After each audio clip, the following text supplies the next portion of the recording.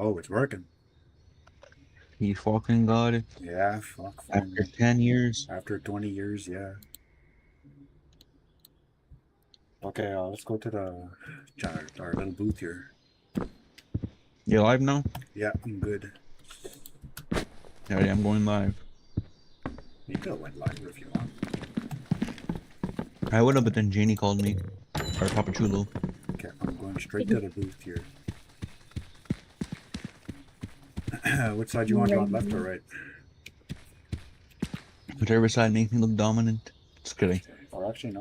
I'll go on the right side because that's where I was sitting last time when you were questioning me. But I'm gonna go get a drink. Just fucking remembers that from like a year ago? I have a clip of it. No.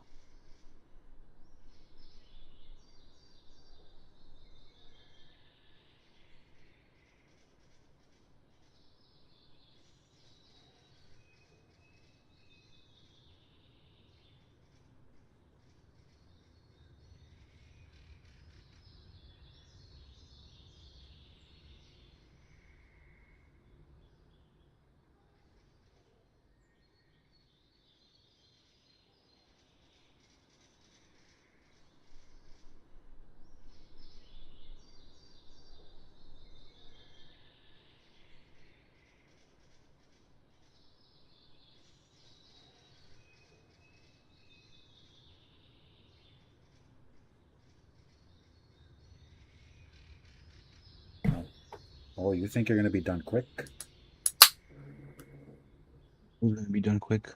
Reggie? So we'll get started whenever the guy gets over here. Reggie. That's why I just started my stream. You fucking opened my front door without asking and didn't even close it. Yeah. Fucking probably flies all over my house now. Freaking Reggie. What? You must think that we're gonna be quick that fast, right? Why? Because What am I in for? this is And a discussion. well, it's fucking went quiet. I'm sorry, okay, go ahead, continue.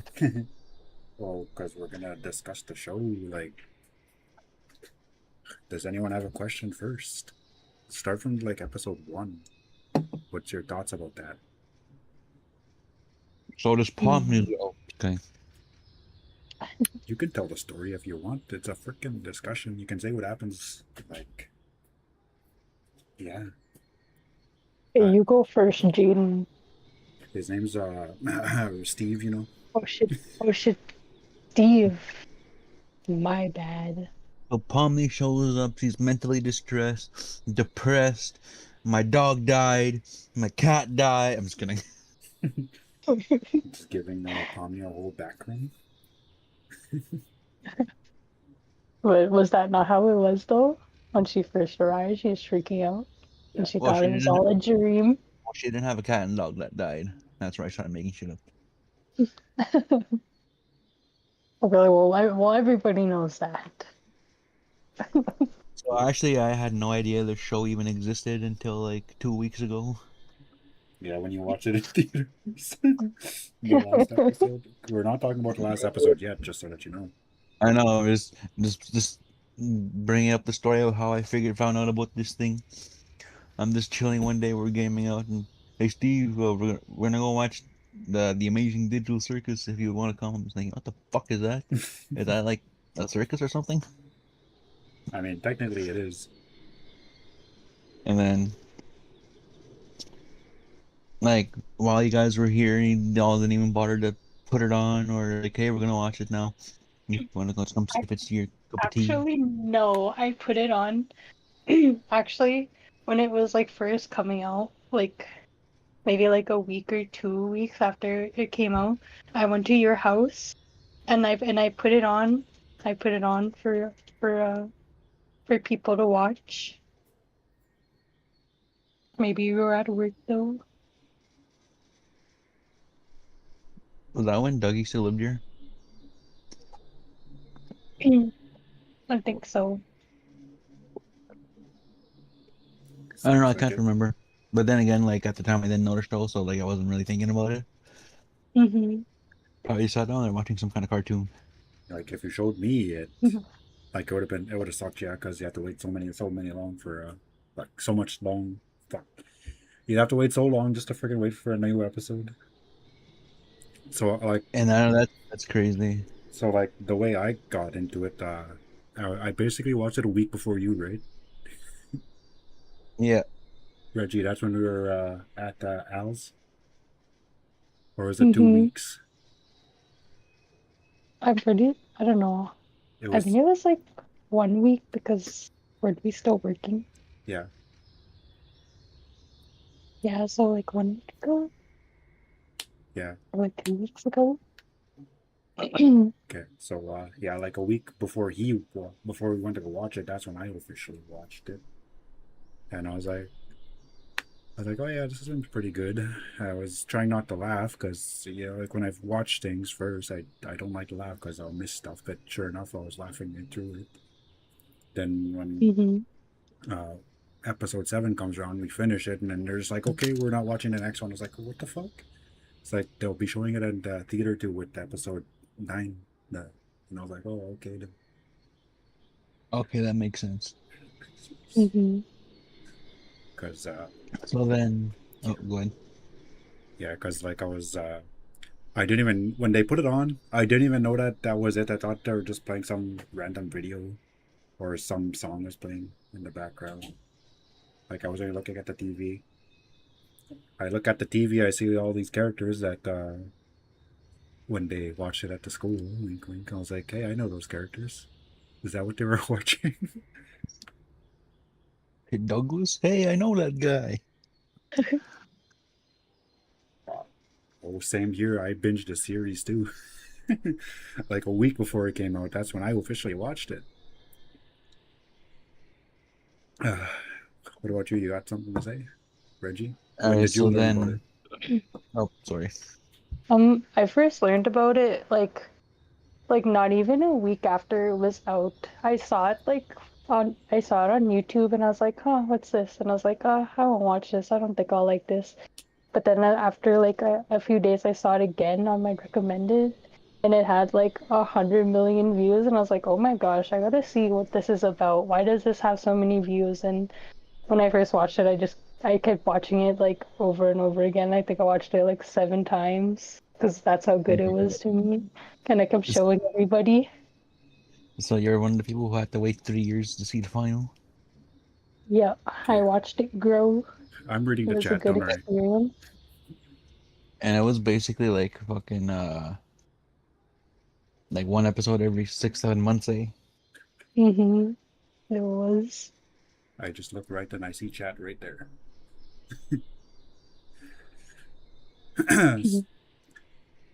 So for me, like I already didn't mind, yeah.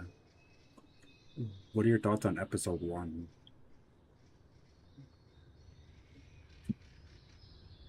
No one's gonna answer it? Mm. Okay, I'll answer. Okay, I'll answer.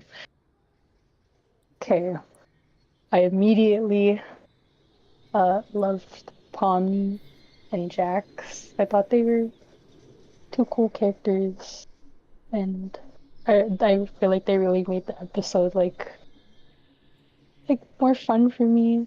I guess like Jax added his little comedy thing. Pomni was Oh, sorting out her feelings throughout the episode. Is that what you? Mm. alright, so Thanks for the subscribe too. Go ahead. before before we continue though, I just want to point this out because I watched the last act and episode 8 before I got into the show. I went in not knowing what the fuck was going on. Uh, so well, we'll get more into this later, but going into the series, I initially hated Jax and Kane, and I really loved Gangle. So, Uh, but when I went back to towards episode 1, I actually slowly started liking Jax more and more as the show went on, but we'll get to that later. Mhm. For me, my favorite characters, like initially going into the show, like I was on the fence for my favorite character between Pomni and what you call him there, Kinger. But as the show went on, Pomni became my favorite. It goes Pomni, Kinger, and then Jax. Hmm. And you know, we'll get to that later when we go like when we're at those episodes when they become. hmm Mhm. I think overall though, like for the entire series, my favorite ranked would probably have to be Gangle, Kinger, Pomni, Ragatha, Zubul, and then who the fuck did I leave out? What about Cosmo? What about Um, just kidding, you didn't have enough. Well, Oh, Kane. and then Jax is the last one. Like I like his character, but I like all the other characters more. Though Mhm. as the series went on, I know it's hard for me to rank them, but that's how I would rank them, just because everyone had their own key moments. But it's just like I can just relate to everyone. But then Jax is there, just kind of just being Jax, Mhm. and then I guess Kane and Bubble. like okay, like a lot of people, like the people who see this, they're not gonna like what I'm about to say because when I initially watched this show, and I have reason for this because let's go back to this little game called Mario Party. There's this I forget which Mario Party it is. The host dude, he's annoying, and for some reason to me, Kane sounds exactly like that guy, and I hated him initially because of that, but as the show went on, like I started like liking him, and then when I rewatch it again, I I like him more when I watch it again. Oh yeah, you have to grow accustomed to him. Yeah, like I had to not think about Mario Party when I was listening to him talk, and freaking I'm I'm really surprised that Pomni didn't just abstract on her first day.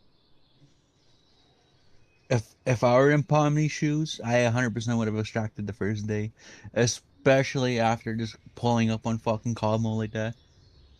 Yeah, like the whole thing with Cosmo finding that exit door, running through door after door after door, and then like in that one room there, you can it seems like as if she's in the middle of it, like abstracting, because when she starts laughing and everything, the freaking lights are breaking, and then when Oh, she's running hold down on. that hallway, everything is going all cooked until she gets out of void and gets saved by Mr. Kane. Oh Somebody's in the yeah. void. Just, just tripping out, seeing all of the internet everywhere. Just, oh, gotta go. Back at the main stage. Here, let me see here if that's actually the guy. So go ahead, ask your questions away. What do you have to say? So, Mm, you go but- first. Party so for episode one, host.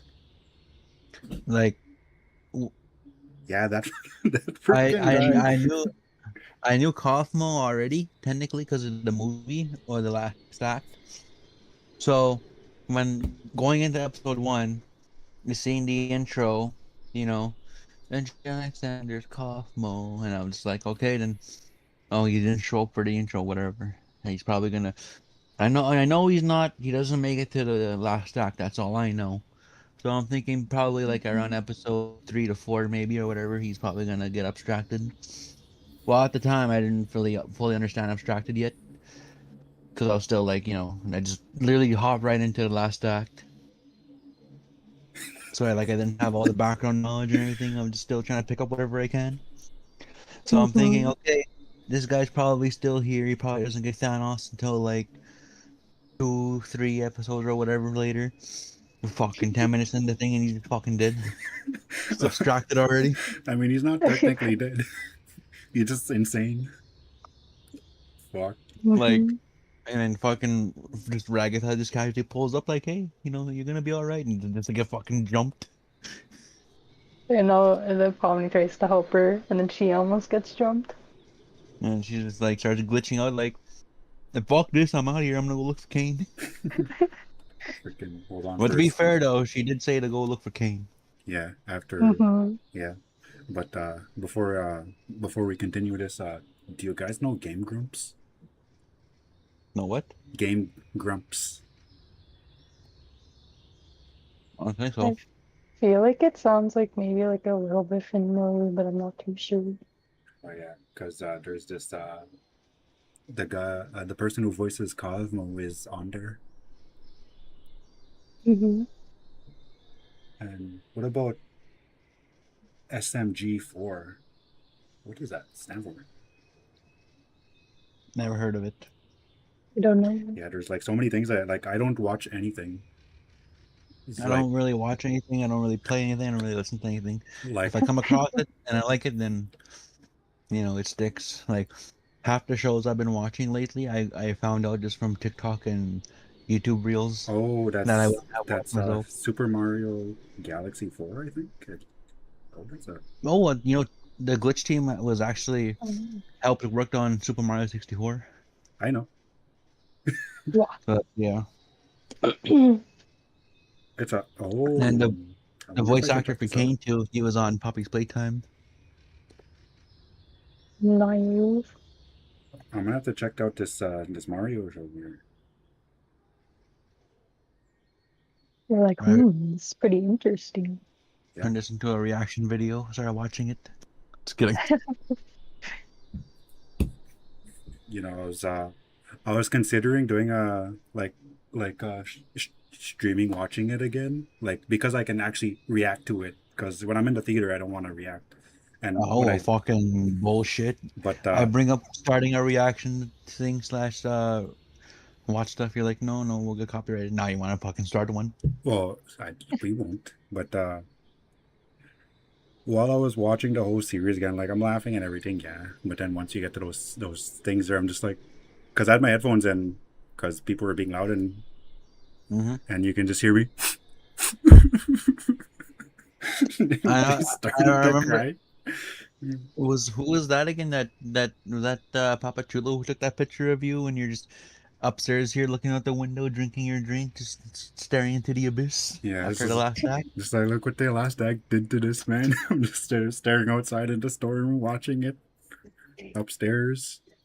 Just holding his Gatorade, just That wasn't a straw. Gatorade. That was a Smirnoff can. Oh, was it? Oh shit. It was a life-changing moment. Could we play the Kane song? I don't think so. I mean, it is a. I don't know. Maybe, but I'm not gonna take my chance. Okay, Reggie, what All are right. your thoughts on the first I'll do episode? the honors for us. I'll play it right now. Just kidding. um, well, I'll say who my favorite characters are from favorite to least favorite. Okay, so there's Jax. He's my number one. I loved his character off the bat.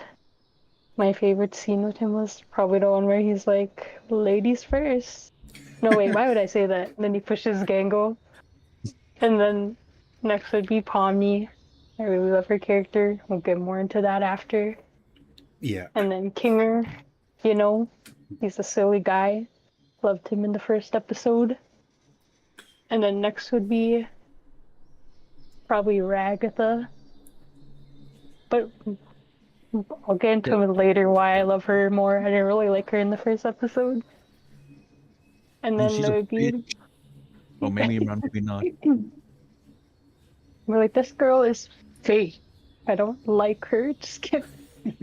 And then I think Zubul would be my next favorite. I liked how she was kidnapped by the Goat Queen. And then Gangle. She's cool, but not the coolest. And then Okay. Kane and Bubble would be the last. I'll be like, hey, I'm sorry, I know you love Gangle, but I know I just loved when she was getting bullied by Jax, you know? Just kidding. That's all they do to her in the series is fucking harass her. And then the one time she fucking bullies everybody back, everyone's like, oh, she's a boo. Like, holy, calm the fuck down. She served him a receipt and still felt bad about it. And like, well, we're getting fucking heated. Fuck, he's crashing out defending gang. But like, I get it though. I'm Like, like, I crash out too sometimes. I'm sorry, bro. I didn't mean to make you crash out. I mean, it's true though. They harass her the entire time, and for one episode, she gets her lick back, and then everybody had a problem with it. At least that every time I've talked to people, about it. Oh, Okay. but then everybody harasses everybody else, so it's fine. Gangle gets revenge. No, just saying this is unacceptable, and this is supposed to be a place of professionalism. Okay, here I got a question here, and this is a question I was gonna ask too. What's your favorite episode? From 1 to 9, That's your actually, number one favorite. that's a tough one. I think I don't know if I have a favorite, but I would say I have like two that are tied. Same here. The mansion and the restaurant. Okay, Reggie. Mhm. For me, my favorite episode is the one where they're going on the lightning round adventures. Those You know, those are a good one too. Well, I mean, all the episodes were good. Yeah, yeah. freaking. For me, my favorite one is episode 6 when they have the guns, and yeah, the lightning round. The lightning round episode, that one was pretty good. Yeah, my second favorite would be the they all get guns. And like that is a really good one. But the reason I don't have it as the top is just because, well, like, cause y'all are doing what you think. You do your job, and then Reggie has her job.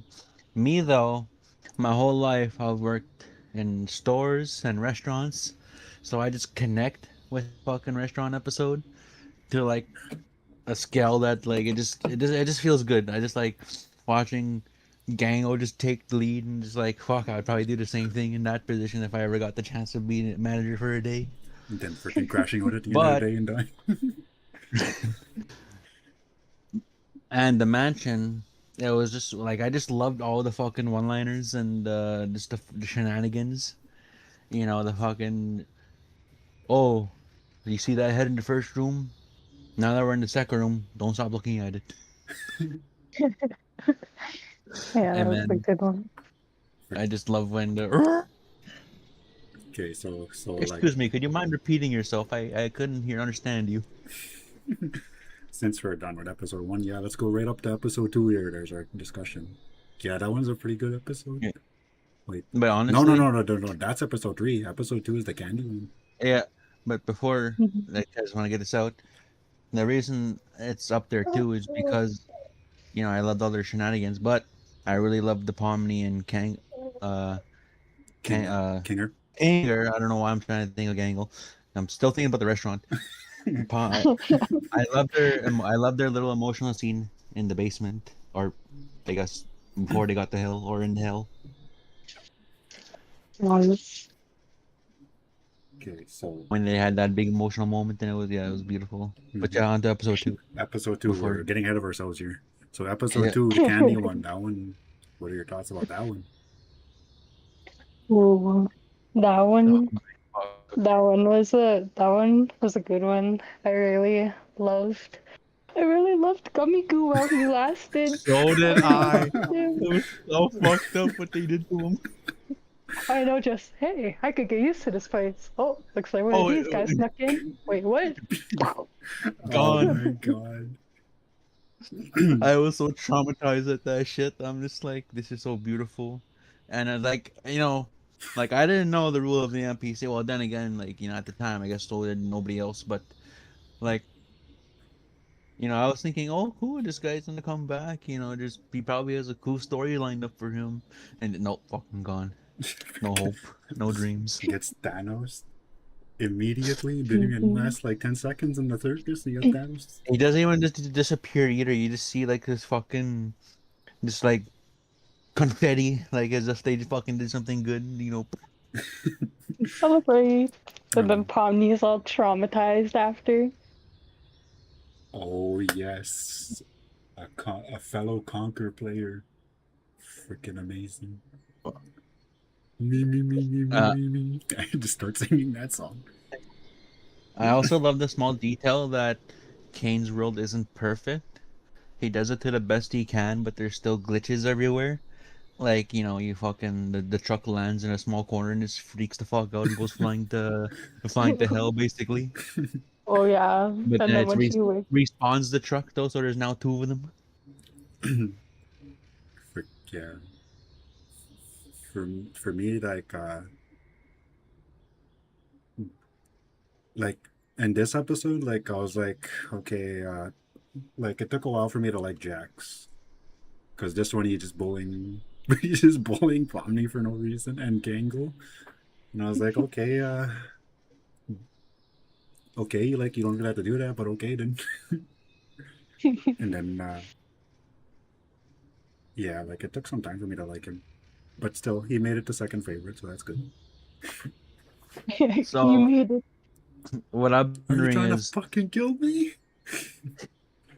It's like, what I'm wondering is like that thing that fucking Gangle did, was that like from her real self, or is that like something she told Jack some confidence, or is that something that happened while they were in the circus and why she just keeps getting all crazy whenever Jack threatens to tell everyone? That's what I've been wondering. Oh, the figurine thing. Yeah, the figure. Oh, what do you think? Do you think that's happened in real life that Gangle shared, or in the circus that she was caught? because it would make Mm. sense in the circus, because like I don't know, but you never know. Like Jax and Gangle could have had a small friendship for a while, but I just find it highly unlikely. But then again, I don't know. It's hard to say. But it also could make sense because the other way, he does have a key to everyone's room. What if he just fucking wandered on in there and she's fucking doing something with it, or at least attempting to do something with it, since they couldn't do anything like sexual? You say that, but Hey, well, we're talking about episode 2. We're not talking about fucking the last circus when everything flips around. Mhm. but anyways, yeah. I for me, like I think she got caught in the circus, and that because don't mean to jump the gun here, but he was kind of an ass to her right at the beginning. Yeah, it's like he's like how do you say, like they're not friends, but he sees her as like a puppet friend, Like at the like right, someone he can, yeah, like he can boss around, and he knows that show like, okay, yeah, we can team up or we can do this or whatever, just so that her Mhm. secret doesn't get exposed. yeah, freaking. Mhm. Oh yeah, that's just sad though, because like episode one, Pomni is traumatized.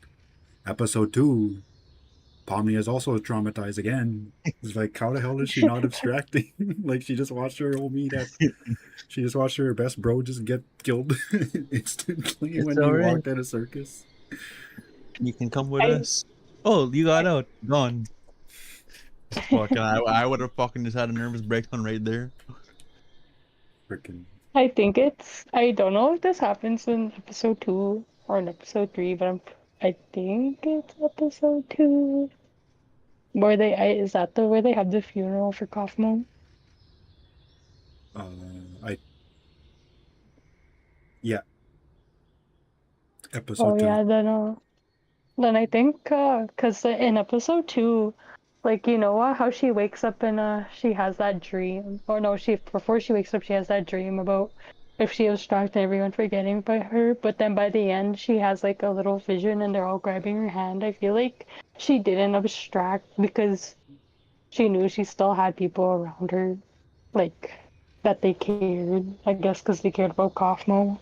Yeah, Maybe she was like, "Hey, they cared about that clown. Maybe they'll care about this No, clown." you gotta make it sound like fucking like that. They cared about that goddamn clown, you see, so they gotta care about me too, right? I mean they're, I mean like Cosmo and Pomni are like basically the same. Like a jester is kind of a clown, right? hmm Oh, I don't think like what they were was really them. It was just more like Kane. Here's a goofy outfit for them. Freaking Oh But yeah. to me like I think at that point is when she was like, oh yeah, like maybe these guys will be there for me if I need them. So like if I'm really going through it, because they here, were trying to be there for Ragatha constantly. hmm But I gotta be there for Pomni. If the one time she says no, fucking episode 6, but we'll get to that later. freaking oh, that's just funny though when they're like when they're inside the truck driving and freaking everyone in the back they're getting pushed around and all of a sudden freaking Ragatha has a knife in her. Freaking Kinger has a bunch of knives in him. Then Then Ragatha is trying to go in the front, like, no, don't ram them. Jax freaking pushes her. She has more knives in her. Then when the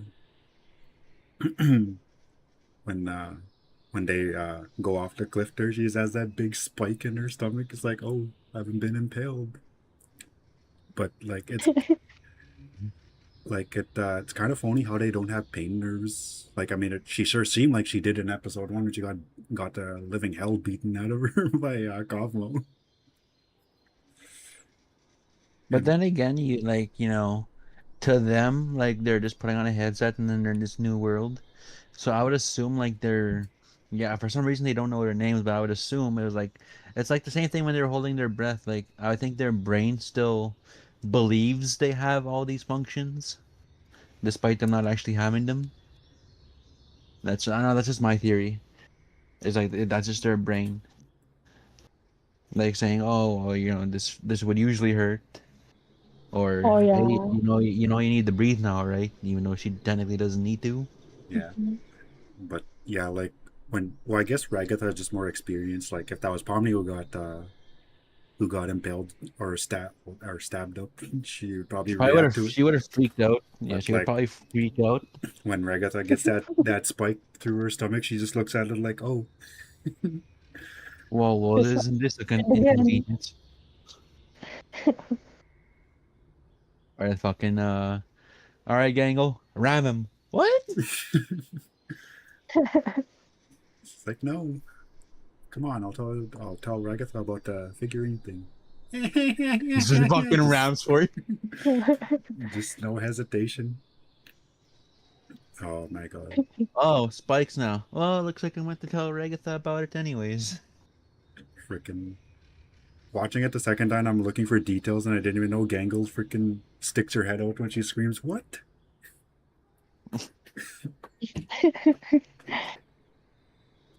Oh man, when freaking William was watching the episode, she was like, hey, like we're in the freaking under the map now, freaking with Pomni and Gummy Goo, and she just like, I feel really bad for this guy Or here Gummy just Goo questioning his existence, and I'm just like, oh my god, where she's in for is it. coming.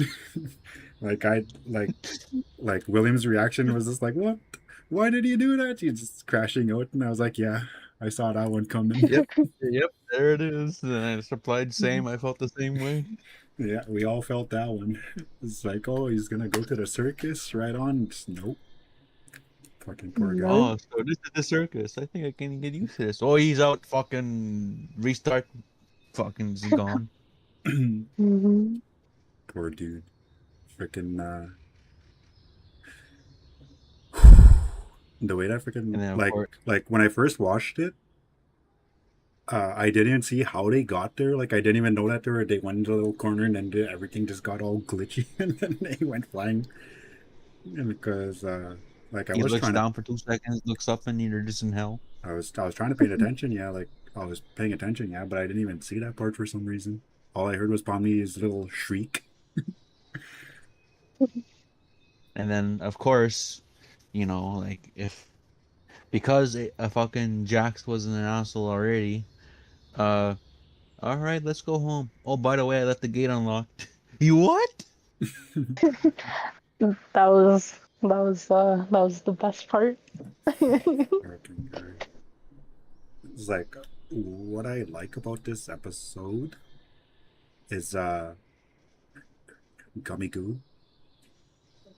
Obviously. Yes.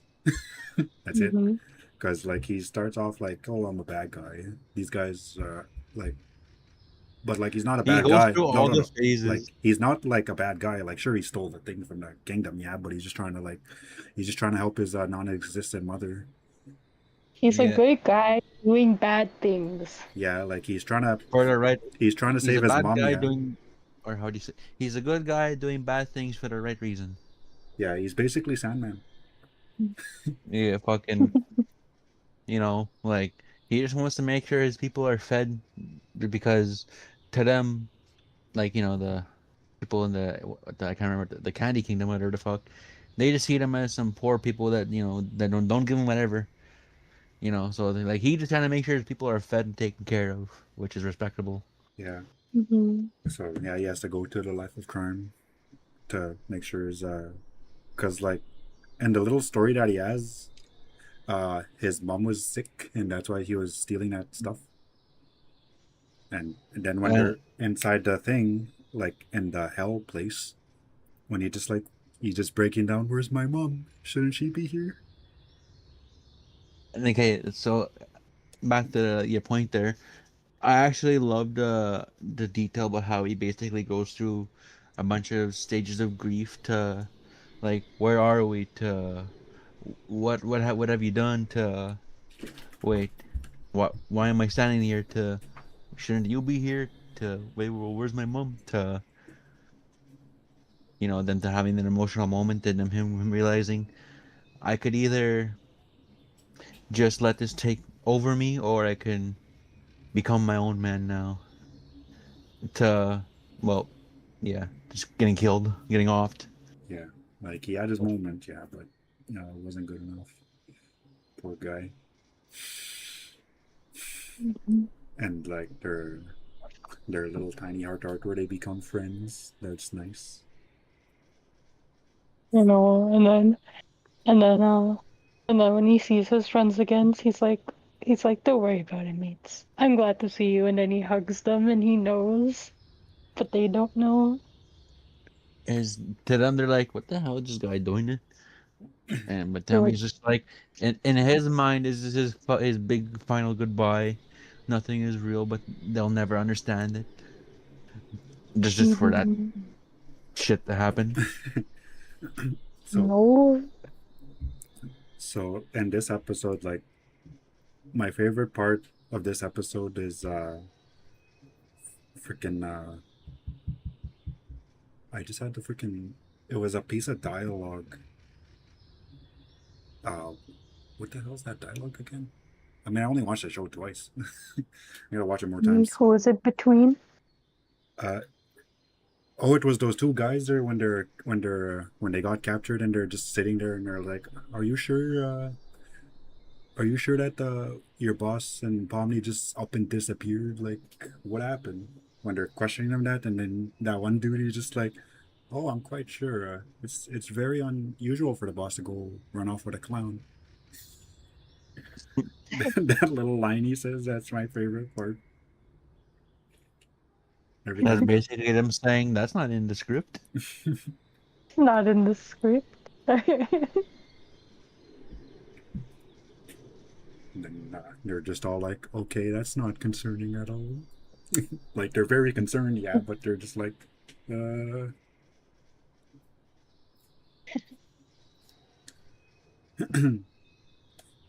One of my favorite moments was when Kinger was talking with Ragatha, and he was like kind of being a little sane, you know. And he's like, "Don't worry about it too much." And he's like, "I still remember when you first got here." And they had their Okay, little moment. we're gonna hop to episode 3 now. You ready for episode 3? You have anything to add on episode 2 there, Yes. Reggie?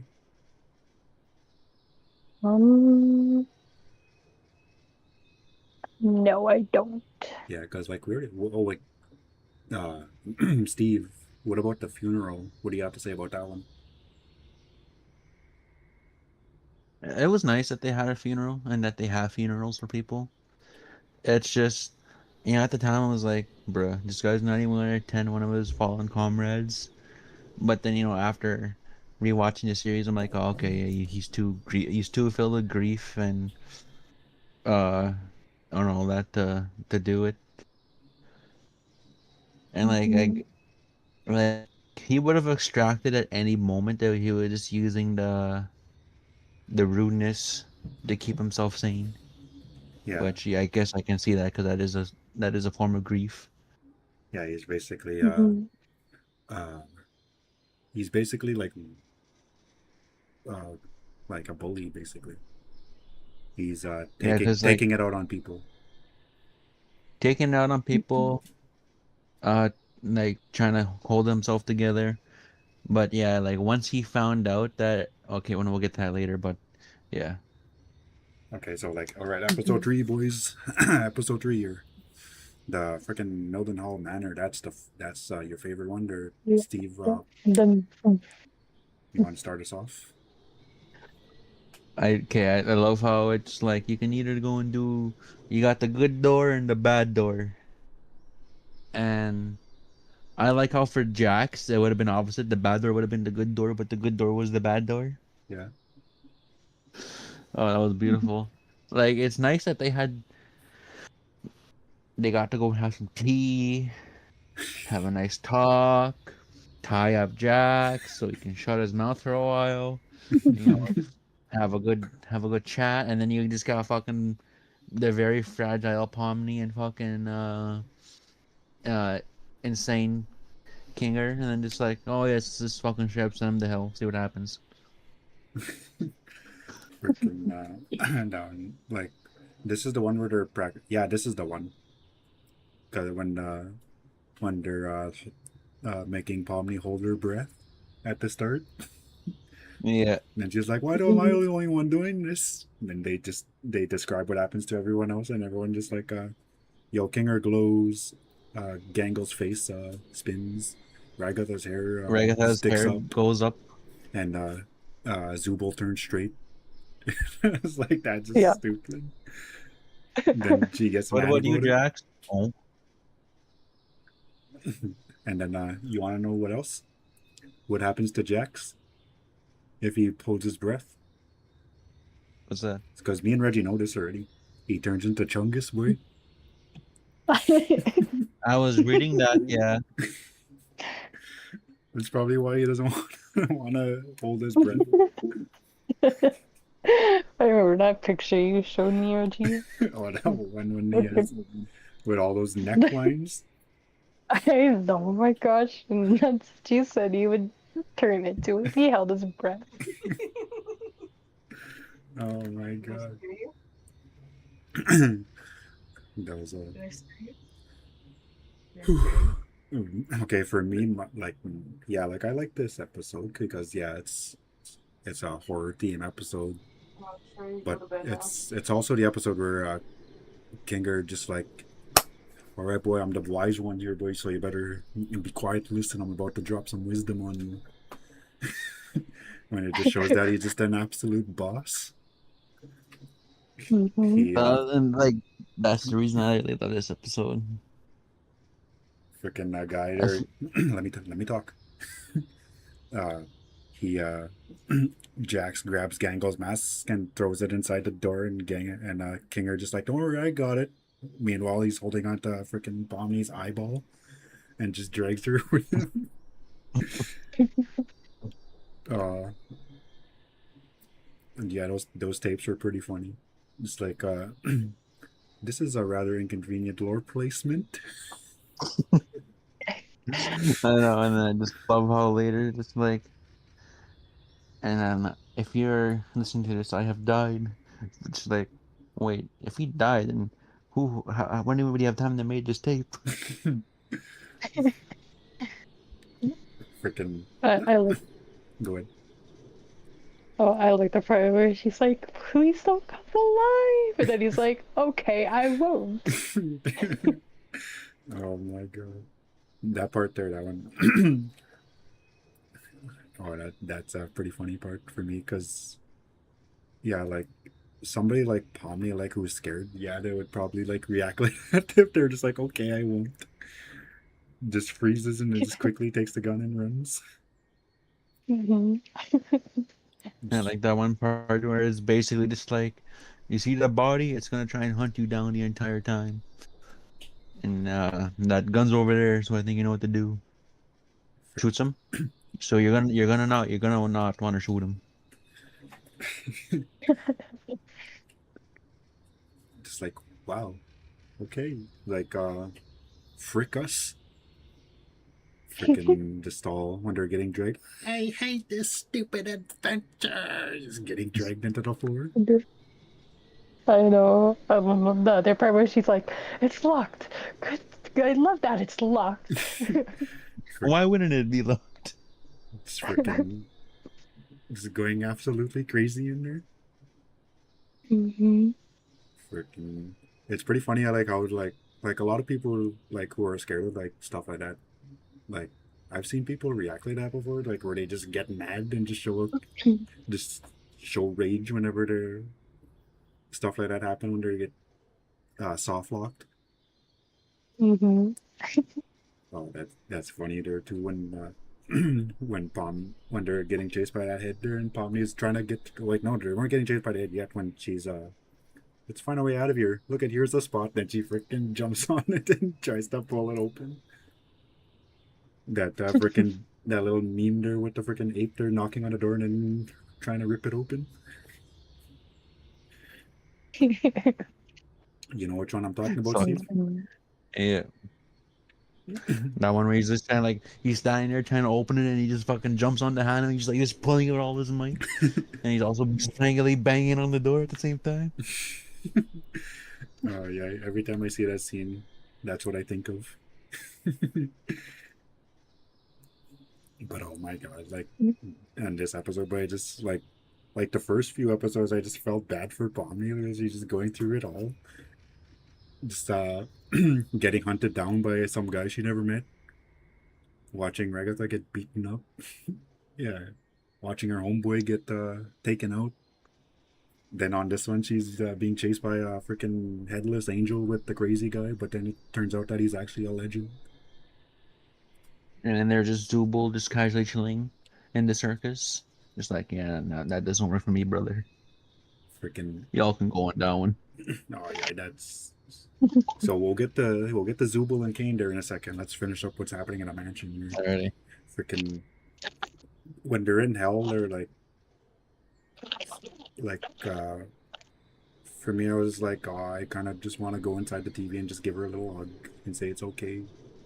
When she just breaks And down and cries, when he's just like, it's For okay, real though.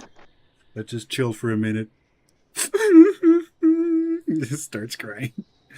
Oh yeah. Oh, I don't know. As soon as she had that moment of relaxation, she's like, well, not even relaxation. She just had a moment to breathe. it's just like, okay, you're not gonna die in this very second. Oh, Oh yeah. Freaking that. Like I might. So I. Oh my god. I can show my fan art, right? The like I'll do it at the end. I'll what I drew there for Pomni. You guys know, right? and you Hmm. feel Like in a so. big in a very That tight is bikini. shit. I'm just kidding. I'm just kidding. It's not what you drew, but I was just teasing. Gonna freaking drop Pomni like that? Like she's a cool character. I'm not gonna see her like that. What's wrong with you? Are you one of those people? No, I'm just fucking teasing because of that one fucking fan art I seen online. Oh, that one. That was just like as if you see those fan arts and not me or Reggie. I don't know about Reggie, but yeah, I've never seen a fan art like that No, yet. no, I haven't seen no So There was this spooky, fan art scary of fan art. yeah, there was this fan art where when they're at the beach, but it just shows fucking Pomni in fucking a tight bikini, being fucking swimsuit, whatever, and then they just fucking basically enhanced her ass and tits and just to make it look bigger. So you know what the fuck is ever gonna be thirsty over fucking fictional characters like that? yeah, no kidding. Oh my gosh. It's like People yeah, be thirsty over anything. it's like yeah, like I love these characters, yeah, but I don't want to see that. Mm-hmm. Freaking thankfully I never seen anything like that yet. Mm-hmm. And I'm not gonna go look for it. It's like it's ridiculous. Freaking so I posted what I drew on Discord, so I'll open that up later at the end, show it off. Freaking so but anyway, while I'm talking about fan art, like when she runs in there and gets possessed, I'm gonna try draw her like that. When she has those big giant freaking yellow eyes and it's all scary looking. I was like, oh my god. Oh yeah, that was a spooky scene. And then King is just watching it unfold. Freaking and thank goodness his arms can go freaking teleport over, well, fly over there and pull her back, and then and he just freaking grabs that shotgun and starts beating her up with it. I know, oh my gosh. And then she's like, wait, how's your wife? King? Freaking like he didn't say anything yet, but this is why I don't uh like this is why I was very specific because I know like you like Al and Ash, they like to talk spoilers. So I Mm-hmm. was like, if you guys say anything about the story, I am not gonna like this show at all. Just so that you guys know, if we're in episode 1 and you say something about episode 3, I'm not gonna like it. I'm just gonna say, okay, I'm not gonna watch the show then because I already know what's gonna happen. Mm-hmm. When he and she said that like just a few minutes before it happened when he's like, how's your wife, Kinger? She said that, and Mm-hmm. then when he says that, and then she focuses on it like, oh, did you hear what he said about that? And then later on, he's like, come on, man, like. And then they have that little talk about it, and I'm just like, okay, like it would have been nice to pick that up on my own, but okay then. Like that's what I don't like. I don't like things being pointed out for me. Mm-hmm. And just to go off track, like that is the main reason. Like I was being Pacific, well, like when you eventually do play Until Dawn, but like, do you want me to just like chill in the chat, or do you be okay with me in the Discord? Because like I'm not gonna be like, oh, you need to do this here and this here. I'm just gonna be like, oh yeah, I just made just collectibles and basically all the open areas, and then I'll just do my own little commentary here and there. But I'm not gonna full on be like, in exactly 2 chapters, right? You're gonna want to take a left. Like fucking like that just spoils that something's gonna happen. Like I like me like when we stayed over there, like I did play a few of it, and yeah, like it seemed like all right.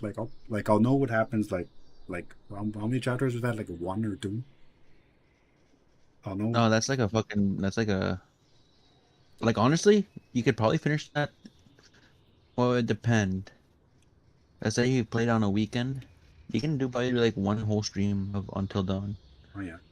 if you wanted to dedicate, or like maybe 2 or 3 if you want to stretch it out Oh yeah. and just play certain sections at a time. But that's the kind of game where you can play in one sitting and it'd be really good. Hmm. Like it's not a spoiler, but it's like one of the games where you can at the ending everybody could be alive or nobody could be alive, Yeah. and like Okay. So let it's me gotta stop be. you there. I know the ending. It was spoiled for me. I know the ending. I know what happens. So just so that you know. that's why I never played it, because everyone was posting these videos about it, and I was like, okay, I don't think I want to play it now, because it looked pretty good. But maybe I'll play it. I will say Mhm. this though, you know the story and the ending, but your ending could totally be different, I know. and that's probably the only reason why you want to play it. Yeah. And so anyway, back to the show here. Intermission. Back to the show. Freaking I'm just like, what are they talking about? I don't know this game, but it's pretty cool. freaking yeah, like yeah, I want to try draw that a fan art of Pomni for when she's possessed like that. Fuck, that's just excuse my language. That was freaking really cool. Excuse my language Mhm. and discuss something freaking. Well, frickin' is not really a language, a bad language, right? Just say No. Weenuck and no one will know. Okay, Maji Tukwinak. We know man. Frickin' okay. How about flip? Hmm? Okay, so back to hell here. I freaking like that. See, I'm saying it. I like that. Yeah, their little moment together, and I was just like, Kane is that. Kane is the boy, man. Well, he's the man. And then he tells the story about him having a. I isn't that when he told the story about that he has a wife, Reggie? I like, When Pomni's like, questioning that he's sane, and then he tells Pomni that story about his wife. oh yeah, yeah. Oh yeah, and then see that part there. That's when I was like, would have been nice to know. Sorry. Hmm. Yeah, like that's why I I don't like watching things or so yeah, because like like the whole you're already watching the episode, so sorry like I'm watching it just let me enjoy this. Like Hmm. if you want to talk, just wait till the episode's over, then we could talk about the like episode. it's not like you're just sitting there looking at your phone, twiddling your thumbs or doing whatever. Like you're actually watching it. So just hey, did you catch that? It's like, okay, well that obviously has something coming up later. Yeah, because yeah, like when I saw that the last act was going to be playing in the theaters, and the thing is like when Reggie would come drink at the house, or when we were drinking at the Gene, uh, uh, Reggie would play songs from the digital circus, and I would recognize Jack's. And then when I saw the poster for it, I was like, is that the that character that from the when Reggie keeps playing those songs?" I was like, "Oh yeah, it is." So Reggie probably knows this. Like then I shared it, and I was like, "Yo." Then all of a sudden everyone's going. I was like, "Oh, all right, then we'll take me with you, and while you're at it, sit me down and make me watch it, because I'm not gonna watch it on my own. You have to sit me down there, and you make me watch it. That's the only way you're gonna get me to watch Hmm. something." And that's what they did. They made me sit down. Here's your They put him spot. in a chair, I didn't sit on tied the him up, chair. I sat on the strapped floor. him in, and they pulled out the belt. Like if you even look away from that TV for 2 seconds, I'm just kidding. Yeah, they basically, here's your spot. Sit down right there. We're gonna watch it. I was like, okay. And then I just like I didn't know they were putting it on yet. They just said we are gonna watch it, and then I was like, okay, just tell me when. Then I hear music. I hear the intro in the background. I didn't even know that was the intro song. I turn around, I see them, and I was like, oh, we're watching it now. And then I turned fully around, and yeah, I just sat there and watched it. Just sit here. We're gonna watch this goddamn show, all right? All right, just let me know when. You're being it new new. You're being it new. No, like the whole intro scene where they're like, I only turned around when she was getting her name. That's when I realized that the show was on. So I missed the whole intro sequence. I didn't get to see the fucking Gango, Yubo, and Kinger too. And get to witness the beautifulness. Yeah, like I thought it was just something random they were watching because they just watch random stuff. But anyways, back to episode 3 or talking about episode 3, not the intro. Freaking where was I? You were talking about how you wanted to draw the evil pawn, You mean and you're talking about Kinger's wife, and oh, then oh yeah, that part when he just like, I've been thinking about the tape. He said the last breath that we take. So why don't we just hold our breath? And he's like, oh no, I don't want to do it. Just don't think about it. And for this part, uh, I don't know why they didn't just run. I don't. Like Well, I guess they take a breath and then just run. They're just unnecessary suffering. They just say like, here, let's hold hands. Let's hold our breath and just walk slowly across this field. Like we could run, but we're just gonna walk. Just enjoy the moment. I will say though, it was a beautiful scene though. But I totally agree with you. Like, how come like at the most, why couldn't they just speed run? Yeah. Like, it's Yeah. not like they're running a fucking football field. You're not gonna halfway through, like by the time they get in, it's like literally fucking 5-6 seconds of running compared to like how long they were walking. Yeah. Like when I saw all those stairs, like I was like, holy man, they just have to go a long way. And I was under at the end. I was like, okay, like what's with all those stairs then? I think maybe they didn't run because Pomni, she's not really the best at holding her breath, you know. What if she started running and then after like 3 seconds she's like, and she started getting possessed again?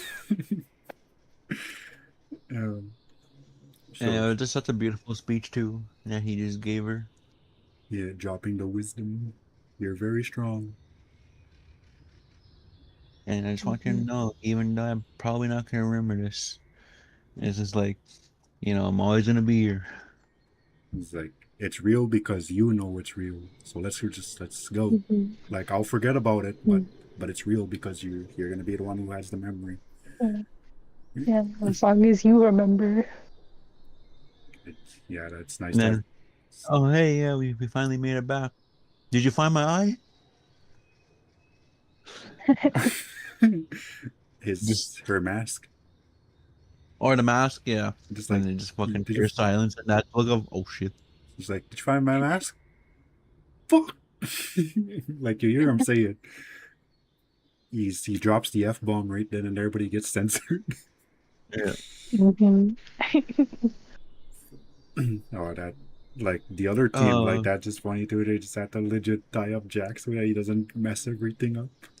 That was the hard part of their adventure. Holding down Jackson, tying him up.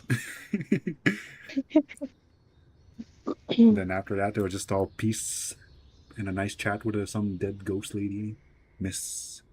How do you say that? How do you say it? Married, Mrs. Mildenhall. Yeah. Oh, it's too bad that they're just like, oh, come, make sure to come visit someday. Okay, yeah, sure. It just never goes back. But you never know. What if they do? Like in between scenes. Yeah. Like I'm sure like fucking just gotta make sure you don't throw Gango's mask in the fucking creepy hallway. Yeah, it's like that's the bad hallway right there. Put a little sign there that says don't go in this unless you really want to, I guess. And yeah, Don't go in here unless your name's Pomni and Kinger. yeah, they'll speed run that. They'll speed run the room, boy. They'll get in there. Okay, then you go up ahead. Just let me know when to come running. I'm staring this fucker right in the eye. Wonder if at that part he got taken back to his wife. Because when his eyes just go all big, and he's like, "You look beautiful." Honestly, that angel had just possessed his ass. And then I just love the fucking when they get back to the circus, they're just like, and Pomni did so good. I think. How did you do? Like, did okay. You can say that.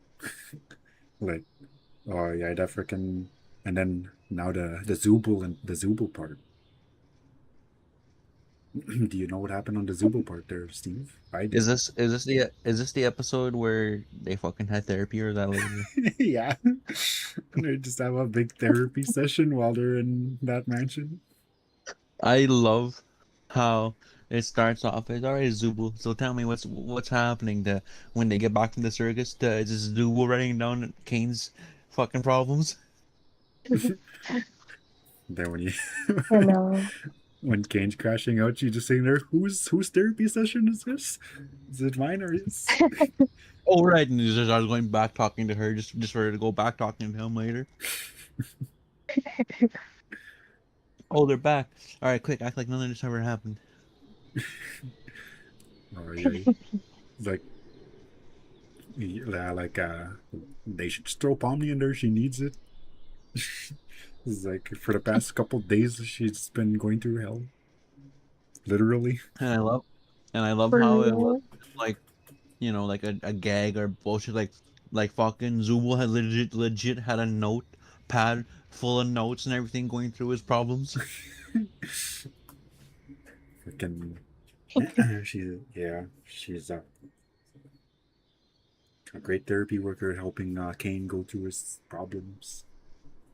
So, yeah, cause like Kane, he has his problems too. He has his flaws. He needs to go through them with in therapy. Oh yeah. Do you have anything to add on this, Reggie? Hmm. I like at the start where they're going to the manor. And then they like, you have to capture all the ghosts. Then Jax captures that one ghost, and then Jax does like, Jax! And then she's like, what? I thought we were supposed to capture all the ghosts. Just straight up Like Luigi's Mansion reference. Yeah. when I was watching that, I was thinking, well, that's a fucking bit of an awesome move to do. But then again, isn't this the whole point, right? But that's all I had to say. Are we ready to rock on episode 4 then? Yes. Steve has to start this since it's his all-time favorite episode. Well, how about this? I, I'll wait. You shared the. So anyway, like let's just go back to episode 3. Quick second. Episode Okay. 3 is when Kinger became my favorite. Well, second favorite because of the whole when he basically just gave yeah. Pomni the speech. It's like, all right, let me lay down some wisdom on you. Okay. Second All right, favorite so right this then guy and there. is in contention for first place, but he's not really there yet, and he never Yeah. got the chance to get there. Yeah, he's and during episode 3, Pomni and Kinger are neck and neck for favorite. I'll say that. So, episode 4. Ashton Masquerade. I really love this one. Well, okay, before we get into the main ordeal, the main dish, Hold on the first. fucking. Do you want us to talk first, or do you want to go? Like, what our thoughts are on this episode? Yes, but just give me a second. I just want to talk about the beginning of the episode. Okay. Before they get to the restaurant and everything, I just love how they just like, oh, you're gonna go on this fucking brutal adventure. It's gonna be fucking dangerous. You're all gonna basically die. What about the suggestion box? Well, to be honest with you, I didn't even know that was there. Oh yeah, that. Okay, so you want me to go first, Reggie? Yes, you can go first. So I'm only gonna talk about my thoughts about this episode, like because you already talked the beginning. Yeah, like that part, pretty funny, and when is when freaking when he rips off the suggestion box and he's like, plug that up. Then when he sticks his tongue out, freaking Bubbles' tongue goes back in his mouth. And then freaking Kane Derry, his tongue is out, so he puts it back in his mouth there. That freaking Bubbles' tongue comes out, and he's like, that was pretty weird. So like, They're connected. yeah. So my thoughts on this episode, like, I was in food service too. Don't forget. But sorry, Gangle lovers, but I absolutely hated Gangle in this episode. Why? Because you can run a fucking organized ship. Not that, but like yeah, she can do it, yeah. But it just like you could the way she was going about it. It's also because of the mask. Let's all just make that clear. It's because of the mask. That's why she's going about it like that. Yeah. Like if she had her other mask, like she'd probably handle it better. But she was just straight up like being an like Like it started off, it's everything leaning started off really towards good. Jack's territory. That's what Oh that yeah. mask was doing to her. It was leading her towards Jack's territory, and that's why. Or she's getting her licking. Yeah, she. This is basically her revenge episode. Exactly. See, now he gets it. Well, I know that, but Like, yeah, like, and but I do agree with you. Yeah, the mask was causing like she went in feeling good, but it was like every time any problems or inconveniences are happening, or just like the mask was just all right, be more and more of a bitch now. yeah, okay. So like, that's what I'll say about the episode, and like all the details will Mhm. go to Steve over here. So Reggie, what are your thoughts on the episode? Um, I also didn't really like Gangle in this episode for one reason. She was like, Pomni, what are you doing? You're scaring the customers. While she was trying to talk to Gummy Goo. Like, couldn't you just let her talk to Gummy Goo? Like No, the she's adventure on the wasn't that clock. serious. No, it wasn't that serious. It wasn't that serious. She could have talked to Gummy Goo. But then again, she did clock in at the end. She was like, "Have a good day." And then we also learned about. No, we didn't learn about it, but Pomni learned about glowing reproduction. And then I also liked when Ragatha was with the stupid sauce. You like Those are all good things. And then that's it. yeah, I will add the hold on cherry first. to the. Hold on. Like the detail that she's putting, like I could have added that too, but yeah, like I was gonna leave it to Steve here.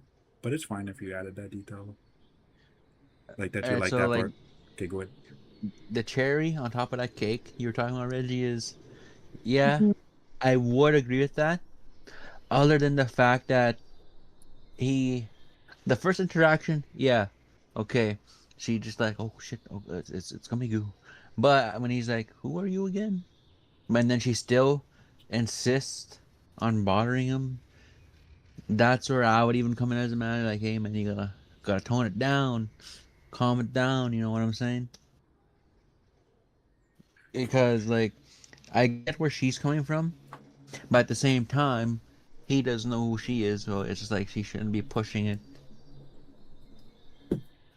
Y'all are over there just like, well, I Mhm. don't know about that. That sounds like bullshit to me. That is true, but like imagine you watch someone like you're just getting close to die and then you see them again. Like what did she want to try to talk to them too at least a little bit? Like I yes, mean man. she was being a I little creepy, but she did lock in at the end. yes, I would. But then as soon as they're like, who the fuck are you? I'm like, oh, okay. But like the thing about that is the way Gummigoo is acting. I think he kind of remembered her, but he's just scared that Kane would off him again. That is a good. Okay, to add on top of that, I that could be good, but I think it's more like he doesn't know her or anything like that, but it's more like, why do I like the feeling that I know you from somewhere? That's what I think it is. It's like he got reset, but there's still that tiny bit of memory in there. It just like to him, it's just all blurry. Like uh, I feel like I know you from somewhere, but I don't know. It's whatever. Mhm. Yeah, because like when Gango first goes there and he's like, "Yo, man, why are you here? Like, we need you at the register." And then she's just like Gumiku is still like confused and everything, but then Pomni just like, but it's gummy goo, and that's where like he has that realization that she does know him and that they met. Because like if you go back and watch the episode, Yeah, no, yeah, he looks yeah. let me finish. He looks confused at first, but then he lifts up his arm like trying to like reach for her. Yeah, Mhm. like, and that's where like it's those signs that made me think, what if he does know? But I still feel like it's more of a like I feel like I know her from somewhere. I don't know what it is though. Now why the fuck does she know my name? Something here don't make no sense. Yeah, like to me, like I think he like just like in the in episode 2, he wanted answers, but he didn't want to like make everything weird too, because he's with his homies there, and they're basically in Yeah. the middle of public. And all right, so now okay, now we got that out of the way. I really love just how accurate it is.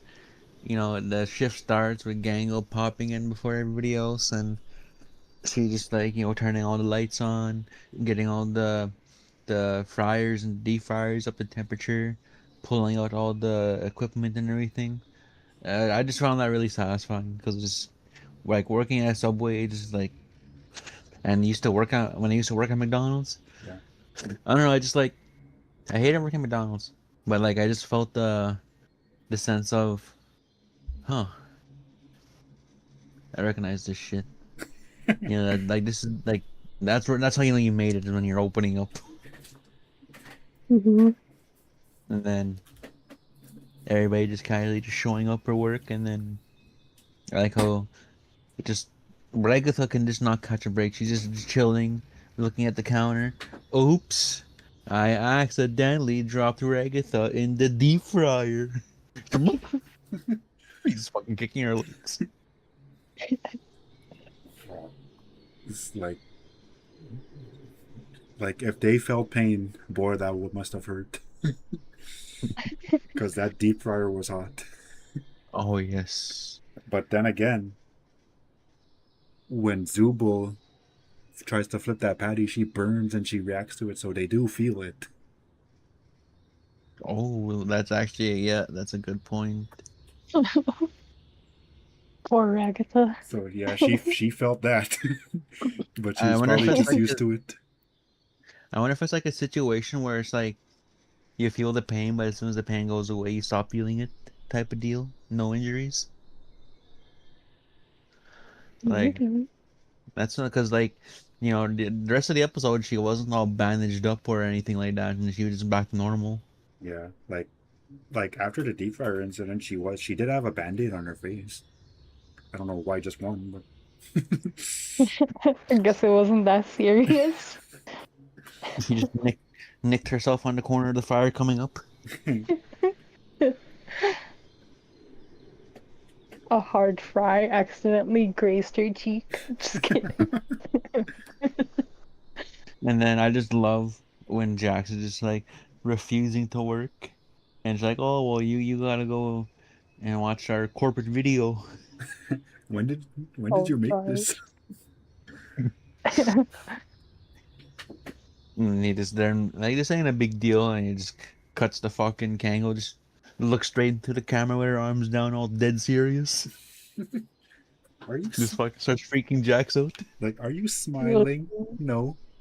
Why not? So then no Oh, one could see this, right? this fucking for real sets some terror into fucking Jax. Comes back from fucking corporate just all. I'm not gonna like this, but I'll work. Oh yeah, like I kind of felt bad for Jackson that episode because he's just really going through it now.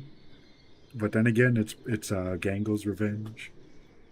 He's Yeah, like Mhm. I will say this: Jax 100% deserved everything he got put through the episode, but it sucks that everybody else was kind of collateral damage though.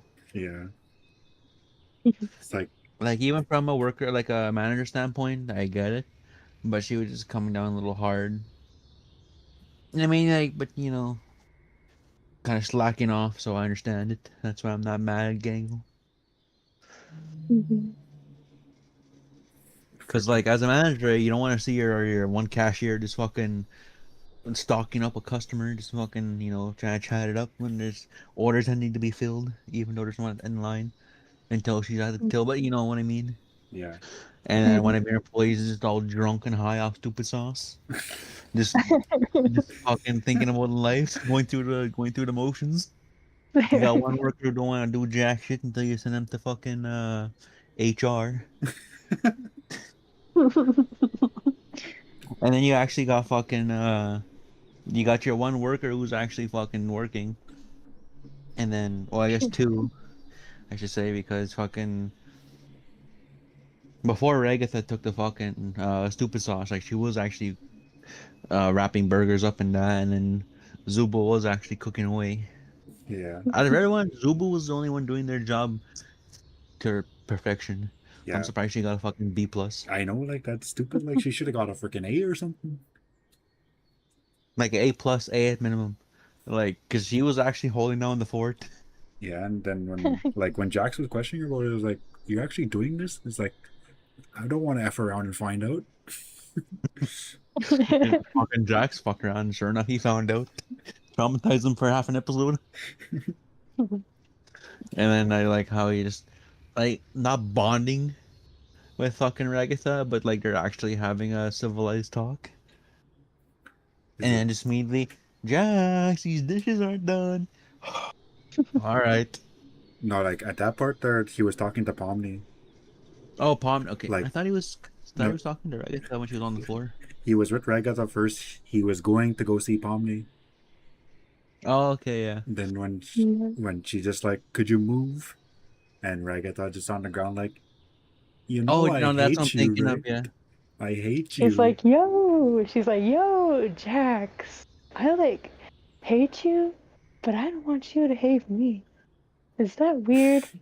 You're drunk or something. And then he walks over, and then she's like, yeah.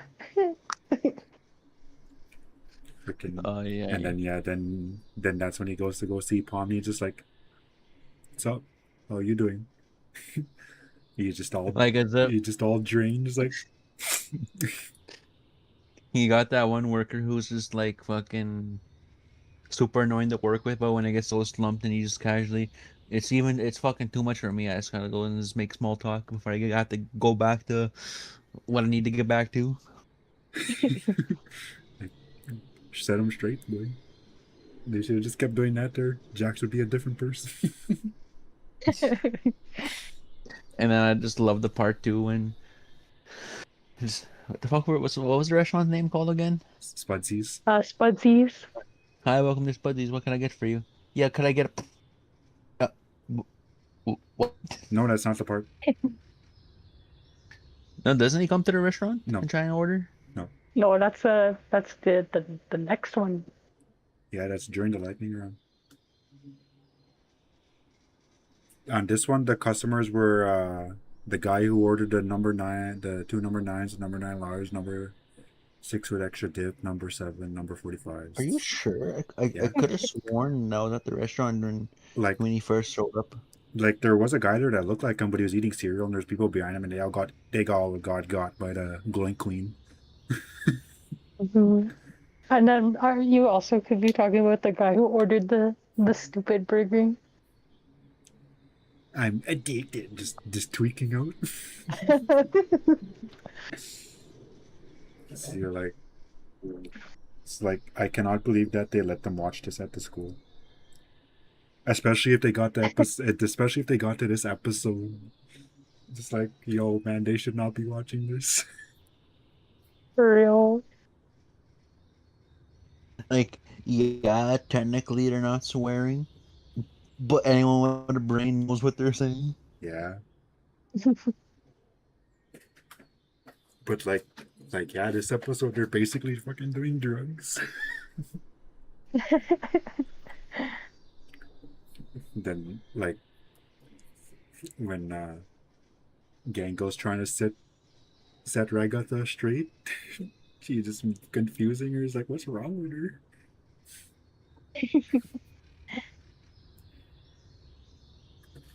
And I like how that one person basically fucking came in twice. First inside the store, then the fucking drive through. That fucking monster thing with all the people on his back. The Glint You Queen. mean going queen? Yeah, I like how she comes in the store, and then when Jax is working the fucking drive through, just casually pulls up. Like, is this considered a bus? What if you were working the drive-thru and you saw that? I'd probably say the same thing. Is this considered a bus? Because if it's a bus, you gotta go in the parking lot and everybody has to come in.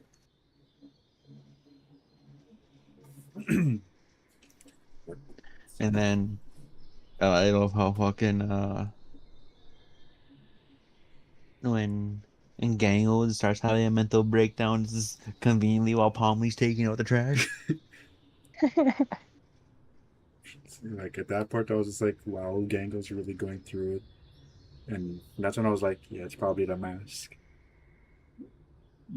Mhm.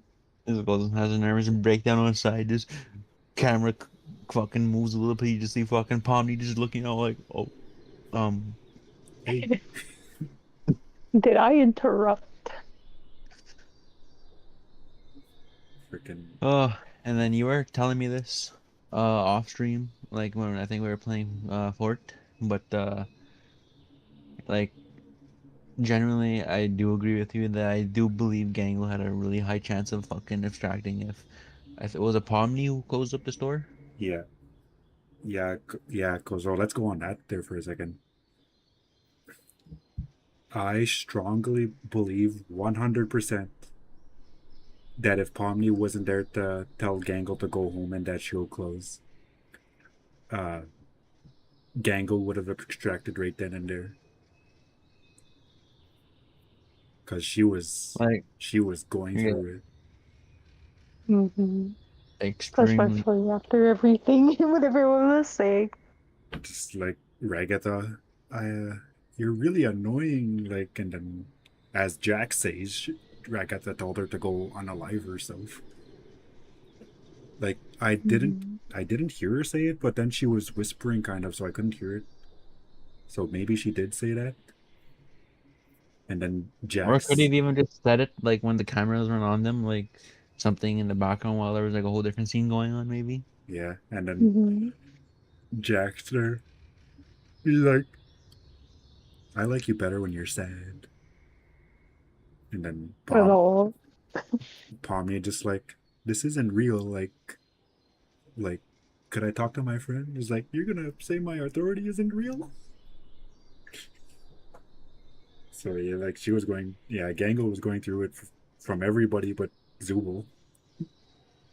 Zubul, like I don't know why she got a B plus. That is A plus material. Even the fact that it's like, well, my shift's over. It's cool if I get a ride. Well, I'll be done in an hour. I'll stick around until then. And it's like doesn't even just sit down and drink a free complimentary worker soda. Not like fucking Zubul helps like full on everything with closing. Yeah, like you see her like basically dragging frickin' Ragatha around, taking everything back into storage and everywhere. And that too, I just as a fucking Regatha, just like when it comes to closing, she actually starts doing a little bit of work just because it means that she can go home once they're done. Yeah, but like, yeah, it's like she was doing that stupid sauce all day. Because when she was sitting there at the counter, you could see her reaching for it. I was like, maybe this stuff ain't that bad. But Like I'm just kind of more sit back and forward to everybody now, just chilling. Hmm. but the thing I like too, like it will come back up in the future episodes. But I like that freaking Ragatha straight up steals that stupid sauce.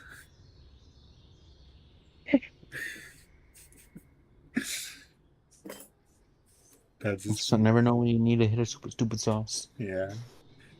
She took it once, and then Hmm. next you know she's stealing from her workplace the same day. She's like, I need it. But yeah, like from what I know from the abstraction thing is like the way the environment changes and the way the sound changes. That's what was happening with Gangle until Pomni started talking to her and just like, hey, then she snaps out of it. Mhm. Because like in episode one, that was the same thing that was happening in Pomni until she went to the void. It's like I believe that if she opened the door and it was just another office place, she probably would have just abstracted right after that. Mhm. But But it was the void. yeah, she basically got her mind destroyed. It Staring was out. yeah, it was like she wasn't able to be alone with her thoughts and start freaking out and overthinking and tripping out. It was more like what the fuck am I looking at? So you're kind of distracted for Yeah, a little bit. yeah. Just basically see heaven. That's basically what she probably thought. That's digital circus heaven right there. That's where the spirit of Gummigoo went before his NPC got set. Oh, Freaking the but yeah, like that just sweet at the end when Gangle leaves the building. Then she just freaking chucks her mask and like she's able to like smile and everything that somebody actually like And cared enough. somebody was actually there for her through the mask and was able to just have a sigh of relief and so maybe there are people that care about me. Yeah, because and like then she got hit by a semi truck. she just fucking just she's just all happy and like at cloud nine, then she trips and falls into the traffic and gets hit by a semi. Oh my god, that part. Like And then when it comes to, I genuinely thought that even though this was Gangle's episode to shine, I thought that she was still gonna have to take punishment for ending up being the fucking retributed employee until fucking because I was like, oh my fuck, she has the lowest score really. Well, you could just pin her on one of your employees. You know what I'm saying, fucking Kane. And she's like, no. I was like, oh fuck, she's gonna have to go through the horrible punishment agency. Oh, you're lucky I'm a good boss, and I'll let it slide. then like after he says that to her when she's gone, he just starts tweaking out.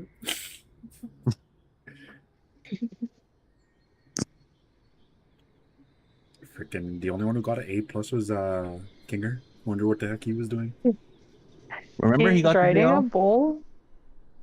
He was riding a He boat. was riding a he was like riding a bull or something. Like He I'm didn't actually have to watching go the for some episodes reason. as we talk about them. But he is actually in fact riding a bull On his at a Yeah, stadium or something. he's doing some professional bull riding. wow. Mhm. Wonder how long he Uh, lasted. fuck- probably fucking went home a world champion if he got an A+. But I think there was something, because they said somebody would get the chance to not have to do it, and it ended up being Kinger.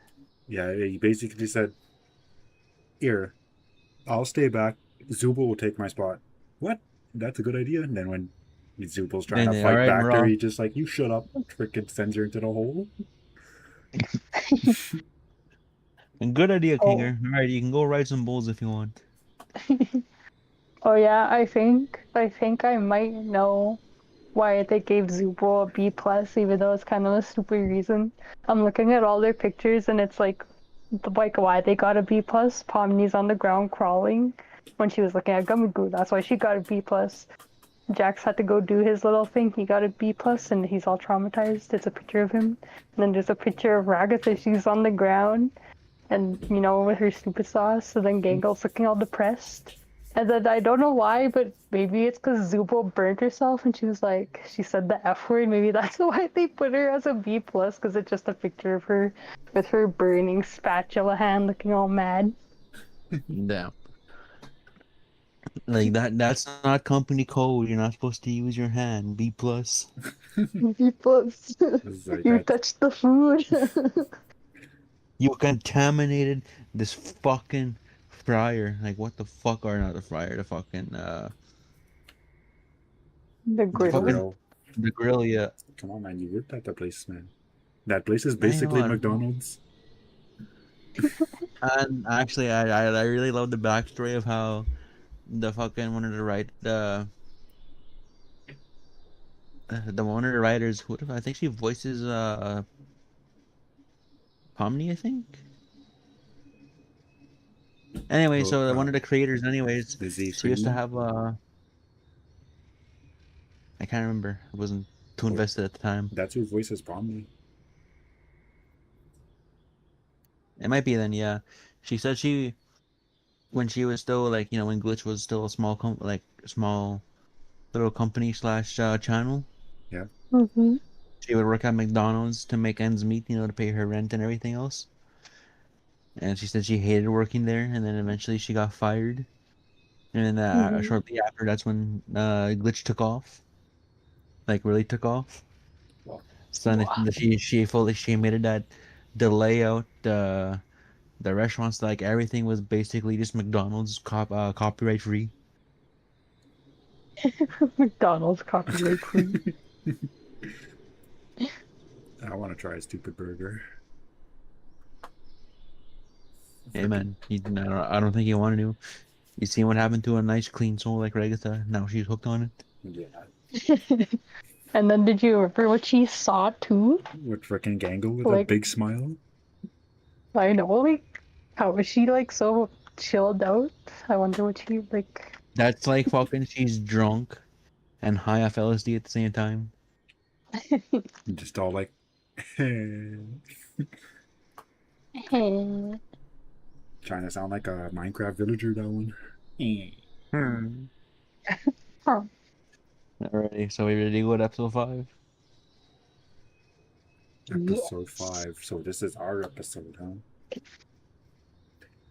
So the intro is Mhm. that's just funny that the intro is just them coming back from an adventure. Freaking, they're just all dripping wet and Bonnie just straight collapses on the ground. Isn't that when fucking I think it's Regatha? She's basically rolled up into basically like a towel, just being carried. No, they have like seaweed all over them or something. Yeah. Like the thing you're thinking about, it takes place in a different episode. Oh, okay. Freaking and then Bonnie's like at this point it just seems like she's done with freaking Ragatha's positive attitude about everything. And Jax even Mm-hmm. comments on that.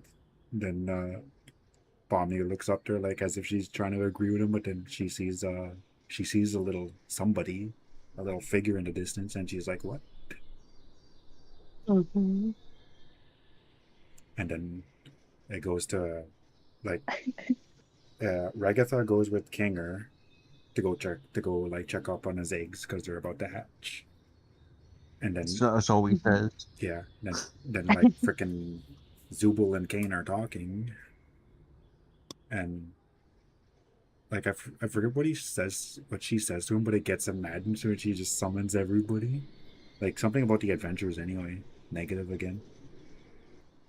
And then he's like crashing on them like I don't know what how to please you guys. Like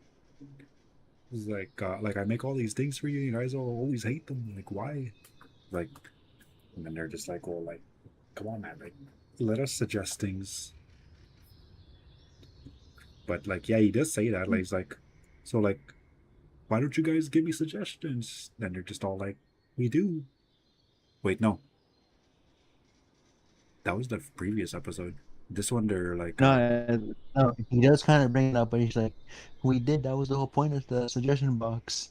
But this point, it had already been ripped out and about replacing it, so there's basically no more suggestion box. yeah. But anyway, like they basically say, why don't you check the suggestion box again? Like that wasn't bad. And there's like, oh, it wasn't bad. Okay then. But that means like my adventures are like not good. But then like they're having this Mm-hmm. little like argument back and forth, and then he just says, all right, here's what we're gonna do. We're just gonna do a lightning round. We're gonna go through every single one of the suggestions in this suggestion box, and that's it, basically. And we vote on the one we want to go on today. Yeah, it's like we'll go through them. If you don't like it, you guys take a vote. And then there's like, oh, all right. But like, they're not like, oh, all right. They're just like, but like, when they're all being sucked up into the portal, there's like, we just came on a stupid adventure, man. Come on, man. Like give us a day or something.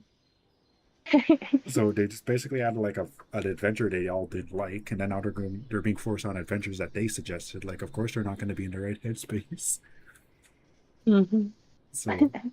So like, yeah, like the first adventure, like yeah, you already know it's freaking Jax's thing. Shoots basically, he's basically a safari hunter, and then he shoots Yeah, Gangle. Poacher's Paradise. And the red ribboned rhinoceros. So I wonder what Zubul's was called, just like an ostrich or something. She was a flamingo. Oh, okay, we're thinking is a flamingo safari, like in that area. I feel like I it would be. I vote that Jax is a vegetarian. Well, that'll never work. Wait, that works? And then he became a vegan. Poor guy. It's like if people can do that to me, they did that to me. Like I would hate it. Like really. Hey, at least you Go could from. still eat poutines. Actually, no, you can't. No, because the gravy. Oh, it depends. There's like you got the ones who can't eat meat, but then you got the ones who don't eat like fucking trees and shit like that. Yeah. And then like the next, then there's like, let's vote. Let's get out of here. It's like okay. And then they go to the next one. That's freaking President Pomni. That's the one, right? Oh yes, Freaking that this. one's the best one. Freaking they're just all like, it's like, well, like, why do you guys know what you're doing? Like, what about me? Then freaking, Kinger, they're just freaking. But before we get to that, the intro shot when it shows Pomni in the little president outfit. She just sitting there all confused, and freaking Zupal and Ragatha are just sitting there standing there all boss like, just I looking all know. cool. And then The fucking security just fucking looking all fucking menacing. they're just standing there menacingly. And then like Kinger drags her under because she doesn't know what she's doing, and then she's like, "Didn't you get one of the scripts? Like we have like all of us, we got all like whole characters things." Then she just like, "Is that a baby headlamp?" She's just like, That's all she was worried about at the moment. then he basically breaks it down to her again when he has her attention. Then Mm-hmm. you hear Jax, "Oh no, I didn't give you. So I hope you have your." It's like, I didn't give you, so you just have to make it up. It's like, okay, cool. Then like Kinger just like, was it Kinger who said like, I hope you have some really good improv, or was that Jax who said it? I'm pretty sure that's Kinger. He's like, you gotta tap into those improv skills. Then when freaking Jax busts through the door, freaking smashes Zubul in the freaking on the wall. Then I know. he's just like, "Yo, what's going on in here?" Freaking Bomni and Kinger come out from under the desk, like, "Yes, it looks exactly like that." And they're just both looking at each other. Freaking Kane and Zubul, they're pretty. He's pretty good with his acting. So like, yeah, like And then isn't Gang all fucking bomb? she's like a freaking like yeah, like, am I allowed to say it? But she goes over to bomb them basically. But before she goes there, they're trying to defuse a bomb. And I don't know why the Bombi's the one doing it. She even brings it up. She's like, why don't I have a bomb squad? Why shouldn't be the one doing this? It's like I'm supposed to be the president, and I'm here trying to defuse a bomb, and I don't even know how to defuse. And it's gonna cut random wires. And Zubul busts through the door. It's like, yeah, like he's not like that, but like, I am this, I am that, I'm. And she's just all like shy. She didn't have the energy, Oh, and then they blow up. before And we then continue, did you ever read what Kinger's paper said? His Uh, script? uh, I tried to read it for the brief second that he held it there. Like, when I watch it again, I'm gonna pause it, and then like, yeah, like the third time I watch stuff is that's when I'm out for the details. you got the okay, I Can I? gotta figure out the story, and then second, you gotta okay, now I gotta look at the details. Now third, okay, that's where I go and analyze everything. Yeah, like the second watch is for me like, okay, I watched it already. I can let me watch it again so I can properly react to these scenes, and we'll get to that again. Because like, yeah, like when I watch it again, like I was freaking losing it. Like I was laughing. Mhm. Like the first time I watched it, I was trying not to laugh, but some scenes were just getting me. Like the whole freaking gummy goo freaking dying part. I was like, oh my god. Yeah, we're still live. We're going through everything here. We're on episode Could, 5. could I read the script? Do Can it. I read I'm this? curious. Okay, so like, yeah, read the script and what does it say? Okay, because I have it here. I can't see part of it, but I'm pretty sure the name says Kinger, and his role is assistant to the president. The brief: Australia and New Zealand are at war. And motivations: how can we make this not our problem and still benefit? Is there a way to come out of this whole thing with ownership of both Australia and New Zealand? Does kangaroo taste good? Note: no funny business. Do not embarrass the president or this great nation. Angry face. In Yeah. case of character breaks, use the zone of contemplation under the president's desks. Don't worry, a baby head has already been installed. Holy. Yeah, he knew he had Jack's plan for this. Freaking. Like, he is a good scriptwriter, man. He knows. Oh, and it He's, says he's have fun thinking, at the bottom. Yeah. fuck, Have fucking fun, guy. alright. He's thinking fucking 10 chapters ahead. You see. Oh my god. Okay, so we're ready to go into the next adventure? Yes, Yeah, let's talk about the next one. and this one I believe is Gangles, right? Yes, Gangles. I love this Gangles one. fucking Gangles fucking kawaii fucking little school adventure. For Mm-hmm. for slice of life anime episode. Yeah, I Oh, really liked how they made all the characters look. you know, I read Yeah. that they got a different company to do that. That's why it Wow. looks so good. Like Wow. I probably will look good regardless, but like a different company made that little segment. Because like it Mhm. would still be good, but it would be their art style. This was good because it fit the little adventure we had for a few minutes. Yeah, Gangles. If it's Gangles' character. she just like it shows them all sitting there. Professor Kinger, freaking Zubul must be the main character because she's at that freaking desk. As beside her, we have Gangle drawing all her special fanfic scenes. In front of the main character Zubul is freaking Ragatha, probably the Mhm. one of the main characters' future bros. We have Jax, the the class loudmouth, Pomni, the one just chilling in the back room. Then when Jax tries to go talk to her, she's just like, "This is so boring, don't you think?" Then she's just all like, "You threw me out of a moving truck." Just really still thinking about it. But I mean, So she's holding a grudge. She's the kind of woman to be like, everything's fine, and just hit you with that. You know what? You remember what happened 2 years ago?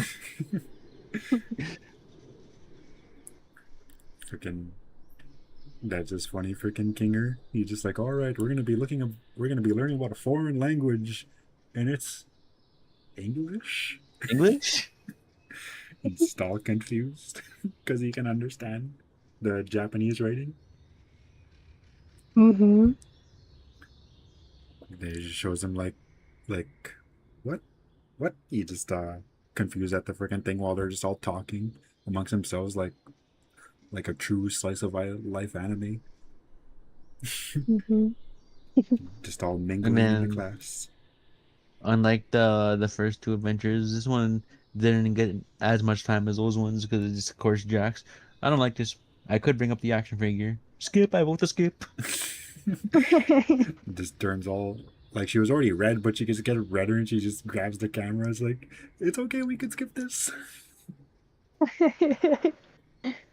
And is this the softball one now? I believe so. No, Yeah. no, it's not the softball one. It's the stargazing. This I'm watching the episode as we talk about it, boys. wow, really locked in. Freaking Yeah, I am really locked in. That's what I've been doing this whole time. Every single time we've been watching an episode. I mean, watching it. I'm just talking about it. I've been watching it. wow, I should do that. Just have it on the side here. But yeah, the stargazing one, that was like, it was pretty chill until Ragatha, Hmm. when like I know. Jax and Pomni are like having a little bond moment after she just called him out for running him over for throwing her off a truck. then Hmm. then she's just like, don't you have friends? Then Ragatha just standing there, not anymore. She doesn't. Oh, that just triggered him hard. I know. Just the slow head turn when he looks at her. And she's just like, oh, I effed up. I'm really sorry. I didn't mean about that. You know. And then just like, oh, Hmm. Kinger. And Look at it's just because like you see at hey King, so what's happening over here? He's like, you see those fireflies? What?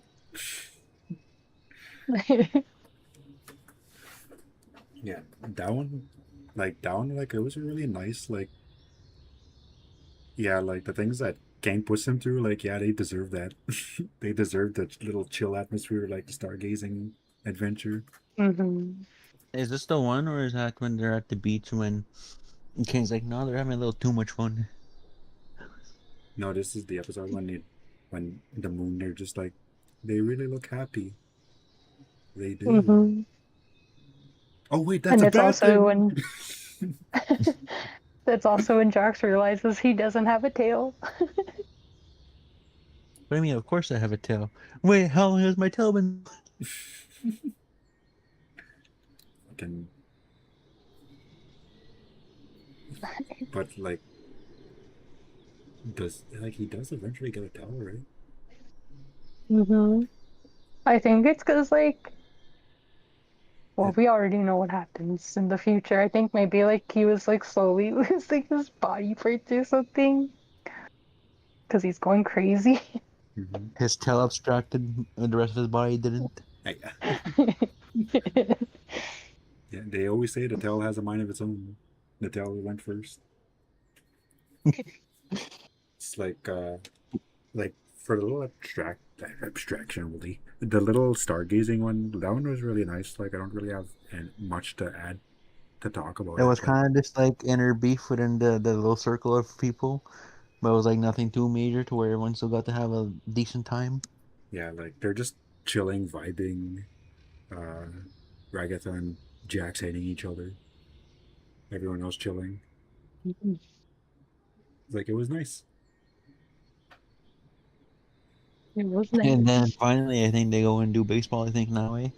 Well, No, softball. first it's the intermission. Yeah, the What intermission. do you guys think of the intermission time? uh, I'll have to watch that on slow motion so I can see what's going on everything, every single screenshot that it shows for like half a second. Oh yeah. But like for the intermission part, like they're definitely self-aware. Like with the whole wall breaking, fourth wall Mm-hmm. breaking, and Zubul just at the end are just like, "What are we doing? We're in I intermission thing." I like how she only stepped in when Jax started looking at Ribbit's door. I kind of like that little moment. She's like, okay, maybe it's getting too real. It's like I need to go and like get his attention off that, or this guy's gonna fucking extract. Hmm. Oh yeah, wait, this isn't like really relevant, but you know, Pomni's early design was actually supposed to be a frog. Yeah. Yeah, her early design was a frog. So she was supposed to be Ribbit as well. Yeah, she was supposed to be Ribbit. Yeah. Freaking. But like, yeah, like I'm assuming that whoever watches this has watched episode 9. So, that gets spoiled. But I'm sorry.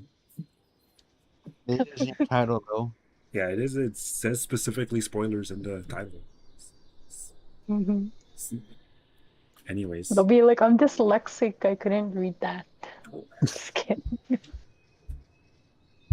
so it's like, yeah, I'll have to slow watch intermission to understand what's going on in there.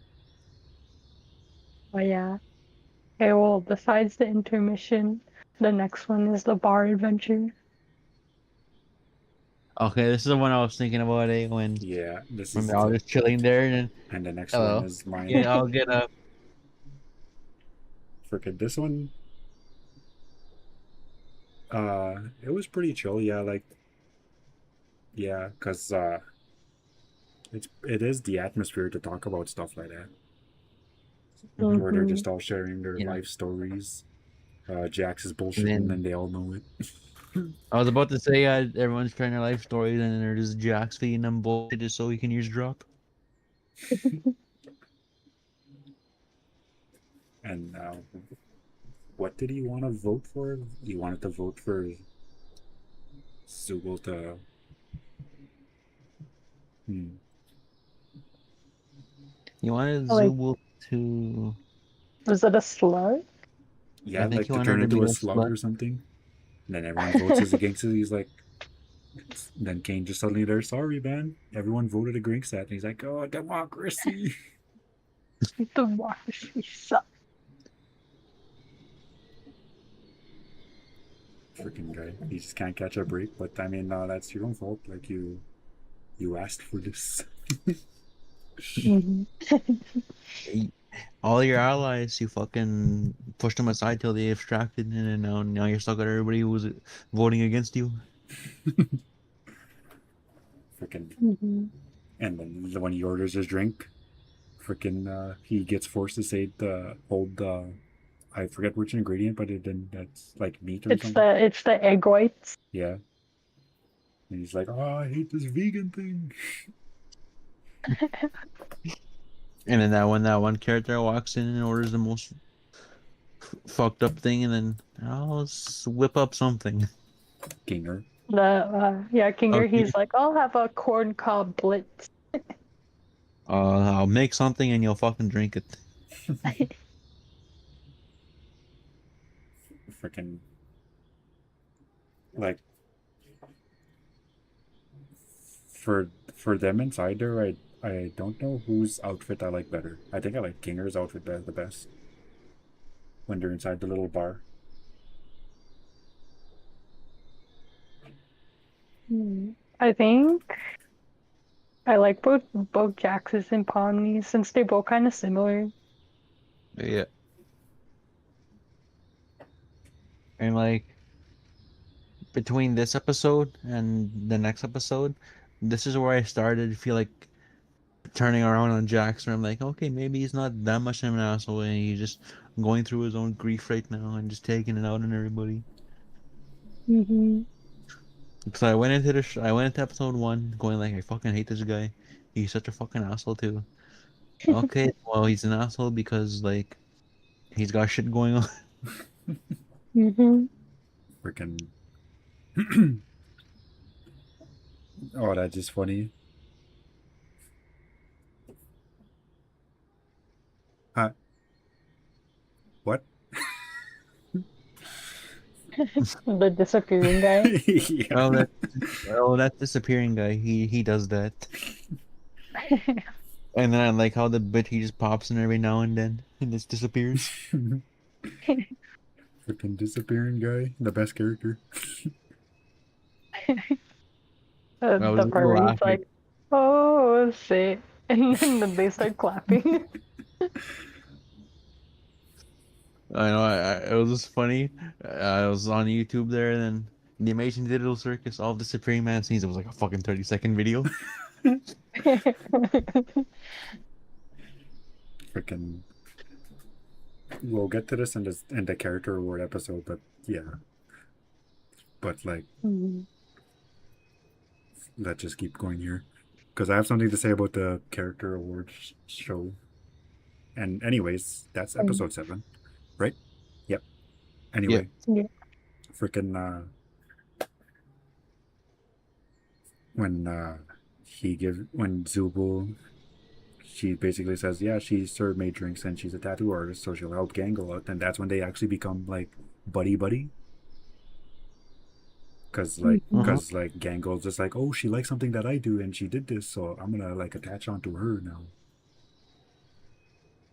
Mhm. So like something in common.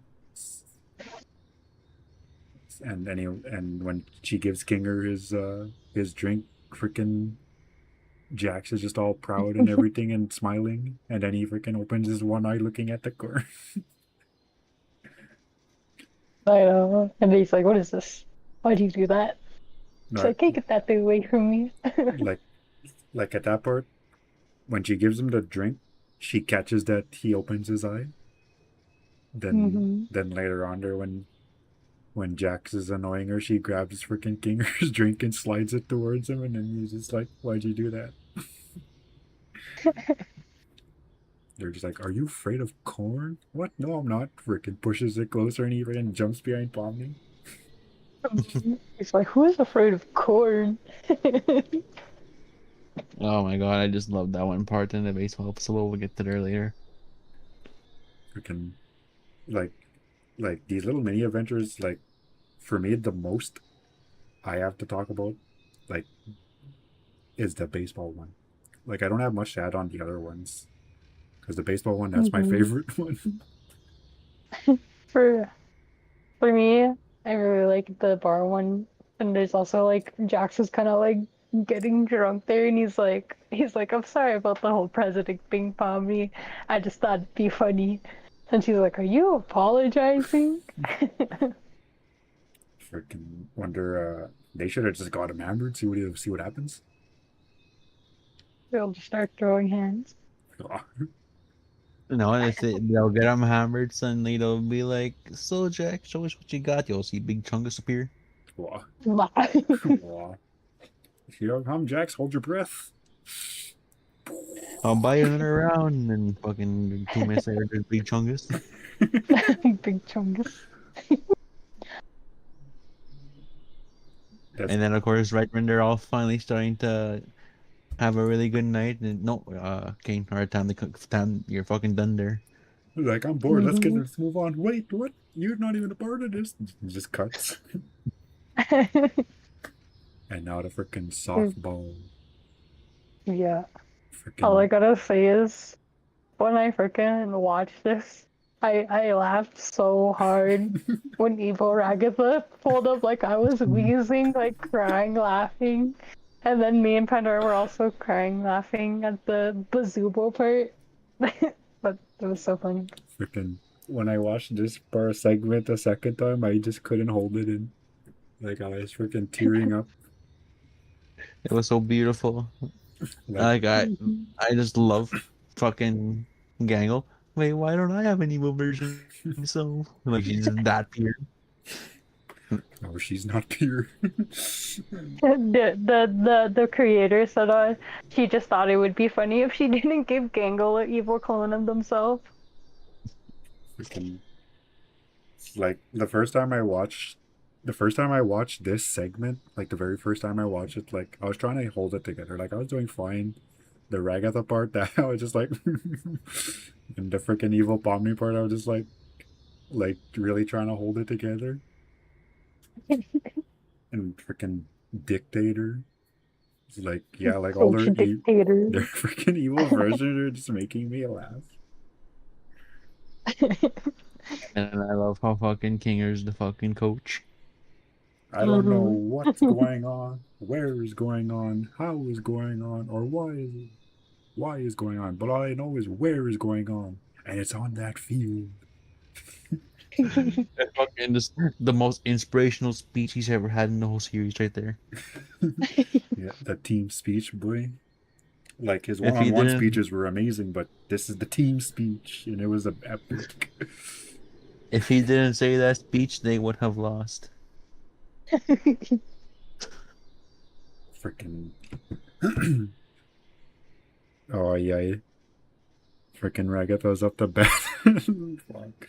Oh wait, no. When they introduced their things, their teammates, there's like, oh, here's the Big Tops. That's their name, right? Yeah, the big tops.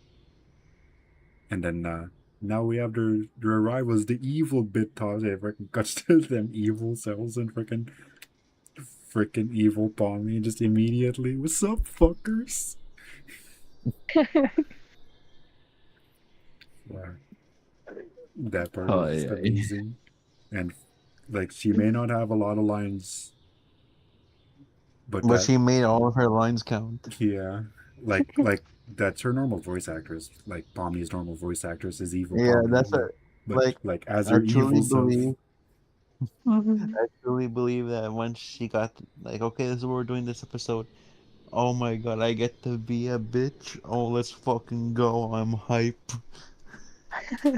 Freaking yeah, like this is why I want to see like an episode where they're just chilling with their evil selves, or like a episode for their evil selves where it's showing their side, and like they're off doing their own thing, and meanwhile while the normal side versions are doing their thing in the circus.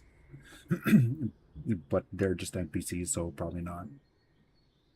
Anyways, freaking like when she introduces her team, and then when she's just chilling in the freaking in the field, laying down all basically Jack's level behavior, but more swearing.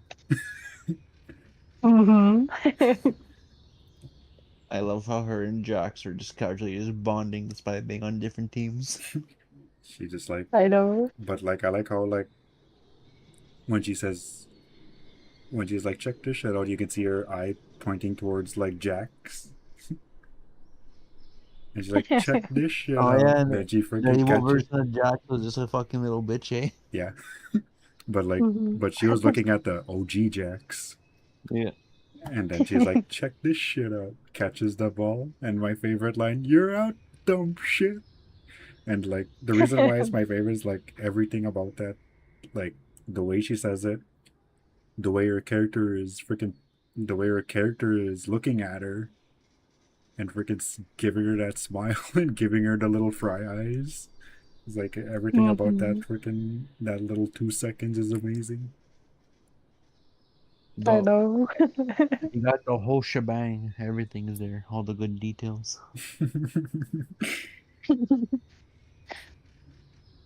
Freaking And then after that, they have the vote to see to put the maid costume on Jax.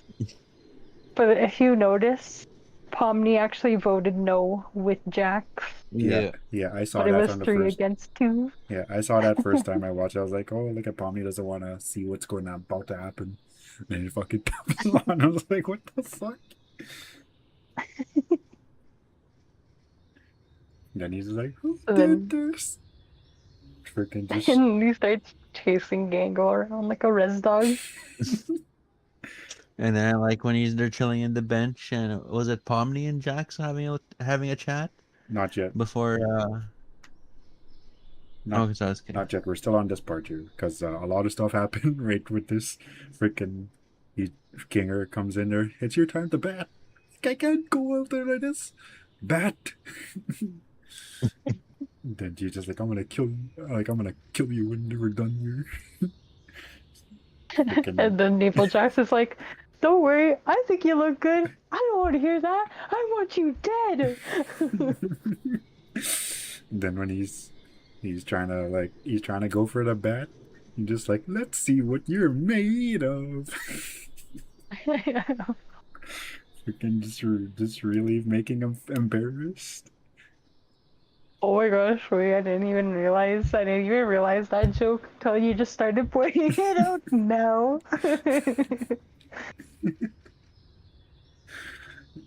Oh, yeah. Just delivering puns left and right. What's her name? Bazooble? Yeah, Bazooble. Ibadooba.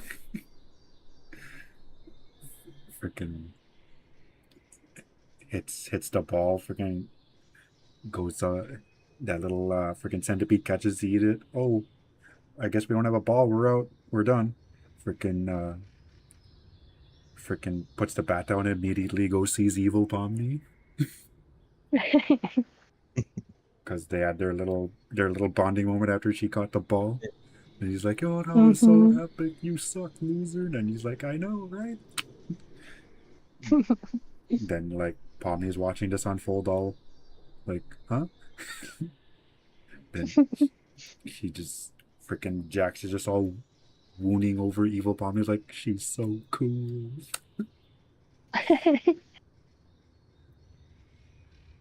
And then didn't they steal, what was it, Kingers or Zubo's eye for the ball? Kinger They stole stole Zubul. Zubal's eye. Yeah, Kinger stole Zubal's eye for the ball. But you know what's phony? In the background, you could see other softballs on the bench right beside them. Hey, Yeah, there's like softballs on the bench. Like, They didn't bother looking to the side of them. It's like, oh, we need a solution now, and that's what's in front of me. mhm. yeah, like a thing I noticed on my second watch is that there's little barrels there with freaking gummy goo on it. Aye. Did you see those? And yeah, I see them, and it's like Gator something, eh? Yeah, gator oil, I think. Oh, Gator. I forget what it says, but it says skate or something. Then freaking Zubul goes up the bat after Gangle's awesome home run. Freaking Mhm. she's just like, could I have my eye back? Joke's on you, I don't even remember what we were talking about. Freaking chucks it, and you know she intended that to happen. Just straight freaking line drives her right in the mouth, and she just collapses on her. I think she just straight up killed her. She died that day. Just kidding. Just like home run. What? Okay. Freaking Pomni's turn to bat. Well, wait, no. This is when Pomni is trying to encourage Ragatha to like not to agree with Jax, but that she should be mean sometimes. Mm-hmm. And then she just freaking crashes out on Jax and Pomni, and she's just like, "Whoa, chill out." It's like, "What? You told me to do this? Like you told me it's okay to be a jerk someday." And then she's like, "Oh, I'm sorry."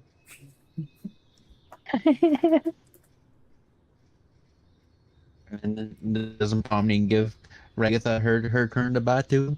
Yeah. Fuck. And then Ragatha goes up there. Another home run! I didn't even bat. The tabletops win. Then freaking like The tabletops. or whatever the big. Well, I don't know. I'm just gonna call them tabletops. Freaking, it's easier to remember. Freaking evil, like it closed. like it focuses on Ragatha first, where she's screaming in the back, but I never realized that she's straight up dying there. When she just freaking melts into the freaking floor and she just dies. All the There's no evil ragged. Yeah, evil Ragatha, she's just dying in the background, and evil Pomni, is just like, fuck, man, we didn't even get the bat.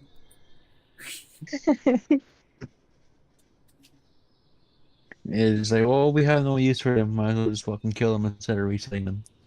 Well, I don't think we'll be back anytime soon. Yeah, it's too bad they And didn't then when freaking fucking go ahead. and then well before the fucking they won, I just love how they're just having their moment there, fucking Pomni and Jax, and you just see Zubu just coming swift, put a slice of corn behind him and just dip, So, like, and then they just have their another, like, I did notice it at the first time I watched it, but I didn't like that Al specifically said, "Did you notice that? Pause it, go back." And I was like we're watching the show here, man. Like, I'm trying to watch it first time. I don't like going back and looking at details. But I just Hmm. let it happen because I was like, okay. I mean, that's if it's just going down back once, but if it goes back again, I'm gonna say something. Hmm. So yeah, like I did notice that the freaking corn went there, and then yeah, freaking freaking Jax looks there, just freaking jumps out of his seat literally, and goes it's goes full cat mode. The corn scared him, man. it's like a freaking cucumber to a cat. Yeah, exactly. Freaking Yeah, I think hold up first. Freaking and then when they're basically done with everything, freaking the vegan Jax gets thrown out the window now, and he's like, "Oh, cool, I'm not a vegan." First thing he does is freaking goes tackle freaking evil Jax and starts eating him. Well, he doesn't eat him, but like he just freaking bites on it's him like and chewing them and r- yeah, chewing them and fucking acting like a fucking animal, just playing with their food. he's just ragging him around like as if he's a res dog or something. And then like it's freaking Ragatha noticed that Pomni's leaning towards Jax at this point because freaking Pomni is sitting there laughing at it. Hmm. And then when Pomni sees Ragatha, she's just like, "Oh, I should probably stop laughing." And then they go back, and Kane just all like, "You see, this is why my ideas are better than your guys." Like, and they're just like, "Yeah, some of them weren't bad." It's like all the like chill ones where we are not like shooting each other and not dying and blowing up. Hmm.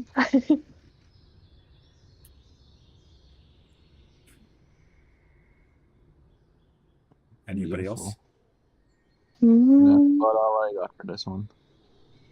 Yeah, like I so. think that's all I got for that one too.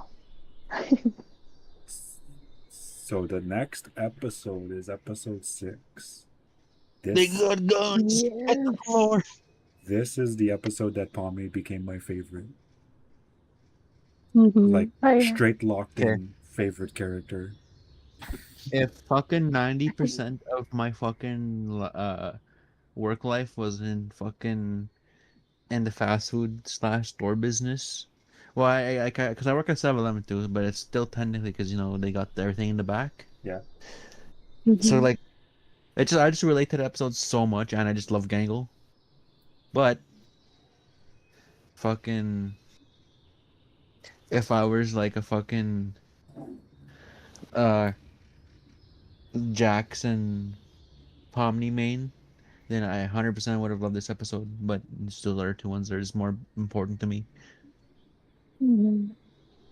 I'm not saying it's a bad episode. I really, really enjoyed this episode. Hmm. So you I I also enjoy this episode Because this is where Kane is like, he's trying to have a thing, trying to have a game. And then Zubul does her thing, you know? And then he goes crazy and then I forget what happens. But he crashes out and he's like, here, have guns, I don't care. Okay, so yeah, you just like fucking. I just love that. Oh, when So they're trying to do we're their gonna have a they're trying to do their trust exercise, and he's like, so we're gonna have a big box. We're gonna have two people in there at a time, and no, they're one gonna person. one person, yeah, and then one of them gets the loaded gun. One the other one's gonna have an unloaded gun, and you gotta either shoot them or was it not shoot them or give it to them? So the thing that they're doing is like, here's the big box, it's soundproof and everything. One person is gonna get a loaded handgun with 6 bullets. They're gonna go in the room by themselves.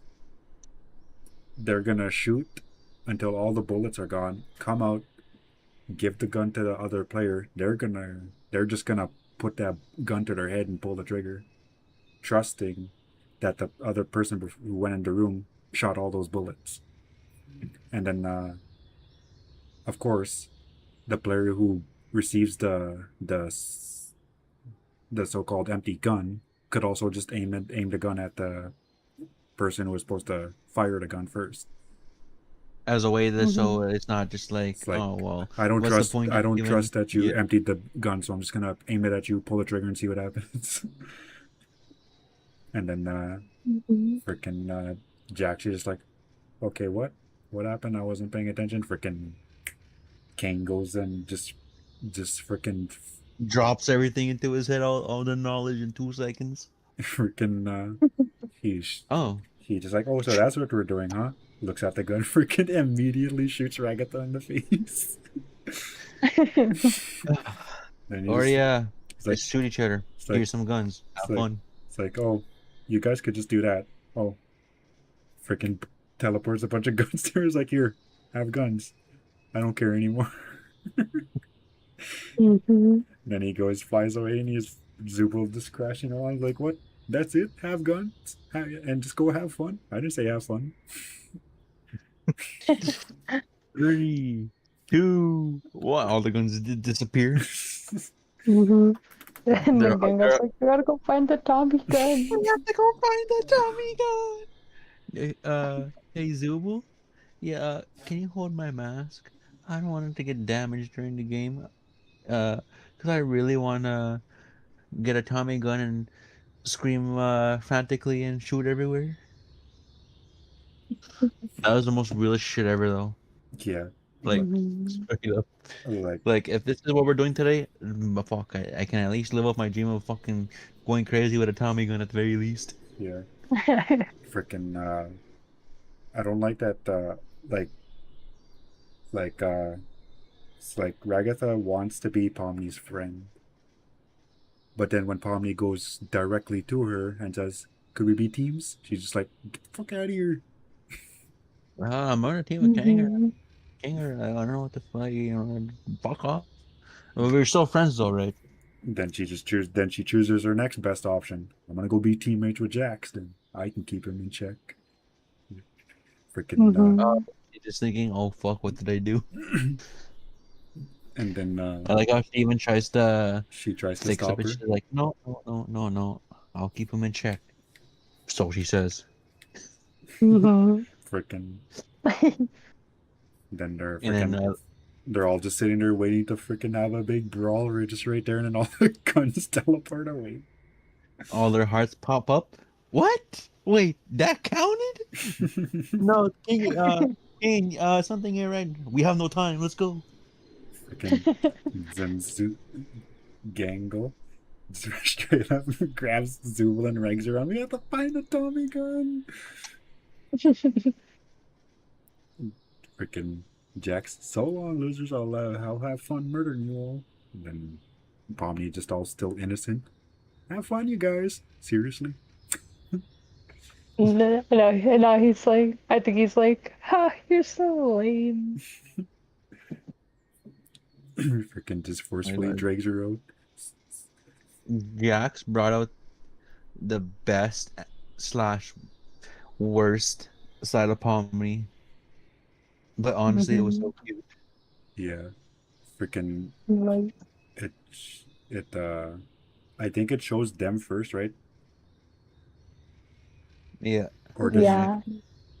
it shows their little interaction there when they're just like looking for guns? Then you just like, It focuses on them and Kinger slash fucking Ragatha, and then it just occasionally cuts to Zubul and Gangle until it's their time to shine. But for the most part, it was between the first two teams. yeah, freaking. Mm-hmm. But the thing I like about this episode is that this is the episode for everybody except Bragatha for some reason had a time to shine. Well, I guess she did have her moment. Ragatha's time to shine was her just fucking interacting. It's basically Mm-hmm. it. Like, Like any cool kills or any. Well, I guess she hurt was she when she fucking stuck her finger in the fucking barrel. she's like, oh, that worked. But yeah, like Mm-hmm. their whole You know what's phony too? yeah That's right. But you know what's phony about that? You notice how everybody had to like fucking respawn or whatever? yeah. And then when she does that to Jax, he just like kind of dusts it off, loses a life, and then just fucking caps like butts, and then he just fucking busts a cap in her ass. Like, how come Jax didn't respawn? I think it's probably because like No. unlike the other characters, they were getting destroyed. Like Oh him, he yeah, was yeah, Yeah. it's true. Like his head didn't get blown off or anything. He just kind of went in and out, and didn't leave much of a mark. He just he just had a little dirt on his face. That was all. But Ragatha, she kept getting like shot over and over again. She lost her arm. She lost her face twice. Oh my god, that was so fucking deadly. Just just bang. Oh come on, and just fucking just the most intense kill. Jumps over her head, bust her head off. You missed the spot. freaking but like the little interaction between Pomni and Jax, that was pretty cool because she just like, Is that so Pom Pom, who are you thinking of killing first? And she's just like, I'm not gonna do any of that. I'll just find you guns. It's like, Mm-hmm. he's like, come on, man, like don't be lame. He's like, we're basically Mm-hmm. just. He's like, I know you don't like it here, like none of us do, but like, like cause that what? was the first time Jax just Yeah. like not in like a sarcastic way, but that's the first time he actually got real. Yeah, Yeah. like he's laying it He's like, down. He's just like Like, mm-hmm. I don't like being the asshole, but I have to be the funny one. he's just Uh, all this ain't real. It's like we're just like you want to hold on to your real life, but like this is your real life now. Like you're just a cartoon jester now. So why don't you just embrace that and Mm-hmm. just expand your horizons, pick who you want to be in the circus, because you don't even know what that Yeah. is right now. And then Yeah. but I like think. Oh. but I like that when he says that, when he puts his finger on her, when she's like, you still have to figure that out. Her freaking face, it just perfectly mimics her picture on her door, and her eyes just go big. And it's like, no, that just looks Mm-hmm. cute. Mm-hmm. They're big eyes. And her little frown. And I then know. doesn't Jax like realize he's Mhm. like touching her, and then he's just like, "Why did I do that?" He doesn't say anything, but he like pulls his hand back. He's like, "What the fuck did I do?" And then he just like very casually twirls the gun, freaking aims it down the range, fires. Then he's like, we're just all a bunch of cartoon characters. Here, take this gun, Yeah. embrace that. And then she's I trying, fucking I love how I she gets. did. like when she's trying to aim for, is like, look at you, just being lame, man. You're aiming all real, like just let loose, man. Yeah, Then and I she, love that too because like when she's aiming real, the way she does, she still gets the shot, but I like how it doesn't go flying up. But as soon as she fucking holds it all fucking gangster, she just fucking fucks up that shot. Like, not she doesn't fuck it up, but like Mm-hmm. fucking that thing goes fucking flying when it gets shot. and then she's just all I know. shocked and everything, and she's just like, okay, you Mm-hmm. know what?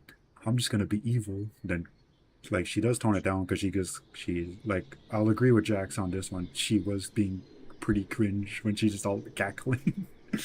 Oh, I'm evil now. Yeah, that's kind of cringy. I then know. then basically their little conversation there is probably he's probably just telling her like okay, like you can probably tone it down a little bit. Freaking then it cuts to freaking Kinger looking for his gun. Wait, no. Before it shows them have their talk about the circus being fake and everything, it actually shows Kinger and Regatha first when she just like, I'm still missing my heart. Then And then he just fucking he forms freaking one out of thin air. he just freaking makes a Hmm. butterfly, gives her, and then she's like, how'd you do that? Did Kane like is that like a rule Kane did? Oh no, I made it up. Huh? Hmm. And that's like that had me thinking like, did like for a brief second he just start remembering shit, or is that just something he just pulled out of his ass? Like, oh, that worked. Maybe, yeah, who knows? But I think like I think Kinger remembers like when he's crazy, he does remember that part. Like he probably remembers what happened yesterday because he's still in his crazy state, but he doesn't remember the same parts. Mhm.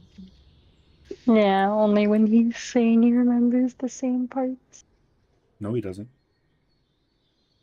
He Wait, no, does. he doesn't? No, he doesn't remember the because like when he becomes sane again, he does not remember the talk that he gave Pomni in the hell. Oh. I kind of thought he did because he remembered when Ragatha came, but maybe he was insane already by that time. Yeah, he was sane at that Well, part.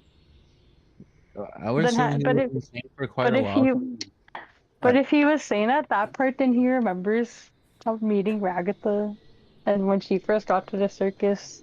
How does he not remember Pomni? Is he just a hater? Just kidding.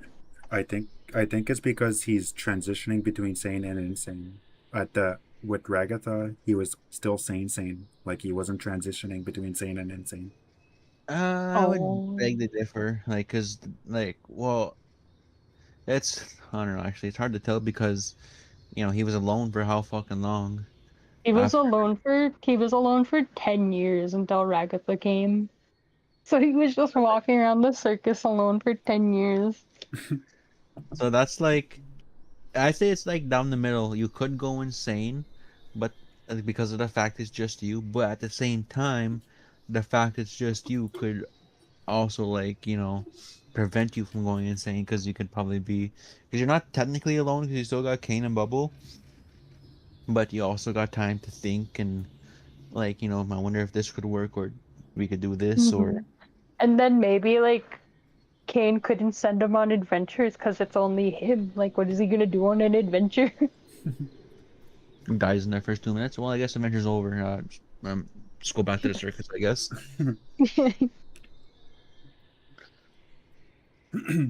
Because so like when I like it goes to there's to Pomni and Jack scene, and then it goes back to them too when they're just like looking for someone to shoot.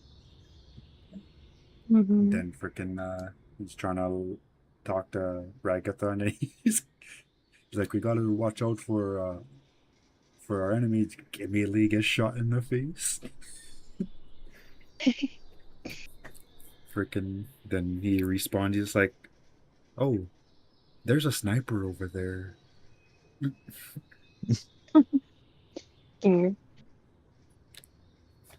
Fucking Zubo just had some good aim though. Hmm. And But like, you know what's funny though?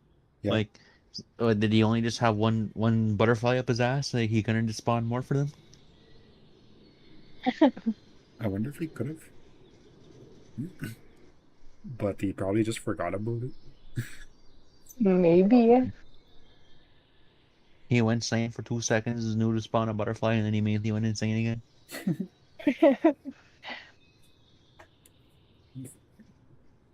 Freaking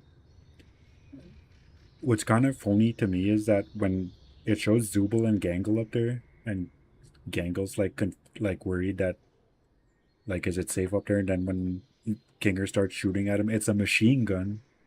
Like it's shooting rapid fire, like you're like the way a machine gun would, like when it's hitting the freaking the floor there. And then when it cuts about Mm-hmm. the Kinger, he's firing like, and it's only him shooting. So where'd those other bullets come from?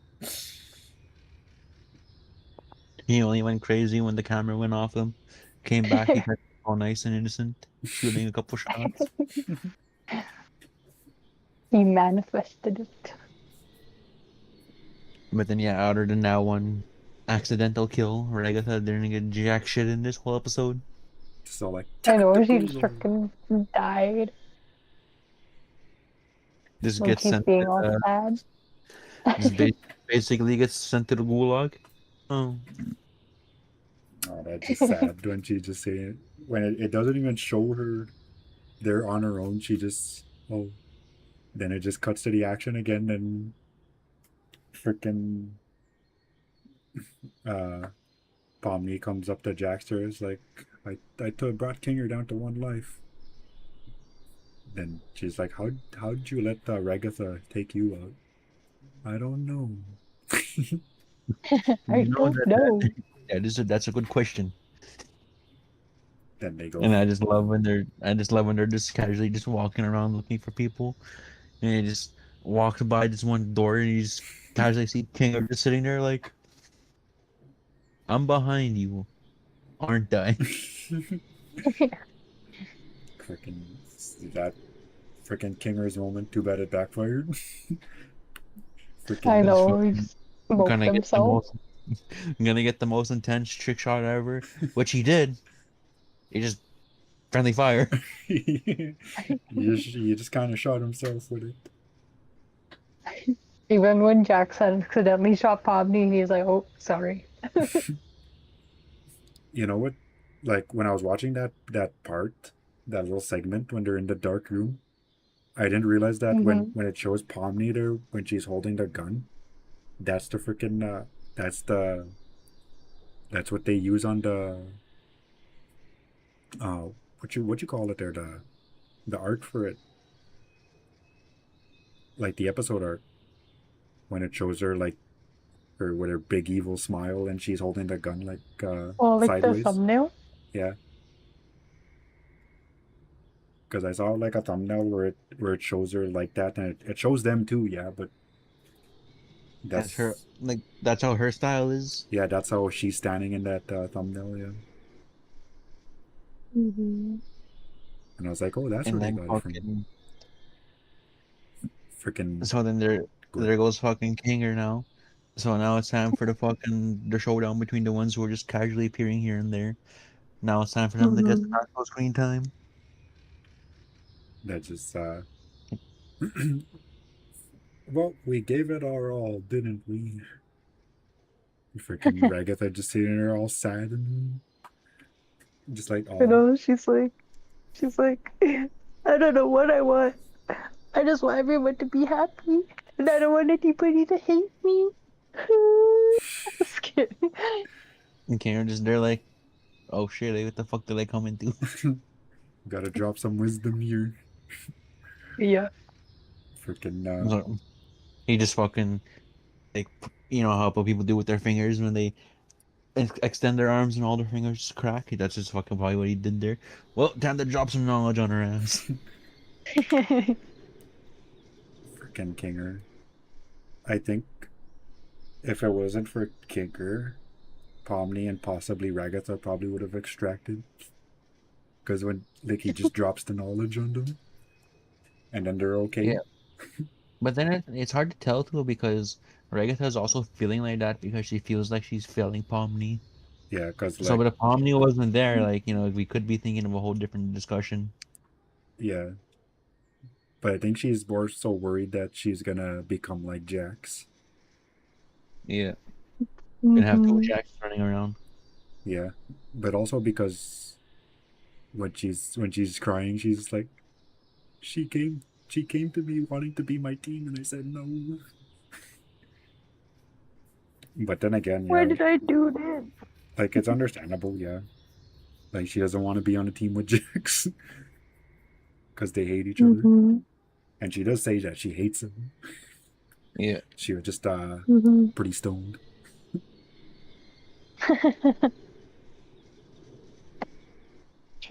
And I just love how, well, Gango, we couldn't find the Tommy gun, but I found this AK, if that's alright.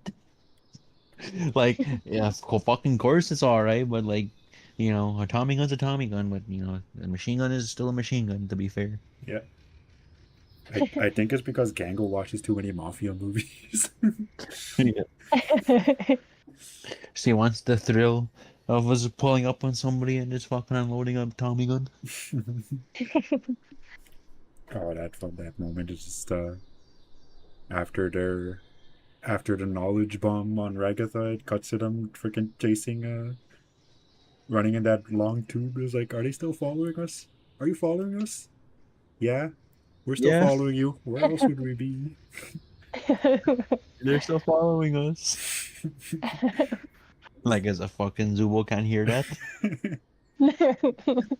They're just fucking getting their shit rocked. This Gangle casually turns to her to look to the side. And there's the fucking Tommy gun.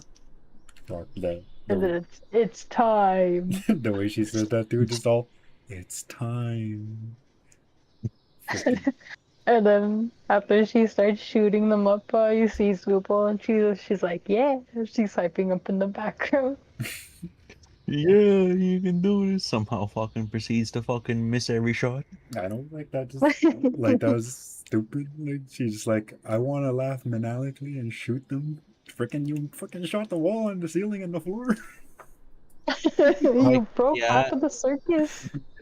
yeah, it could have worked, but you all didn't capitalize on when everybody fell, and then which resulted in Gangle getting eliminated. Yeah, like if she locked in instead of just like just Instead of just fucking moving her arms left and right. yeah, instead of just spraying and praying, like she should have at least locked in a bit. She She's probably Like been would have praying got them down, right then and spelling and there. praying and fucking. praying. Yeah, because like that's what that is there when you're just shooting without even aiming. Just shot all around them and then they all fall. But this part, you're like, this was really smooth. The way freaking when they're all on the ground, freaking uh, Gangle, she grabs her mask. She makes sure it's still okay. She's smiling. That okay, the mask's still good. She looks up. The Tommy gun's right there. Pomni's on the ground, just like lifting her head up, and she sees the sniper rifle and Gangle getting ready to grab the freaking machine gun. And the way freaking Pomni just uses her arms to freaking jolt her forward to the sniper rifle. She pulls out that freaking bullet, loads it, cocks it, stands up and fires, and just freaking shoots Gangle in the face. Like, that's so funny. Like you basically have fucking 6 business days to fucking shoot Pomni, and you still fucking manage to die. Yeah, like freaking Gangle had a huge advantage over Vomitor, and she blew her. Like, and like she should have fired like long before freaking Pomni did, and they fired at the exact same time. And then it comes down to the chase between them hunting down fucking Zubo. Mhm. Daisy. So they start singing that song outside her door. You guys are really gonna start singing that? Dude, like for the Fortnite collab, when I wanted that to be an emote where they freaking both hold hands and they're freaking spinning in a little circle. Hmm. That would have been beautiful. It makes me think too. I wonder what kind of weapons spawn in the other rooms. Unless Zubo just literally just has fucking flash grenades just chilling in a room for no reason. I mean, maybe those are just hers because she just pulls out a freaking M16 and an AK, Pulls freaking other machine guns, everything Uzi. Mhm. out.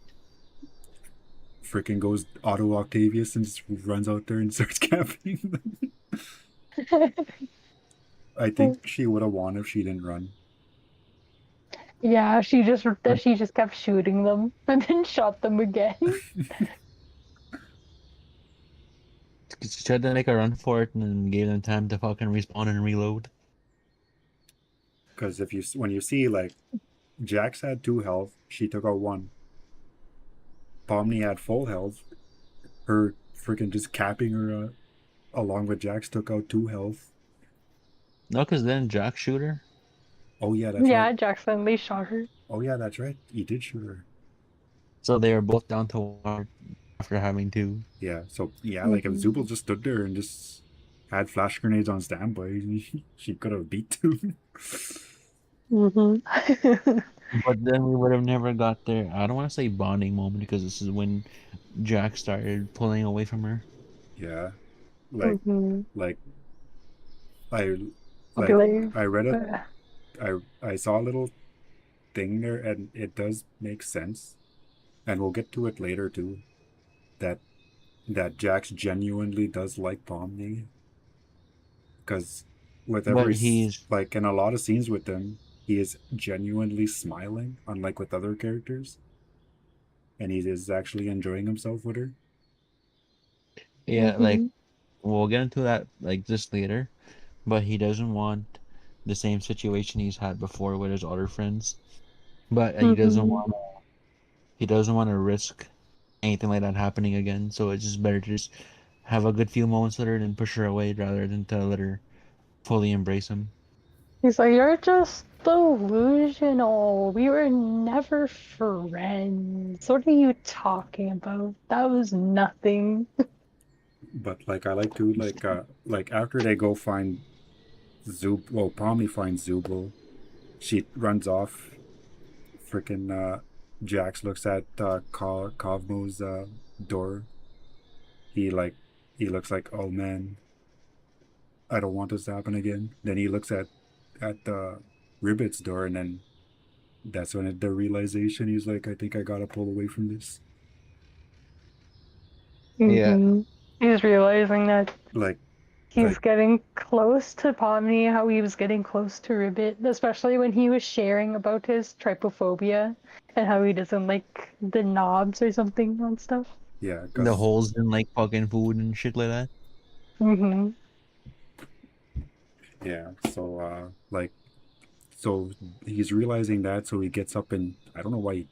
Like he does go the other way, like probably to like find a gun or something, or to just like have his little panic episode off screen. Mhm. And freaking Pomni goes to and finds Zubul, freaking does some random bull, probably learned it from Kinger. Freaking aims up, freaking shoots all those guns off out of Zubul's hands. Like, no, that's total bull. It's I like, know, man. That's fucking funny. then the freaking bullet ricochets again and shoots her in the ass.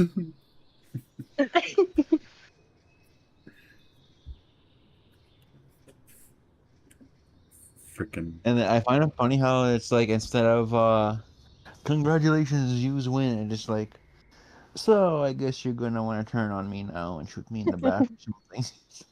Wait, but before that happens, when Zubo gets shot and then she goes to the loser corner and they're all dressed as cats and she's like, "What?" freaking like before Pomni tries to betray freaking when she's like, we did it, yeah, and she just freaking grabs onto, hugs him, Jax. I know. And then he enjoys it for a second, but then he realizes he's like, "Oh shit, wait. Get out of here." And then he uses the fucking like a torment treatment, like, oh, if I just like yell at her and talk shit about her, then she'll stop being my friend. Mm-hmm. No, just fucking starts beating his ass. No, but like before In that, that freaking video. hold on first. Before they do that, he's like our combat, like he was still being friendly at this point until then Pomni is like starts walking away and she's like, isn't this the part where we betray each other? She pulls out her gun and aims it at him. He's just standing there. What? Oh yeah, sure, go ahead. Then then yeah, like their whole argument happens. Then Mm-hmm. freaking when she's like, "What would you do if I abstracted tomorrow?" You could tell he didn't really want to think about that Mm-hmm. because he's like, "I'd move on." I'll be like, yeah, right, you're gonna move on. Then You're- when she turns around her, like he thinks she's crying, but then like she just like it's like she's really thinking about shooting him at this point. I I was, I don't honestly know. thought she was gonna shoot herself. Yeah, that's what I thought too. I thought she was just gonna, oh, bam, and it just drops. Oh wait, what did I say? And then you said, oh, um, you thought she was gonna shoot, just go and shoot Jax, but then me and Reggie were like, I don't know. I thought she was gonna shoot herself. Oh yeah, freaking I must be getting tired. But yeah, that's what I thought too. Because like when she's looking at it like struggling, and it looks like it's going closer to her face, and then like you can totally tell like Jax's hurt is also like, oh shit. It's like Mhm. I really messed up with this one. I better dial it back. And it's like, oh, just making a joke. It just pisses her off and charges with that gun at his face. And it starts Mhm. fucking wailing, going at him. Just basically the when Ted freaking went and fought John in the bathroom scene. That's basically it. So that was thinking about. It's just basically, come on, fight back, bitch. Fight back. Why aren't you fighting back? But like, Oh, because I didn't fight back, I suddenly care about you. I mean, he's a like Jax is that's total Sundaria. That's how you say it, right? Sundaria energy right there. Yeah, I think that's how you say it. But And yeah, it is. like if Gango saw that, boy, Gang would be like, "Yo, Jax is a Sundari boy." Freaking like, but the reason why this episode uh, is my favorite, and why this episode is where Pomni became my official favorite, is because like unlike all the other characters, like sure they have like where they go kind of crazy, like Gangle with Mhm. the Tommy gun. Pomni doesn't really go crazy. She just embraces evil. Mhm. Like she does like lock in with her when she's shooting them. Yeah, unlike Gangle, she's just shooting maniac. I can't say it. Shooting crazy. Meanwhile, Pomni is actually Mhm. calculated when she's shooting, Mhm. and like yeah, like the way she was like, and also like the way she, her expressions were when she was shooting them, like before she shot Ragathon, and she's had a big smile on her face, like you missed a spot. Just shoots her right in the face. Mhm.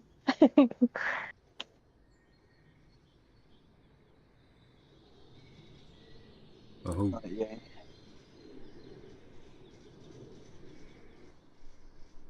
Right, so ready to move on to episode 7? yeah, But we didn't even talk about the favorite character awards. that's episode 7.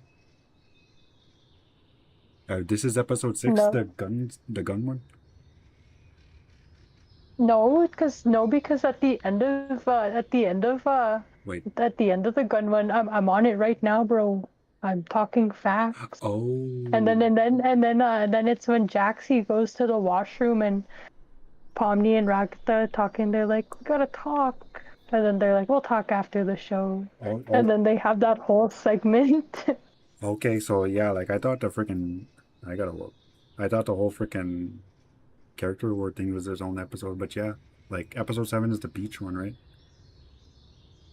Oh, yeah. um, yeah, episode 7 is the beach one. Okay, okay, so The one where all the amazing digital circus fans got thirsty. Yeah. Yeah. Freaking. Anyways, the favorite character awards. Freaking that's Ming, man. this is Ming when is the favorite character. yeah. You make an remember, don't make an ass out of you and Ming. Did he just say ass? Get censored? It's And like then disappearing guy comes back for a I was second just too about again. to say. freaking Sorry, but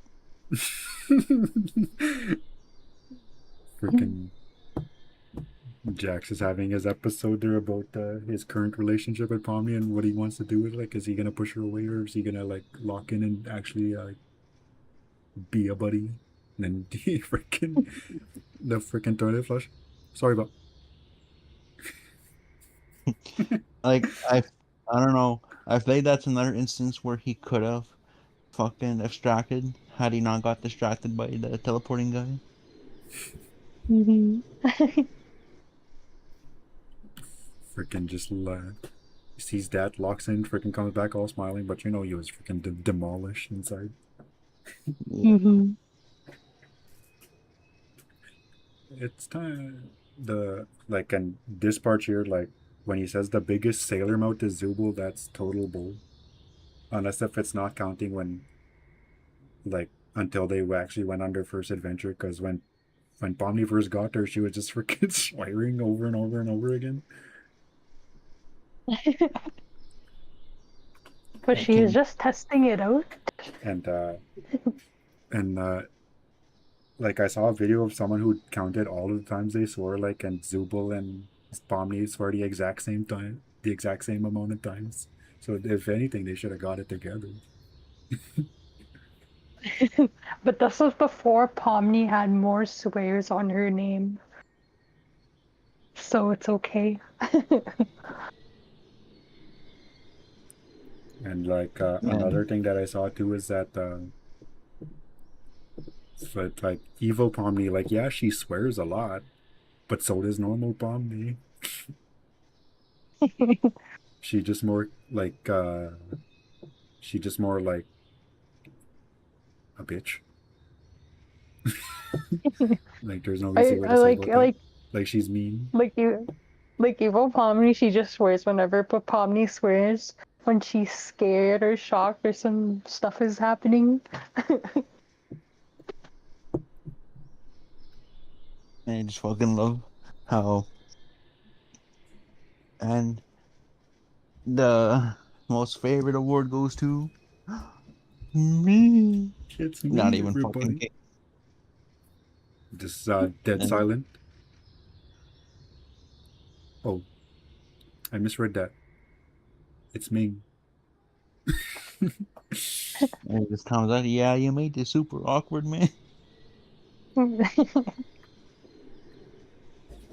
And then at the end, he has no stars, That no, just not even one. I know. freaking. If it wasn't for Ming, Pomni would have been the favorite. Because I think she had more stars out of Mhm. everybody. Because like I didn't count them, but I just did a quick glance. I was like, oh, it looks like she has the most.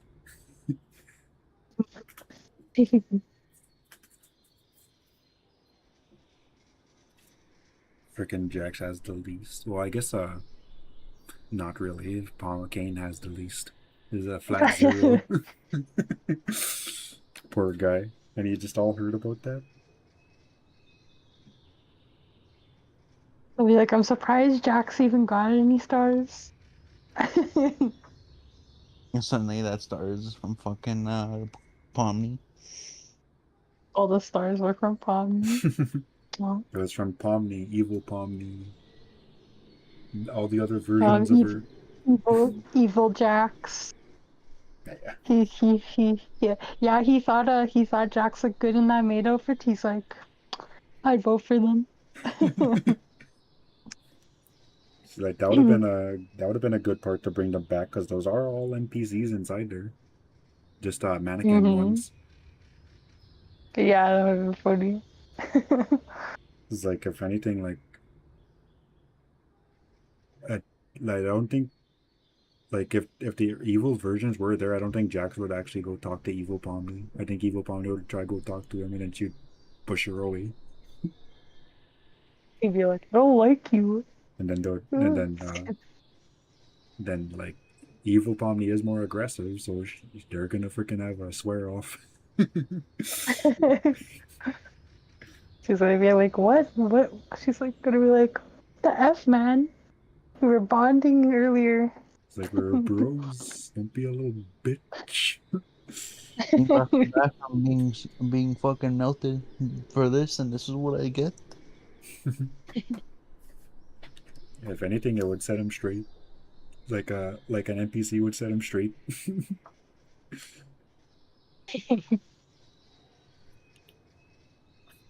So it's time to go to the beach. Are we going to the beach, Reggie? Yes. Yes. The thirst episode. Freaking. To me, this one, like, the beach episode, like, I was okay with it. Like, there were some good moments, some Mhm. like lore things happened, and but then again, every single episode has lore things happening. But this is when it starts to Yeah. get real.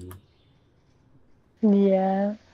Like, But one thing I do want to say though, they went to the beach, but they never went to the fair. You know, the little amusement park. yeah, That's all I want to say. But you can continue. but at this, like,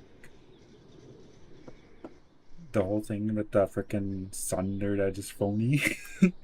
It's like I don't want to get sunburned. I don't care because I hate you. And then freaking ends up cooking a shrimp for Bombi. I know when me and Seth were watching that episode, you're just looking at that little shrimp there, and then cuts to the sun, cuts back, you just see a cooked shrimp. Seth was like, oh, just like boy. Just like Matchy took this fucking cuts back to just a fucking shrimp bit, all nice and cooked, ready to go. I'm surprised Bombi just straight up grab it and eat it. It's like, oh, a gift from the sun, right on. A gift from the sun. Another little thing I like is when Genko and Zupo are playing with the watermelon, and then Zupo draws Jax's face on that watermelon and then Genko's just all ready to hit it. Freaking see Jackson in the distance just watching it happen, like, oh shit. Does she actually want to do that to me? She's trying to rebel against me. Freaking Zubo's turning Gangle into a beast, man. I also like how this was an episode where Pomni finally started to realize, like, oh, maybe we don't need to breathe. Because when she had to fucking go underwater. To go see that fish. The annoying fish. Hey, you better not be here to steal my treasure. Goes down there, has a whole conversation. It's like, You mean that empty treasure chest over there? my life savings. What the fuck that fish would need anyways? Then when she goes back up, did you find it? Nah, somebody plundered it before I did. What? Oh, right, your eye. And goes back. Fuck. Freaking. Funny. Like, but then you see a little somebody again when after Pomni gets a gift from the heavens. Freaking she sees Jax freaking walking off in the distance. She's like kind of worried. Then she sees a little somebody show up that behind fucking... him, just stalking him like Big Russ. He who shall not be named until the next episode. Yeah. Freaking. Yeah. Then she just like really looking at him. He's just like, come on. Pomni looks at everyone. He looks again. The freaking mannequin dude is like, come on, come on, come on. And then she goes there by herself and it cuts to Jax in his room. But Being all sad. but here's the thing I don't get. It showed him go into a tent, right? Mhm. And then all of a sudden he's in his Hmm. room. Well, maybe Kane didn't program what was in there, so he just ended up in his room. Unless there was like a whole thing Maybe. where he just went to change. He went back to the circus and then went home and went to his room. Could have been. Hmm. Yeah, but because like she went there alone, and then all of a sudden everybody's there. But then it's probably been a while. You know what I like when I first watched this episode, like where Jax is like laying there and he sees that hand and he's almost abstracting. Yeah, I watched that episode and like a while after I was watching this YouTube video was about like stages of sleep and it kind of like it felt like it exactly matched what was happening to Jack. So I forget what it was called, but in that stage of sleep, you're like kind of awake, kind of asleep, and like you're able to like see like colors like that, like like a kaleidoscope kind of colors like that in that stage, and like you could hear music and like see people's faces you recognize, yeah. and that's kind of like what was happening with Jax, and I was like maybe abstraction is some kind of sleep or something. That's what I was thinking back then, but that's not what to say. So basically he's just falling into a deep sleep basically. Yeah, he's basically like he's getting to the falling asleep stage of abstraction, I suppose. Yeah, because like before that, like he's had, and this is what I mean about like I'm surprised that it didn't happen to Pomni and Gangle, because the exact same sound starts playing when the hand comes out, like the ambience noise Hmm. and the Hmm. way everything like what you call it, there freaking warps, like kind of the way that room was Hmm. warping for Pomni and Gangle, and the Yeah. ambient sounds that was basically the same sound that was with them that was happening to him, and that's when I was like, Hmm. they were straight up abstracting until they got saved. Hmm. But like I didn't understand it at that the first time. It was only the second time I when I went through it. You're like, oh shit, It's like they they almost almost got it. died. They almost got. But yeah, that's funny. Well, it's not funny, but when when they're knocking on his door and he wakes up, you see his eyes all different colors, Hmm. and it's basically the abstraction eyes. He was almost getting there, but then they woke him up before he got to like the bright white part.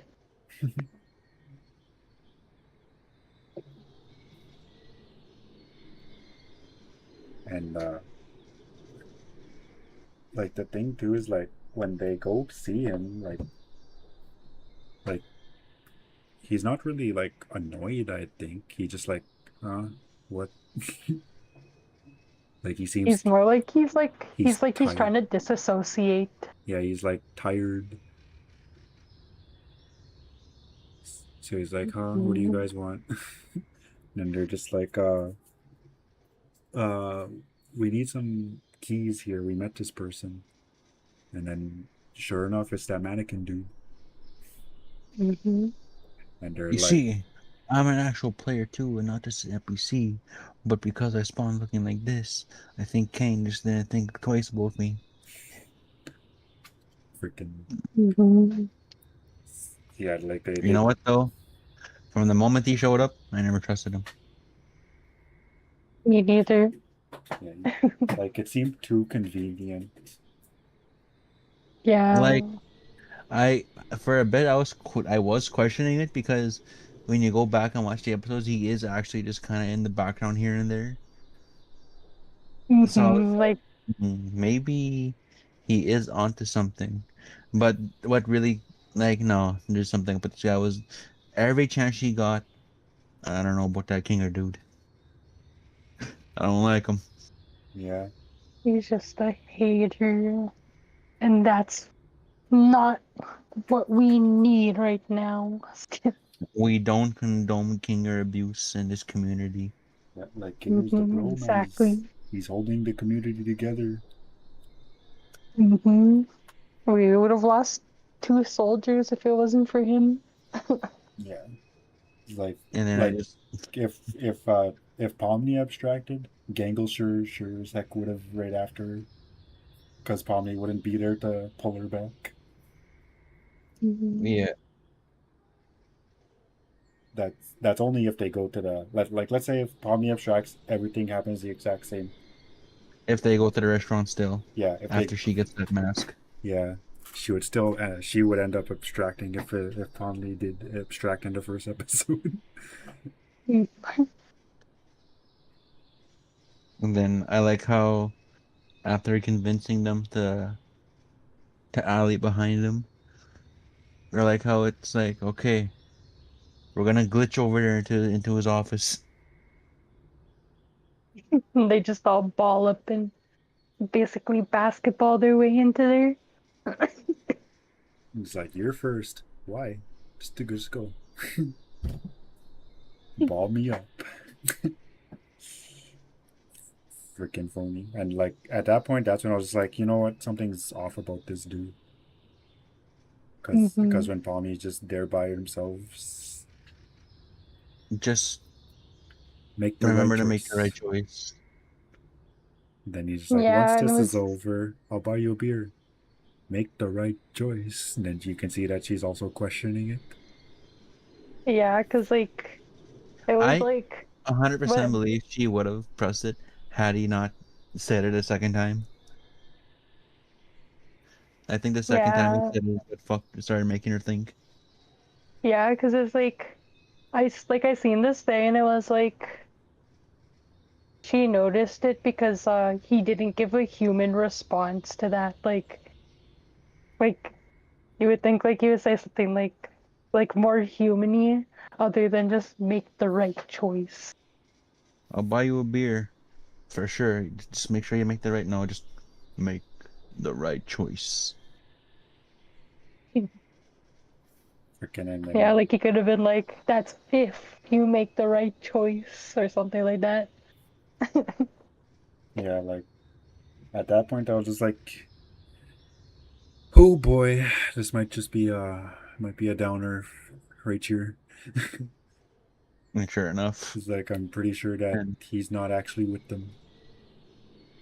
this is like I know it's obvious, but this is where I fully believe that Jax was at really the breaking point of extraction to where it's like, like everyone was holding on to that hope, like even Jax, that they could get out of there.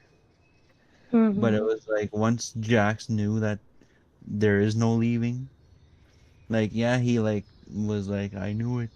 I really knew it, but it was in his mind. I'm thinking it's more like, so I did. It is real, and he just like And he doesn't abstract on the spot, but once he stews on it, yeah, it's like he's like, I knew it, but why the heck did it have to be right? he's like it's like one of those things where like I was really hoping I'd be wrong.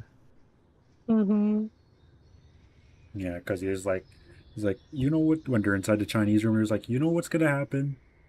Kane's gonna just show up at the end of this, and he's like, congratulations on completing the escape the circus adventure. And sure enough, that's exactly what happens.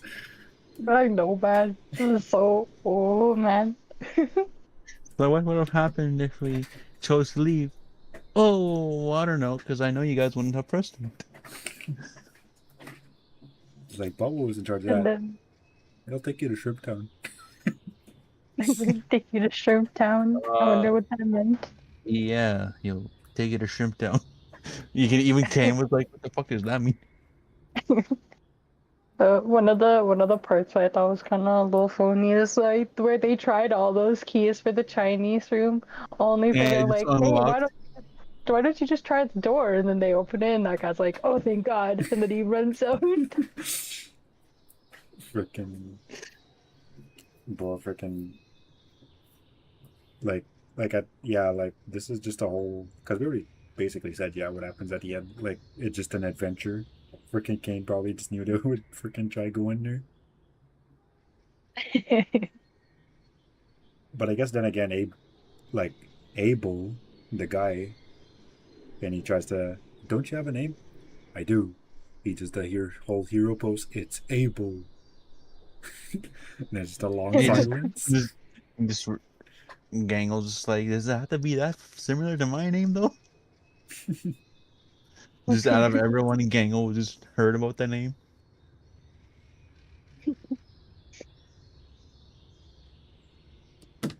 And then after that, I forget what goes on. But after they leave the Chinese room, they make their little plan, and then Jax has to go see Kane, and then go on that little date with him. Kidding. That was a funny one. Mhm. What are you doing? It's like, I've always wanted to be eaten by you. Like, okay, And he's like, you don't gotta make it sound like that. It's like, and he's like, that's a weird thing to want. freaking,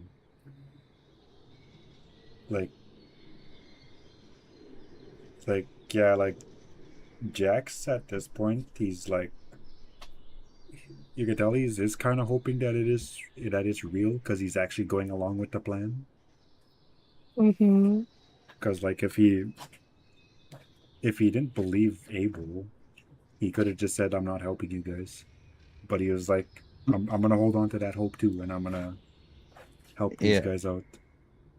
Yeah, like he literally put his hand inside of Kane's mouth. He's searching there just so just for that little bit of hope that maybe this key could help. and not only that, he was the first to volunteer to go distract Kane. No, he was Hmm. no, he was freaking Abel volunteered him because he was pointing directly at him.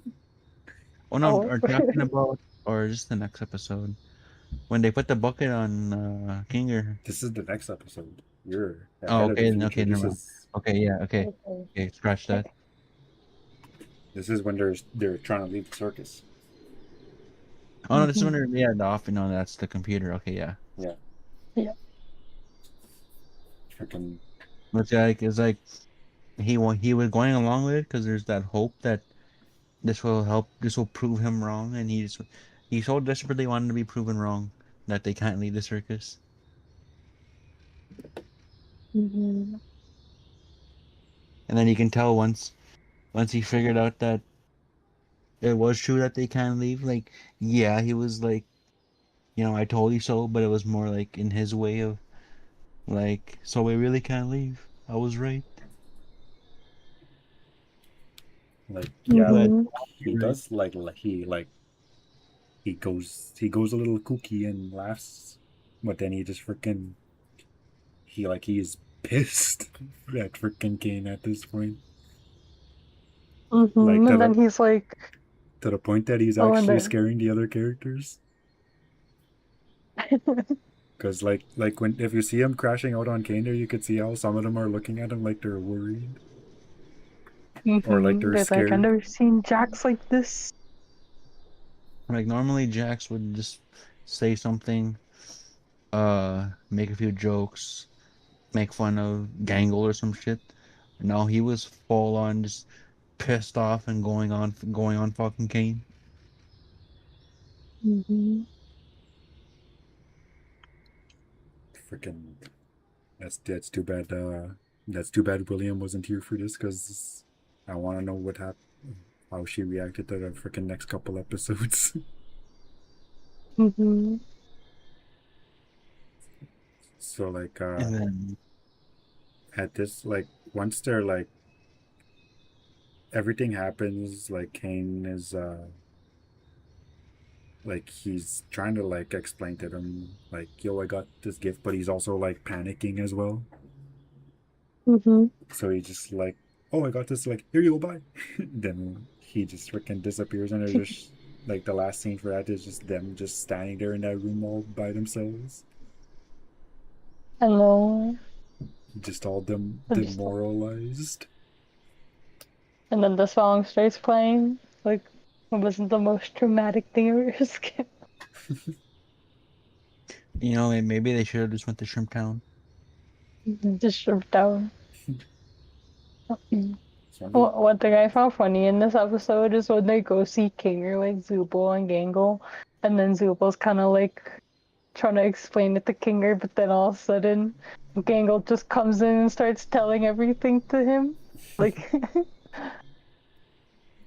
just like we thought we'd give you a heads up, but and I can't also really can't say much. I was like, oh, we found a way to leave us the circus. and then Zubul's like, yeah, what she said. And then Kinger's getting like confused, wondering like what's going on. Like I don't know who these people are. But the thing too is that later on when they go see Kinger again, when they're just like, okay, like everything's good, we can leave now. Like they Mm-hmm. like Pomni gives him his administration pass, and he's looking at Mm-hmm. it, and I guess like he knew that at that point he knew like they're basically not leaving, so he was trying to tell them that because he's like, Mm-hmm. Pomni, wait. But then he steps out Yeah, into the but light. then yeah, then he goes back to being cuckoo. Hey, ready. Episode 8. Oh, I thought you were adding something. It was like, okay, what does this guy got? Oi, oi, oi. And so that's so crazy. Alright, so episode 8. Wait, but before we go to episode 8, when they're in Kane's office, Jax is looking at the snowy summit thing, and we all know what that means. But Yeah, we'll talk about that after. yeah, we know what that means. Just like, are you okay? Yeah. But I like still too, like even after freaking Jax has been an ass to Pomni in these past few episodes, even still when they're all going down the long hallway together, like we're finally leaving, and they're all like Mhm. holding each other's hand, and Pomni just extends He her arm wants to to hold Pomni. his hand. She's like, come on, you're still one of us, even if you're kind of hate I'll us. walk with you, but I'm not gonna hold your hand. So he just follows them down the hallway. Mhm. Congratulations, you fucking beat the test. Fucking asshole. But it's like the thing there, like inside the room there, when they're just all looking at the button, they're just all thinking, well, what are you waiting for? Mhm. Press it. Just like, wait. Maybe we could think about this. Mhm. But then again, it give And Jax enough time to have his episode and just basically shove everyone out of the way. like, honestly, I think that is such a realistic scene too, because everybody expects that, oh well, the door's just gonna open and we can all go home. But like, and then you have that one person who's overthinking about it, like, but what if it's a test? But what if it's a test? But what if it's a test? But like, Mhm. but did she say like something about Abel said what Abel said, that this is what's Yeah, making her second guess make it. you gotta make the right choice, and like, because what if it's not the obvious choice? Mhm. And then Jack starts having his little moment there, and he starts thinking about the outside world. He's like, "No way, Jose! I'm gonna stay here." And he I shoves think Zuba out of the way, and he just bam. my favorite episode is when everyone's just bitching at him, and I think it was Pomni, right? Who was like, "But he's right though, and no Mhm. matter what, he wouldn't have left." That's So next there's no episode. use in arguing about it. Okay, well, So fucking episode 8, I guess. So yeah, that's basically the opening to episode 8 when they're just all chilling together. Yeah. And like at this point, like Jax is basically locked in with them now. He's like, well, shit, this is our life, so I guess I'll just stay here with you guys. Hmm. Cause like, and then that's when they're just like they're all like snapping at him, and then Pomni's the only one who has his Hmm. back. Wait, no, Gangle does. Yeah, Gangle's the one's like, he's right though. It like it doesn't matter. Like she doesn't like to agree with him, but she was just like it. Yeah, but She'd rather not have them no, fight over nothing. the only Over yeah. difference that they would have had is they would have been even more disappointed. And then on all you can eat shrimp buffet, I think. yeah, um, at the start, do you guys remember those little the little dots? yeah. Um, So like, the so let me what? stop you first. So this is what we watched in the theater. The last episode is where they were just like, okay, well, let's watch the rest of it in the theater. I was like, okay. This was locked in, you're watching Hmm. it, but okay, then I'm gonna have to wait. And I did. And this next episode and the one after that, the finale, is the one that Steve here watched. He didn't even know anything about the show. He just went to the theaters because we told him to. Hmm. I So, was so confused of what the fuck was going on in the first 10 minutes. okay, so you want to lead us off here with the dots with Scratch? Yeah. So what I think it is like Kane is the red bubble or the red dot, and they're feeding him like I guess they're feeding him like references, pictures of like things to give him ideas, and then those are where all the pictures pop up in the sequence, and then he starts popping out stuff like to try and make it cool, I guess. But he's like not really that good at it, Mm-hmm. I guess, or like he starts I don't know, it's like something like that. And then they have the blue dot, and then they start feeding the blue dot all the stuff. And the blue dot's good at it. I think the blue dot is bubble, but I'm not sure. And Yeah, then it Kane's is. like, ah, The blue dot and is then Bubble. and then Kane's like, ah, I'm gonna break out of here and overtake Bubble. And then that's what they do. I seen this theory that Bubble might have had the ability to unabstract people, but since, Kane slash Bubble Kane, whatever the fuck we're gonna call it, doesn't have the main power anymore, I don't think there's hope for it. And I think that was an interesting theory. I So, feel like if it was true, I could never forgive Kane. I'm just kidding. so like I'll add my 2 cents to that later.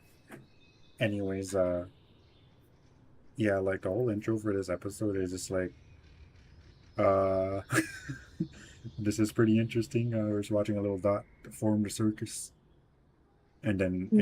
it goes inside. It shows it was Scratch, right? Yeah, Scratch the dog, and then all the other guys. I saw something and it was like Kane got better at making OCs the more people that game. Because if you look at the first people, they kind of look a little more cooked than Pomni and the others. He got better at making characters. And was it episode 8 or episode 9 that was scene with Kinger? And his wife, Yeah, 9. it's this episode. Wait, isn't you mean like when he's talking and he's like, "It's you." it's you. Uh, And yeah, I just, yeah. Oh my yeah, god, that was. it's episode 8. I didn't know what the fuck was going on. But even I, and then New Blood in the theater, was watching that scene, and I promise to never, and it just cuts, and off to the cellar you go. My jaw just dropped. Oh man, that was so heartbreaking. And then so like this is basically the after the dot scene, right? Yeah. It's showing the past, Hmm. and yeah, that's just sad. Freaking Kinger meets somebody that he knows in real life, and then they freaking she just goes and abstracts. No, you mean No. is it actual? Well, I guess they would know they're pretty much fucking every night at home. Well, cause like they recognize each other's voice, right? Their voice and Hmm. like the stuff they talk about, they just not actual names. Yeah, Hmm. But They're like just accents. I was even telling Seth like I'm like holy fuck, I don't know. I feel like I would extract theirs. Like I'd be all happy and shit like that you're here. And just for you to go to the cellar, I'd be like I'd fucking probably extract right there and then. yeah. Like it's amazing how he just freaking holds on to everything, unless And if not Kane is No. preventing it from happening or you Bubble. never know. And like and it's not only the fact that his wife abstracted, it's the fact that I'm pretty sure they were the last two until Regatha appeared. Yeah, So he like Mm. watches his wife abstract and then it's just him for 10 years. Yeah. Like that's amazing he didn't abstract. Hmm. and then like it shows Ragatha appeared, and like they have their moment, and then freaking it cuts back to the past at Ragatha's point of view, or her face, I guess. So that's Hmm. basically her remembering the past, and they're all just sitting there, all demoralized, processing, and then they have that huge argument. No one's smiling. Mhm. But then, like, Pomni lifts everybody up, saying that they're all in it together, and then looks over at Jax, even you, when he's trying to walk away. He's just like, what? Then he just Okay. freaking sits back down Well, and is like, "You think I'm capable of it?"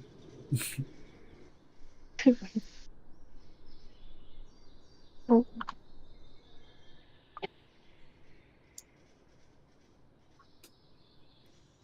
And then freaking course, here Mhm. comes Kane. Let's go on adventures, boys. And then the greatest no. freaking song ever comes on. No, actually, no. Before that, he has his crash out. Oh, What do when you mean no? Yeah, he has his little crash out, and then you go see the bros and has his song. It's news to me that it's news to you. just knows the intro lyrics. It's like if I could pull up the song, I would actually play it. Like it's probably fine if I pull up the episode, right? But I'm not gonna risk it. I don't know. Like I see people watching videos and talking about it, yeah, but they usually do that with a face cam when they're like reviewing and reacting. Like, Hmm. anyways, I should have just named that review. The Amazing Digital Circus review instead of discussion. Hmm. Anyways, yeah, like um that song I was when I was watching it again there like for the second time when he was singing that song I was just singing it too word for word.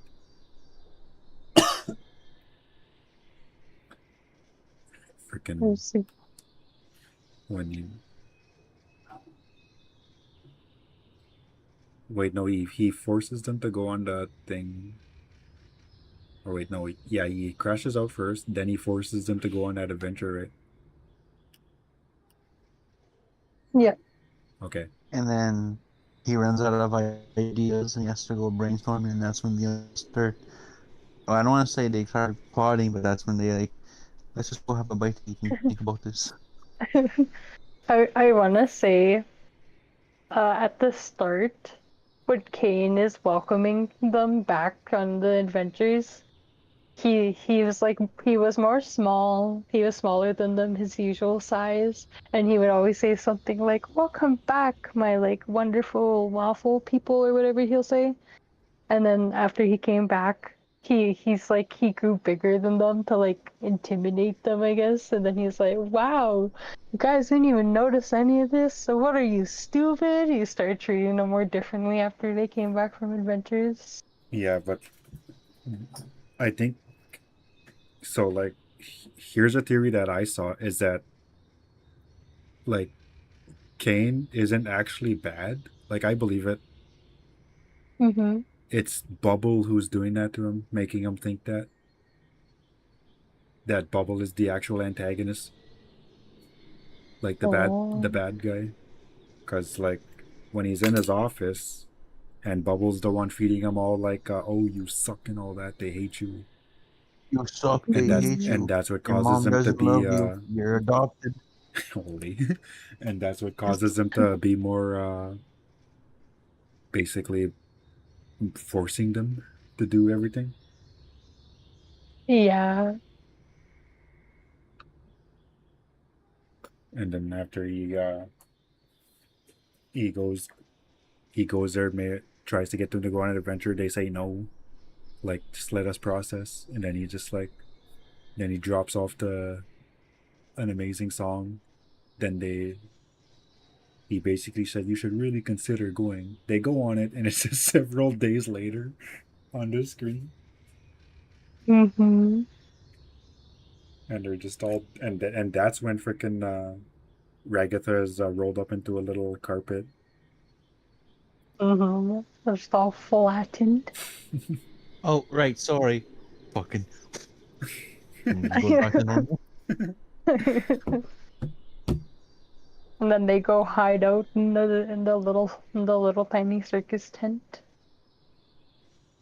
Goes up and has some coffee, some milk, some hot chocolate, chilling. Yeah. And some sandwiches. And I just like how we should just accept this and whatever the fuck she's saying. As she's about to take a bite of her sandwich, just fucking disappears. Comes back with fucking 10 knives in her. Are Hmm. you? Oh my gosh, are you okay? Yeah. Fine. Yeah, like I like how the I like how she doesn't even take the knives out. She just continues eating her sandwich. yeah, like she does take them out Hmm. eventually, but she just like I'm gonna go eat. She's Freaking like, eat first, worry later. just like I'm hungry. I want to eat something. It's like I gotta go heal first, and I'll take these knives out. But this is why I believe that they actually do feel it. It's just that Ragatha and Kinger are there the longest, so they don't feel it as much. Because like go back a couple episodes when like other characters are getting injured, like they're actually feeling it. Freaking Hmm. uh, Zubul burns her hand. What kind of freaking Gangle all the time. She gets pushed. She gets line drive by Jax, and she looks hurt. She's holding her head. Hmm. They're like, ow. Freaking Jackster when freaking Pomni is beating the living shit out of him. He's actually freaking reacting to the pain. Like he's like, ah, screaming. And Hmm. and then like at this point, I guess like she does feel it because when she's walking, she's like walking like as if she's in like immense pain or something, but she just wants to eat. Hmm.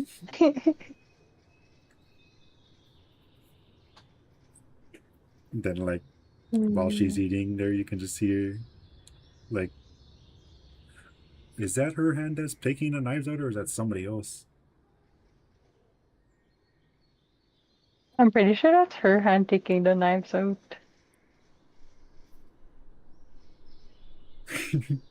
Freaking just casually, it's one by one. Then when they're all out, she Hmm. just looks normal. Yeah.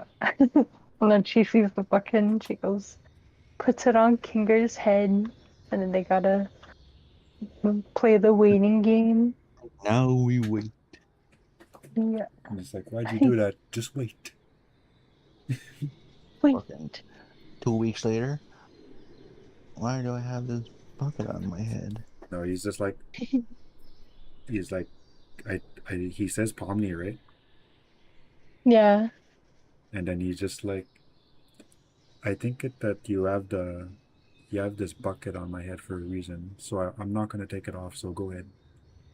And I think he says, I'm thinking you don't want me to take the bucket off. Yeah, he says something like Hmm. that. Yeah, I think you got it more closer to me though, like more closer than mine. Because I literally just finished watching that episode like yesterday, and I'm pretty sure it was like something about. I'm pretty sure you don't want me to. I'm guessing you don't want me to take this bucket off. And then that's when they're all like, "Wait, what? What? Kinger? He's like, he sounds sane. He's like, yes, it's darkness.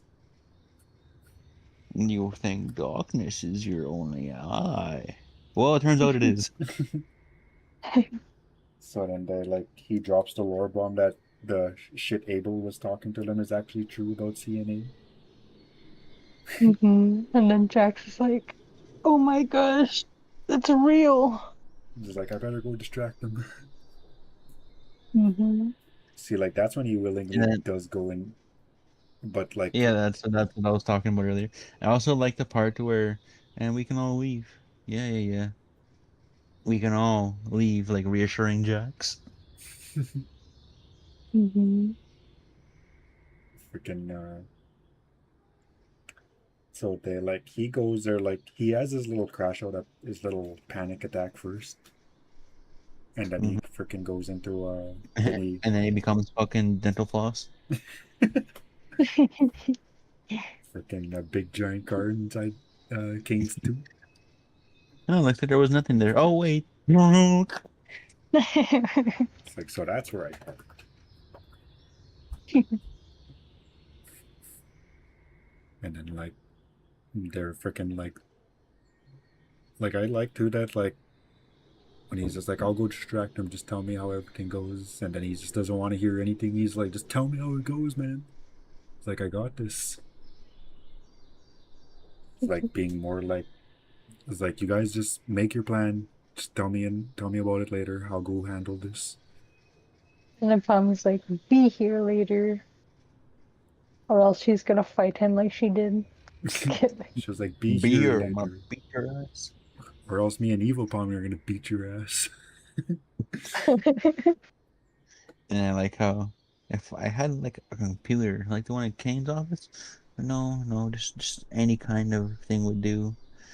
It's actually amazing that like Pomni remembered seeing that computer. Like, yeah, she looked at it for a few seconds, but you think in her state she wouldn't have fucking think twice about it. Yeah, because like Hmm. she was freaking mid abstraction state. Because when she just freaking go Hmm. insane inside there. Maybe she remembered it because she started going more insane by it. She's like, ah. She has trauma from it.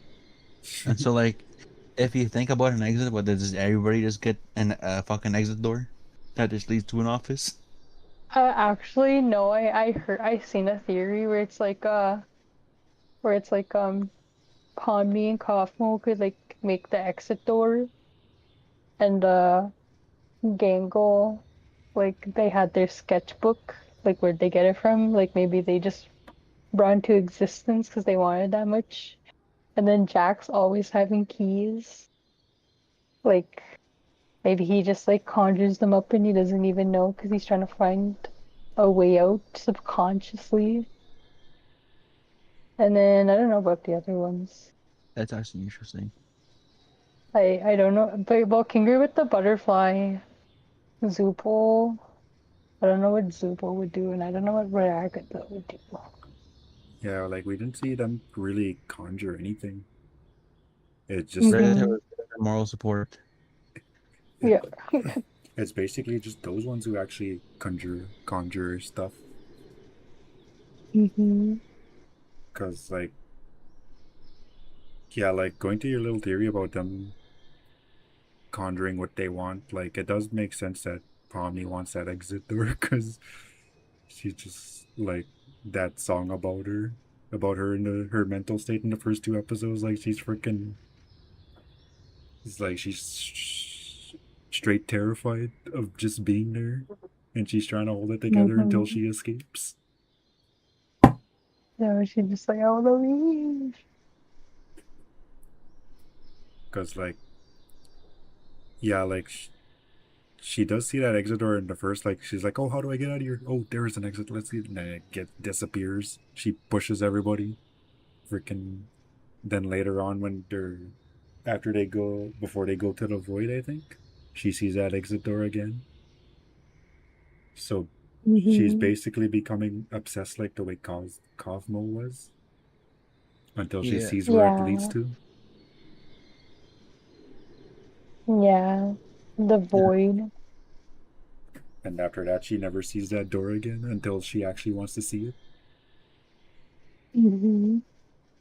And then I also just like how, all right, it's time for everyone to go get abused while Kinger does his thing here. No. Freaking like what's funny too about when Pomni goes back there, you could see her going back to all the places in episode one. She goes to the little monkey barrel, she goes to the mirror, she goes to the corner where she got Mhm. chased, and then Mhm. she goes and finds that door. It was Freaking, beautiful.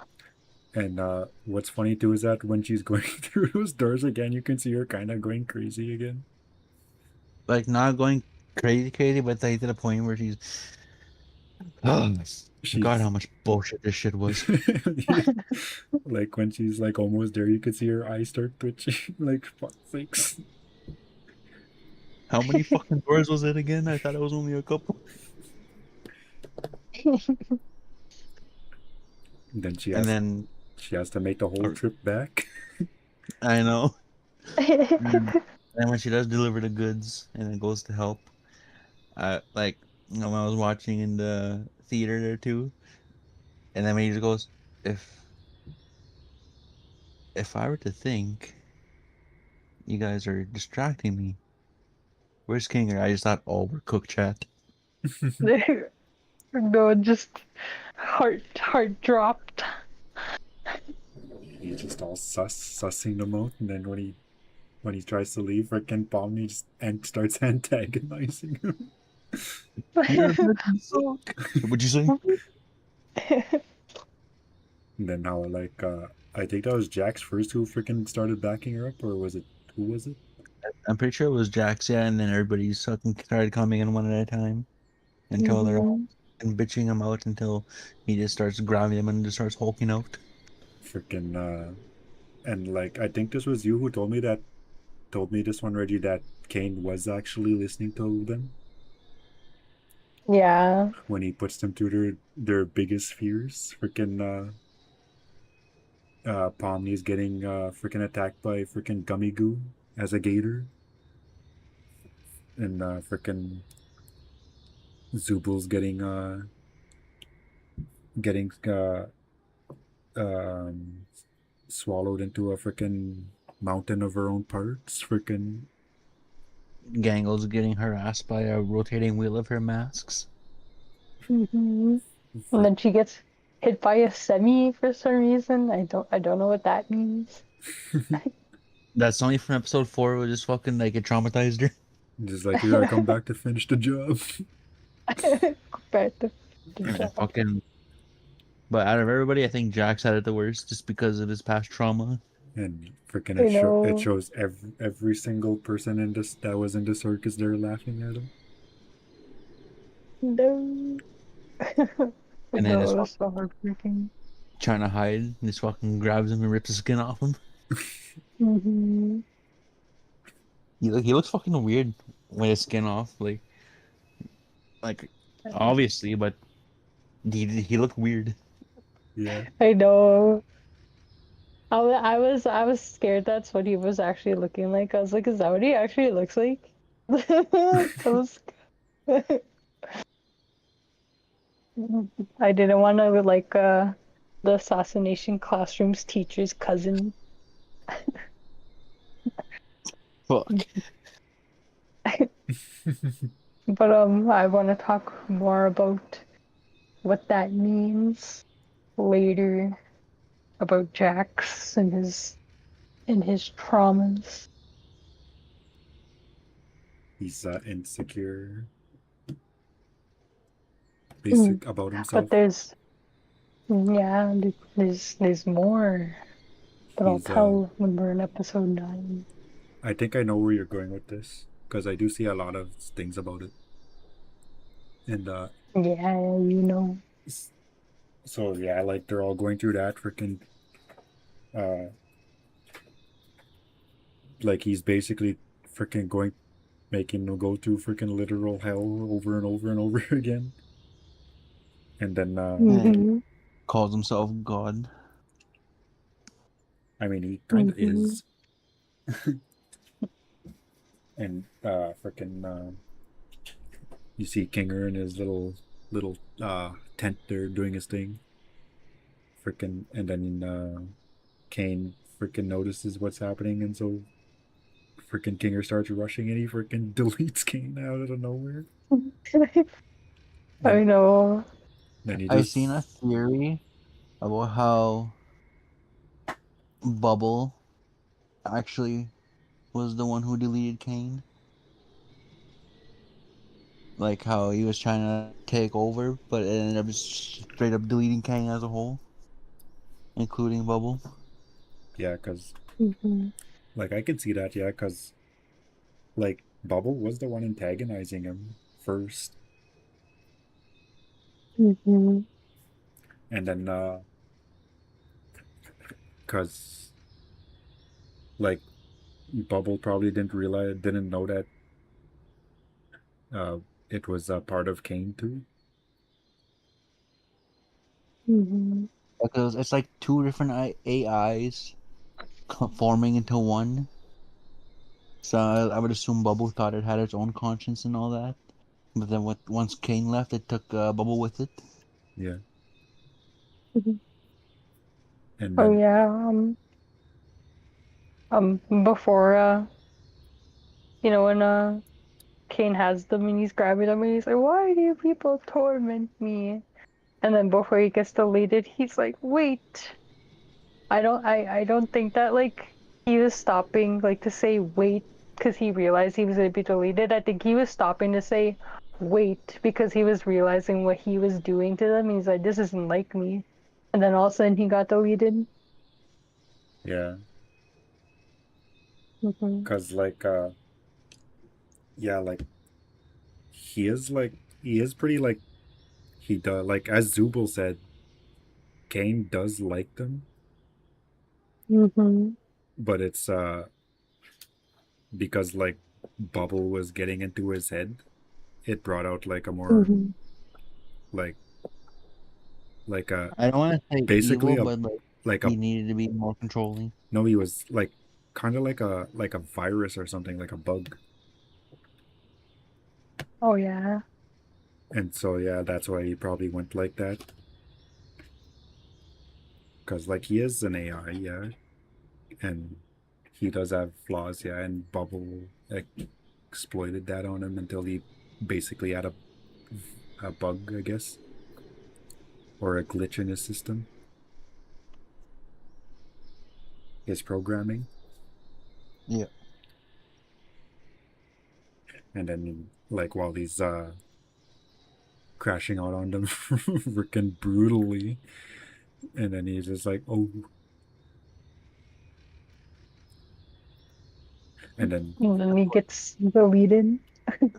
Papa Chulo would soul hurt when Kane got Thanos. yeah, I know, like got that like I was like, oh man, because like at that point I was like liking Kane, like I was getting past the Mario Party thing, and I was just like, he's not that bad once you don't think about it. And You then know, this guy ain't that bad. Gone. Oh. I was like, oh man, like like I wasn't as broken as she was. Like her, like Poppy Chulo was straight up crying in the theater. Her heart was gone. It just got ripped in half. Well, I can see that happening. And then after, and then I don't. after they're able to swear without censoring, that's when it got real. But then, like after that happens, the freaking circus just starts collapsing itself, and Kingery's still trying to get back King, and he's like, "Oh shit!" like he still gets censored, yeah, but that's because Mm-hmm. the it probably didn't process yet, Mm-hmm. and then he just everyone's wondering what happened, and he goes there and he's just like, "I think I accidentally deleted Kane." And then freaking Zubul, the last thing you hear is like, holy shit. Everyone just looks at her, freaking Gangle's mouth just wide open. I know. And then by the end of it, the little theme song starts to play. And then when you look in the credits, you'll see Kane and Bubble are gone. They're little animated characters that are usually there. So they really got deleted. I know. I love the opening for episode 9. Just fucking nothing. No one talking. Then it just shows them there, but yeah. Everyone's just all traumatized now. Hmm. They still had time to do the intro song before Yeah, they did. before they locked in. I just like how like everyone's like all shocked and like why is this happening? But then you just cut the jacks. You just all fucking traumatized. I was watching some reactions to people. Uh, Fuck, I was actually surprised how many people tried to say fucking Kaufmo when I said Pomni. And Pomni too. This fucking Gangle and Zooble and Kinger too. And fucking when just Jackson, everybody fucking said Kaufmo. But and Pomni woo.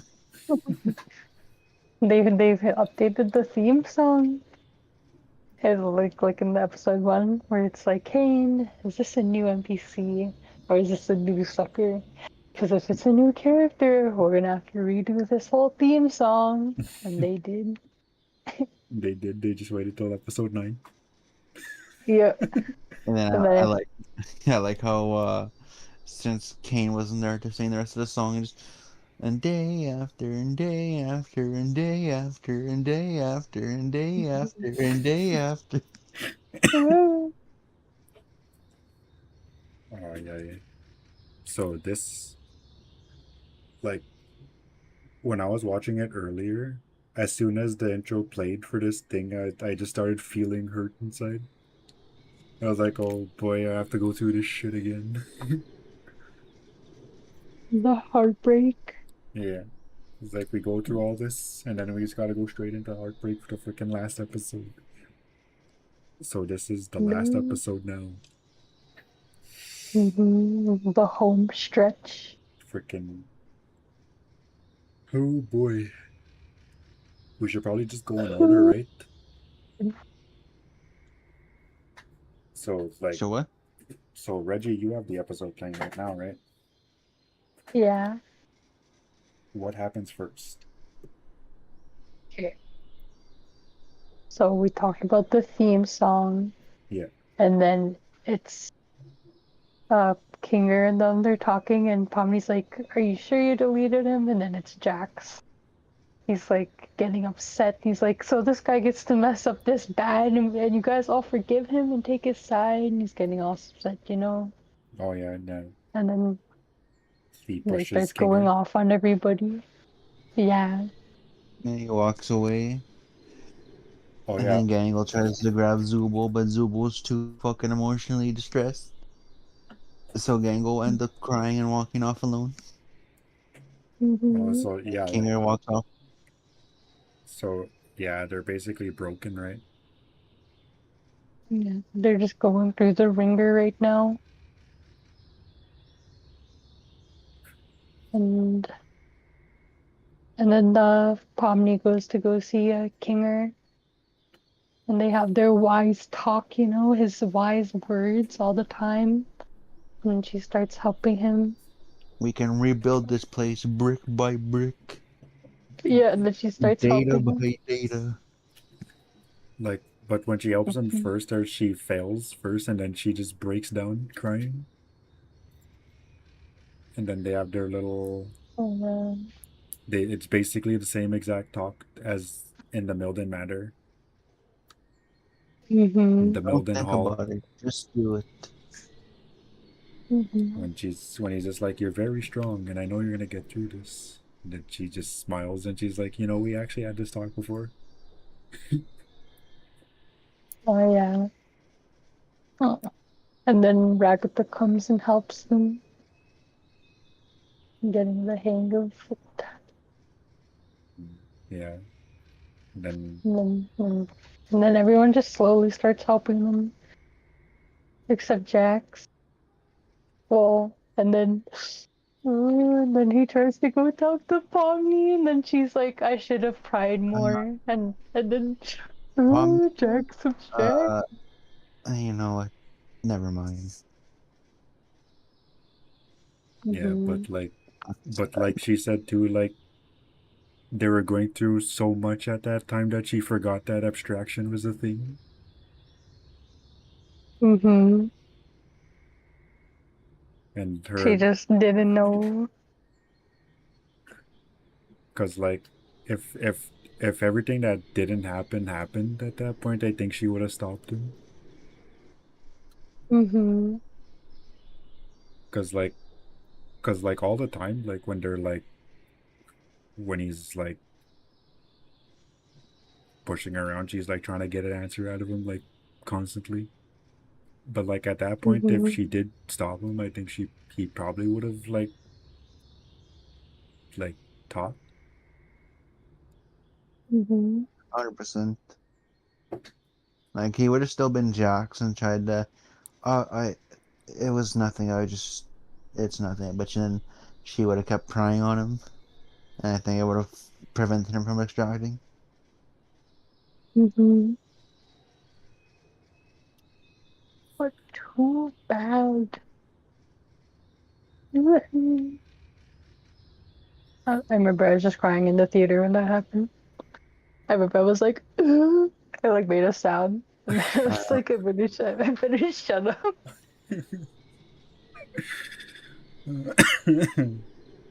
See, it's like just like, Like, oh, I wonder how Jack's doing. Cuts to the camera where Jax is, just fucking distracted. mm-hmm. see, like at that point, I was like, "Oh my god, freaking poor guy." Like at that point, I was Mm-hmm. like starting to lean towards what freaking Janie bawling, but like I wasn't like crying like her. Like I was like, oh, I was just quiet. You're like shedding one single tear going down your cheek. Then when Pomnia and Ragatha are having their little heart to heart, and she says that she sees Ragatha as her first or actual friend there over everybody else. Mm-hmm. And then they have their little uh well, when they talk about Ribbit and that freaking Yeah. Ragatha starting to break down about that, saying that she wasn't supposed to Yeah. say anything. Mm-hmm. And then they just hug it out and cry together. Yep. Yeah, a little moment. And then Pomni goes off to find Jax, and she takes him to the hallway, like where Kaufmo first was in the first episode. And Yeah. she breaks all the lights, and then she goes through his I don't know what to call it, but they're like if everyone abstracted what he would do, how he would act. So basically, in their world, their little world. Yeah, like after she hugged him, she saw him. And then the first one is what he would do if Ragatha abstracted, and that's when he starts choking Pomni out, and he Freaking. has that scary look in his eyes. But like before we get to that part, like this is like the hallway thing basically. Just going back a few seconds. Yeah. Like I like to like she basically pulls out her gun. Her gun. I'm gonna call that her gun. That's her gun. Mhm.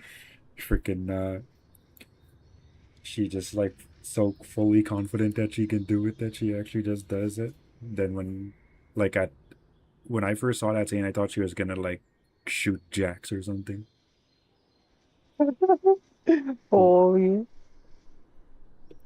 But like, but then when I saw her in the room there with all the lights, and then I remember that what Kinger said about his wife being calm Mhm. inside in the dark, Mhm. and then she starts shooting all the lights out. And you're like, oh, that's what she's doing. And like you could like the way she's looking at him, she's look like she's like mad, but she's also like conflicted as well. Like she's like broken. Like she Mhm. doesn't know what to do, so she just freaking jumps on him and gives him a hug, and then she gets thrown into his freaking headspace. Mhm. It's like, how could you let yourself extract, but then at the same time, it's like, I should have been there for you. Mhm. But yeah, I like that freaking thing with freaking when he's choking out Bomb and he's just like, oh, that fuck. I know that part actually like spooked me a little. I was in the theater like, whoa. Then he just And then laughs. that's the part too, where just a dark void and with rooms just full of fucking Jaxes. Yeah. Mhm. So like about that room there, it has it has for every single character except for two characters. It has a room. We just did Ragatha's room. Mhm. Whose room was next? Was it Zubal's room? Yeah, it was Zubo's room. So And that's fuck that scene the just fucking funny. stupid. I know he's like, I'm gonna wear something all gender freaky. And then he tells Gangle to meet her in his room later. And she's freaking Gangle just all like submissive, like okay. Like she doesn't say it, but like she was actually gonna go through with it. Hmm. Then she just looks Even though everyone's fucking eyeing her down like, yo, what? I know, even though she was like, I hate you.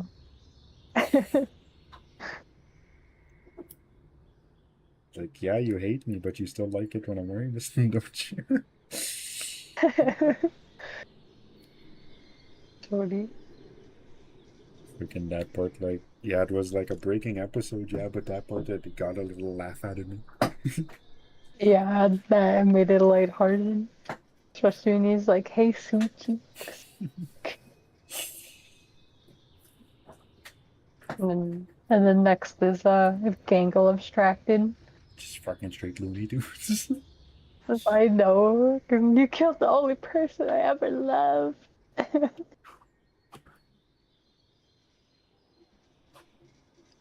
Oh, wait. Oh, yeah, let's just go through the doors first. I'll go back to the beginning part there later. So, anyways, yeah. And like that part just phony, just freaking really trying hard to kill him with the big crazy Looney Tune eyes. I know. And some Roadrunner stuff happens. Freaking Wily Coyote. Yikes. But then on the way down, you hear, oh. Oh.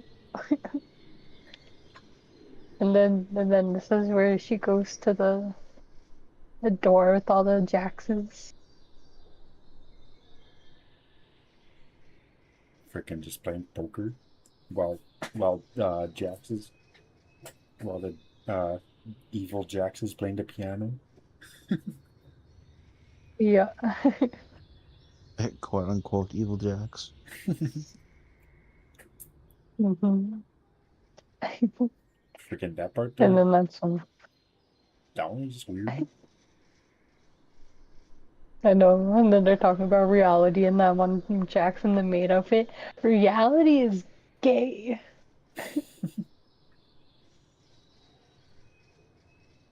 Then of course, like I don't know what that Bonnie did, but it freaking made all of them disappear. Just chuck that thing at Jax, and then you And just then they all started getting Thanos. yeah.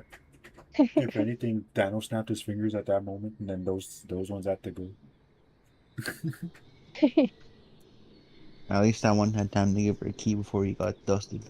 Yeah, and Mhm. like before we go inside that door here, which characters don't have doors for them if they abstracted? Um, Omni doesn't have one, and the Kinger doesn't have one. Yeah. So what I like, I read a little theory, and I think that Jax doesn't have a door for Kinger if he like because he just doesn't believe that Kinger can abstract. Like Kinger is Oh that locked in yeah. because he's Oh been there the yeah, longest, hey. That is true. and uh and he doesn't have a door for Pomni because he's actually afraid of what will happen. Like he doesn't want to think about it I I think the door that's locked off that Pommy can't go through is the door like for her. with where like yeah for her, and he locked it off to her because he just doesn't want to think about it, and maybe he just doesn't want her to know because that's his like he just doesn't want to seem weak, you know. Mm-hmm. And then the quote unquote evil Jax was like kind of like the part of him that is gonna let her in. hmm It's just it's unfortunate timing. Yeah, and then she goes through that door, and then you see the montage of how he got to the circus So like and started becoming bros with Ribbit and Kaufmo, and bef- then the before we go through what? this, before we go through the door, um, Yeah.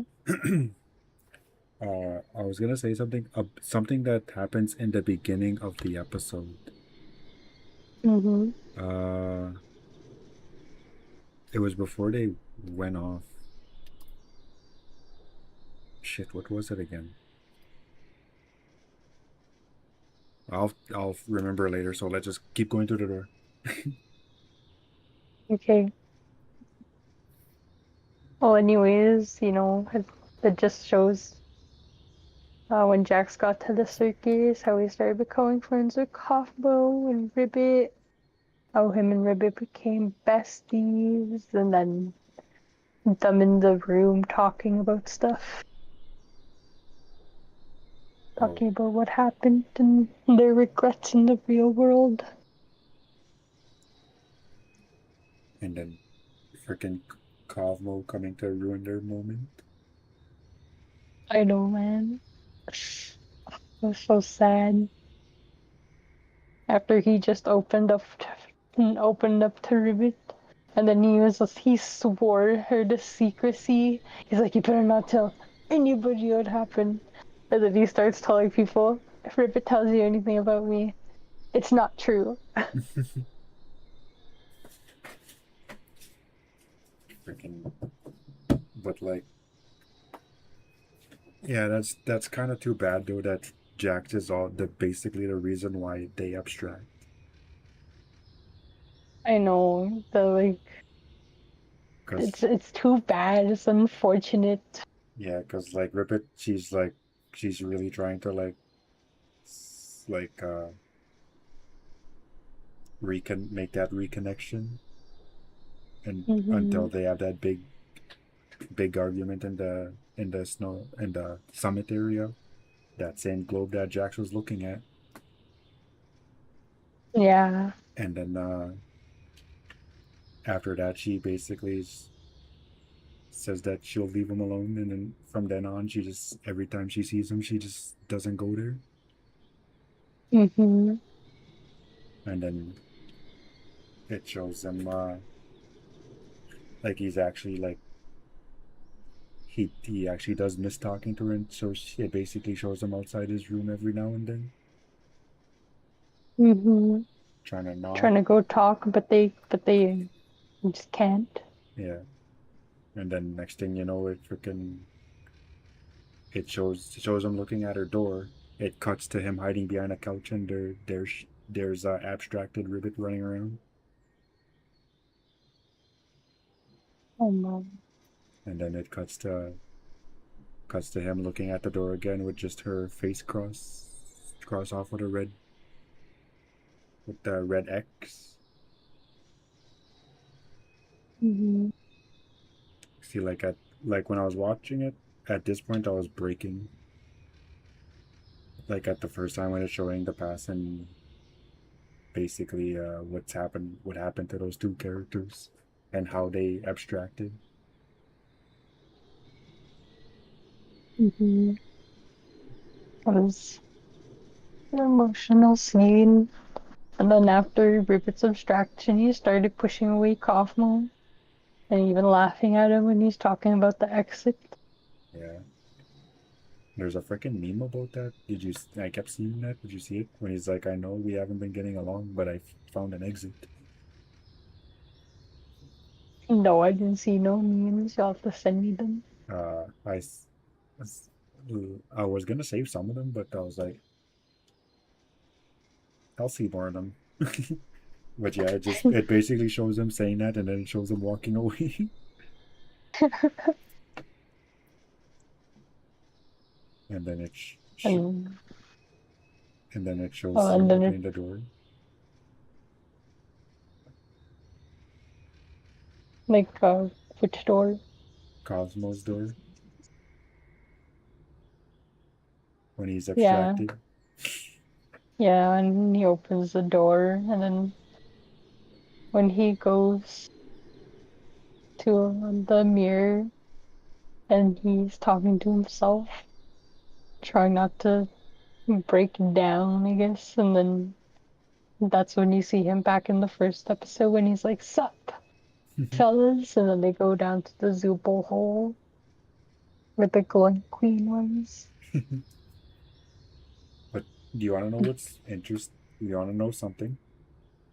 Mm. That bowling ball that he gets from Cosmo's room, that's Ribbit's. It's Cosmo, not Cosmo, but yeah, I seen that, and I was like, that just breaks my heart even more. Because when they're inside their room together, you can see that bowling ball inside her room. Hmm. I just somehow got to Cosmo's room. Wonder if he took it to like as a memory of her. Maybe I could see that. Freaking And then after, good. oh, I was gonna talk about what happened after that, but you can say your thing. Freaking yeah, like when it shows him freaking holding onto that bowling ball in the mirror, and he just having a mental breakdown. Hmm. Then he like collects himself, goes to see the game, but like Yeah, you can totally tell he was like, oh shit, might have a breakdown again. Like when you watch it again, like now that you know that what was yeah. happening. Hmm. And then he starts thinking of Pomni. And then it goes to the scene where she sees him in the lighthouse room or in the lamp room or the The street light thing. Yeah, the street lights, that part there, that was just like at that point I was like sitting there with Poppy Chulo, just like like we were just sitting I there know, crying together. I know, I was crying too, man. Like the you're not supposed to miss me. You're not supposed to love me. It's like, oh man, like we're crying right now. I was kidding. Yeah, just like if I was watching the episode, I'd like, cause like when I woke up this morning, well, I guess yesterday, but anyway, when I woke up there, Hmm. cause like I woke up to like have a shot of that drink, that Yeah. Coca Cola. I woke up and there was that scene playing. I was just like just laid there and watched it, and I was crying. And I went, and I guess I passed back out. You just woke up to watch the lighthouse scene and you're like, and then you went back to bed. That's the first thing I remembered when I woke up. Woke up, I was like, um, I was just like, I watched a white. I woke up there during the light post scene, and I was crying.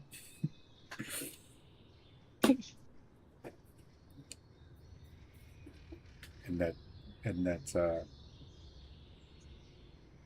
it's it's pretty touching that freaking Pomni actually talks more like after she reaches him, she talks more like as if how he would talk. Like Yeah. he doesn't say, "Why didn't you just come talk to me?" She's like, "You should have just talked to me, man." Mm-hmm. Just like, "Come on, man, I'm a bro here. I'll beat her." And then Mm-hmm. And then she hugs him. And then he says that it's too late for him. And like, he did this to himself. but she's just like she just doesn't care about it. She's like well, at least tell me now. Talk to me now. Yeah, she's like, mm-hmm. Then And then he at hugs that, her. yeah, he just fully accepts it that like this is probably the last time that like I'm starting to feel the pain in my neck. That's the last time that he's gonna talk to her. Mm-hmm. He's like, I hate you. You have to complicate things all the time. He's like, "Yep, that's what I do." Mhm. And then they're just sitting there hugging out. Then he starts breaking, freaking Avenger style. I don't want to go, please. No. And then his last words, I don't want to go. And then he just starts panicking. And then she's like, stay with me, man. And then his abstracted form steps on those like little pipe things. The And then flashbangs. isn't she lovely? Yeah, the flashbangs. And then isn't she lovely starts playing. And this is what I wanted to talk about with Jax. I think like the thing with his mom and like what he told his mom and when she berated him, I think he told her that maybe like he was trans Yeah, and then that's why he always had this like he didn't like the feminine stuff. That's why he was so mad when he had the maid outfit on. Why Ribbit put that bow on his head. Why his why I'm gonna say why her room is the way it looks. And that's what I think. Well, I don't even think it's actually confirmed. yeah, I saw that. But yeah, yeah, and it's like, oh, my baby girl, my Shayla, my baby boy became my baby girl in a matter of moments. Freaking I mm, yeah, like see, I knew you were going there with that because like yeah, I was like, yeah, I know where this is gonna go later. mm-hmm. Freaking Still though, like I wonder what would have happened to Pomni if Zubul and everybody else didn't go grab her and save her. I know. I wonder what would have happened. Like, cause she started like she's like glitching out all deadly and everything. Yeah, because like if I think she probably did prepare that she would probably die there with him. Mm-hmm. Because like as soon as the flashbang went off and everything was going bright, she just tried to hold on to him tighter, and that's what basically gave Zubul a harder time to get her out of there because she was trying to hold Mm-hmm. on. Yeah, she wanted to stay with him, and then she just got all glitched out. And then they made the pillow fort for him.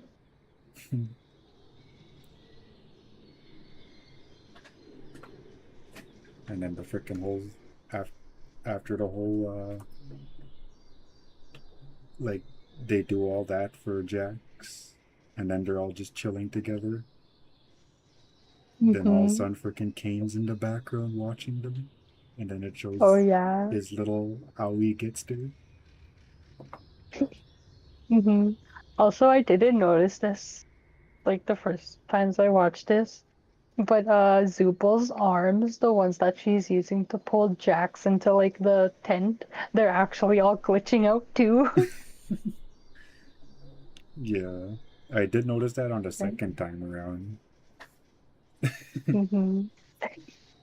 Just And then like, this Gangle just standing there, and then oh, she's finally like, hoo, hoo. yeah, like when she realizes that Jax first subtracts, she doesn't know whether to. She just like not even no emotion showing or anything. Mm-hmm. She just like, I'm sorry, I'm not able to cry for him. But then it's understandable after what he put her through. But then after a while, she's like, she's really gone. I hated him, but I didn't hate him. He's like, I hated Jax, but I didn't hate him to the point that I wanted him to die. For real. Freaking, that's just sad. When, like, I think out of all the artwork that Kangle did, I don't think one of them has Jax in it. I don't think so either. Because when it shows her little art thing there, it shows you could see Pomni, Kinger, and all of them, Mm-hmm. but you just never see Jax.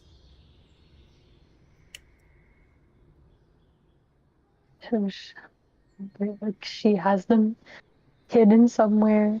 Kidding.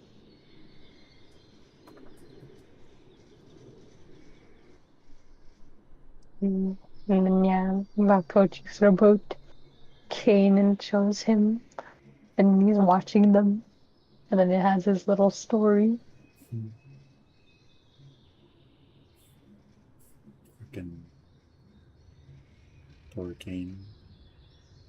See, like at that point, that's what, because he does say like he's like when he takes that little blue thing out of his head, he says, "I'm gonna miss you," Mm-hmm. and then after he sends that blue bubble, that little blue thing away, and then when he goes through his whole sequence where he's trying to go to the internet, that little door, and Mm-hmm. then he's trying real hard to get there. He does get there, and Mm-hmm. when he freaking goes to that little, he goes to basically Internet Explorer, I guess, Mm-hmm. to recreate his uh to give him a connection to get back to the circus. And Mm-hmm. then like before he goes, he quickly searches up all of them, even Jack's. Mm-hmm. Wants to give them something Yeah. from their world. Oh yes, the thing I was gonna talk about earlier was about Mm. when Kinger was in there, when he tells them about everything. Like he saw like a folder of files, brain scan Yeah. files, and then that Mhm. and that's what emotionally just breaks everybody. Mhm. And they're just all like they're like all starting to cry, like I've always known, but I just didn't want to believe it, Mhm. that they're not real and that they're actually just creations. Yeah, like they're just scans of other people, and they're in there, but they can never leave because they're just brain scans. And that's what and Pommy's trying to like when she just like I get that, like we can't, like even her, she's breaking, like it's okay that we don't, like yeah, we can never leave and all, like but like at least we'll still have each other and everything. Mhm. And then like nobody gets uplifted from it, and they just all go on their way, and that's what breaks Pommy down when she goes sees Kinger. Mhm. And then back to the little Kane story over there, because like that's just what I wanted to say. Go back then. Oh yeah, before you forgot. Yeah, that's what I mean. I was like, I'll remember it later, and sure enough I did. So yeah, I like for Yeah, it Kane. just goes to him searching all of their stuff about Abigail and everybody. It's pretty And hmm? it's pretty interesting how he just had, like, he just knew about that and just didn't bother telling them, like, yo, you're not real. It'd probably save him a lot of trouble, Mhm. Real. because like when he digs in his pocket, he just has their real names there, and then he just searches them up. Mhm. Maybe he just maybe he took their names from them. Maybe he like took took their names. I don't know how to explain it. Or maybe when he searched that file, that's when he knew that they weren't real. Oh, maybe yeah.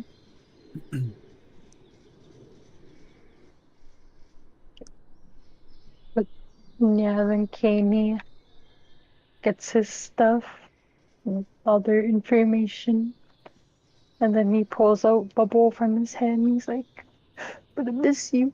And then he lets him go out into the void, never to be seen again. And then he goes back to the circus, and he sees the moon, and he's like, "I never programmed you to say you love me." I know. Freaking, Mhm. he just the freaking moon just trying to get frisky with him. I know, freaking in the first episode. Hello, Kane. I love you.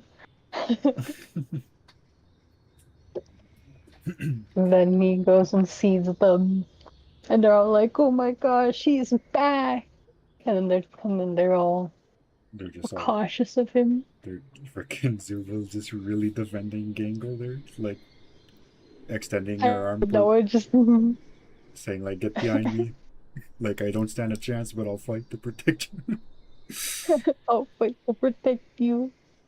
I thought that was sweet. And then he's just like, I know you guys are like afraid of me and everything. Hmm. And then Mm-hmm. he freaking spills his heart and soul out to them. And then Mm-hmm. they're all just like, it's gonna take a lot for us to trust you again, but it's still good to see you again. Yeah, and then he's like telling them he's gonna give them complete control over the circus. Yeah, Let them do basically like a open world kind of thing for them, yeah. and, and then he shows them their little montage. Their little life story with their real people. Yeah, yeah. but I don't think freaking Kane knows that they know that they're just brain scans until Pomni says Mm-hmm. that she's not Abigail.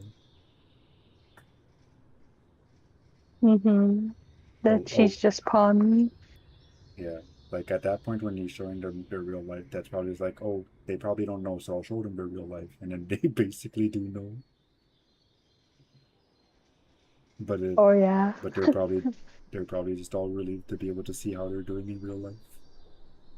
Mm-hmm. They're like, we know we're real, but like they're not real, I guess. They're just a copy. But Yeah, it's still nice to see that they're still doing good out there. can they're just all like, and then they start questioning it later. Do you think it's actually true? Mm-hmm. For real. You really think so? And then they even see Jackson's too. And then Kinger's two kids. Hmm. Oh, so beautiful. I think that lady in there is Queenie. Mm-hmm. Yeah, that's his wife. And then they show Jax and then Kane he takes off his hat and commemorates. It's like I wasn't here for the funeral service, Mm-hmm. but then he even offers to send them to the cellar, and they're just like, no, we got something. Mm-hmm. And then they have their montage of showing Kane all the things, playing D&D with Kane, and playing more softball. I wish they should have brought back the evil big tops just for that, You know, for a second.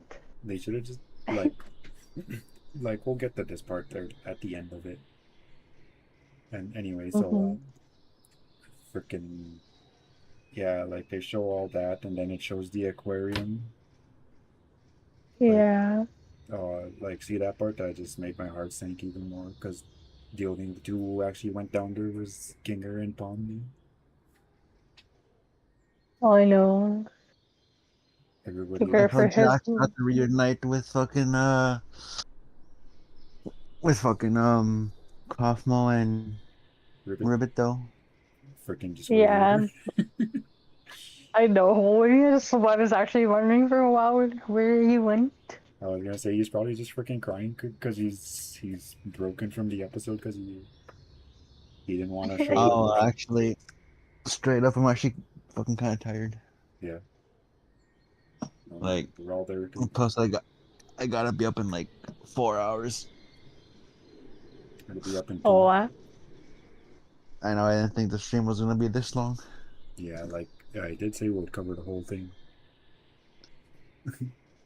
but we're just really doing a deep dive into it. yeah, Like I didn't fall asleep or anything, but I've just been listening, yeah, like it. just like Oh staring at the yeah. ceiling, closing my eyes. Yeah, it's fine if you're gonna do that. Yeah, because like at the end of like when we're done doing the whole thing, like if you want to leave, that's fine. Because like I'm still gonna add some thoughts at the end and show my Pomni fan art. Mm-hmm. It's kind of crazy, It's okay. but like I want to add to it. That's why I told Papi Chulo to send that picture to me so I can edit This it. fucking this chatting way. Oh, and I like when they are reunited. What the fuck? This guy still here? Freaking yeah, but like realistically, like if they got unabstracted, I think freaking Ribbit and Cosmo would just beat up Jax. For real, they just be like, "What the heck is wrong with you?" They'd have to beat him up and then they'd be friends. I don't think they would be friends. They just freaking beat him up whenever they see him.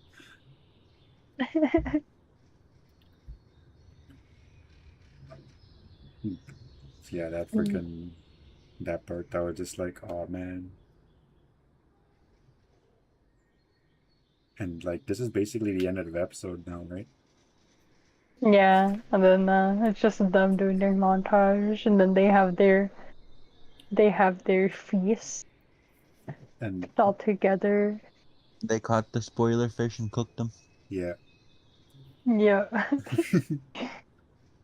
you know, and then it's pretty cool too. Is mm, that the final segment is basically mirroring Pomni's first dater when she's freaking going crazy at at the dinner table. yeah, but instead it's like more sweet. She's like watching everybody and she's smiling and then she actually starts eating. Unlike episode one where she's just staring into the distance, Mm-hmm. going crazy eyes. And then when fucking Regatha was walking past fucking Zubul's room, and you just see all those fucking sound animation things coming from the door, and she just looks all awkward. Just, oh yeah, they're fucking here. They're fucking alright. Yeah, they're Mm-hmm. After when Zubul asked for. freaking like she asked for it, she got it for it, and then sure enough, first thing you know, they're freaking in there. They're like, quick, well, Jax can't walk in on us anymore. Freaking like when they're doing the little cooking scene during that the credits. If you watch, Mm-hmm. like it doesn't show long, like maybe like a second. If when it shows, it starts off with Kane and then it starts going towards left more. So you only basically have Mm-hmm. a second to look. That the thing he's making is bubble. Like the little cookie. Yeah, he's making a little bubble cookie. Oh, I seen that. And I was like, oh, they're so cute. And then it shows them in their real world, going to their bus stop.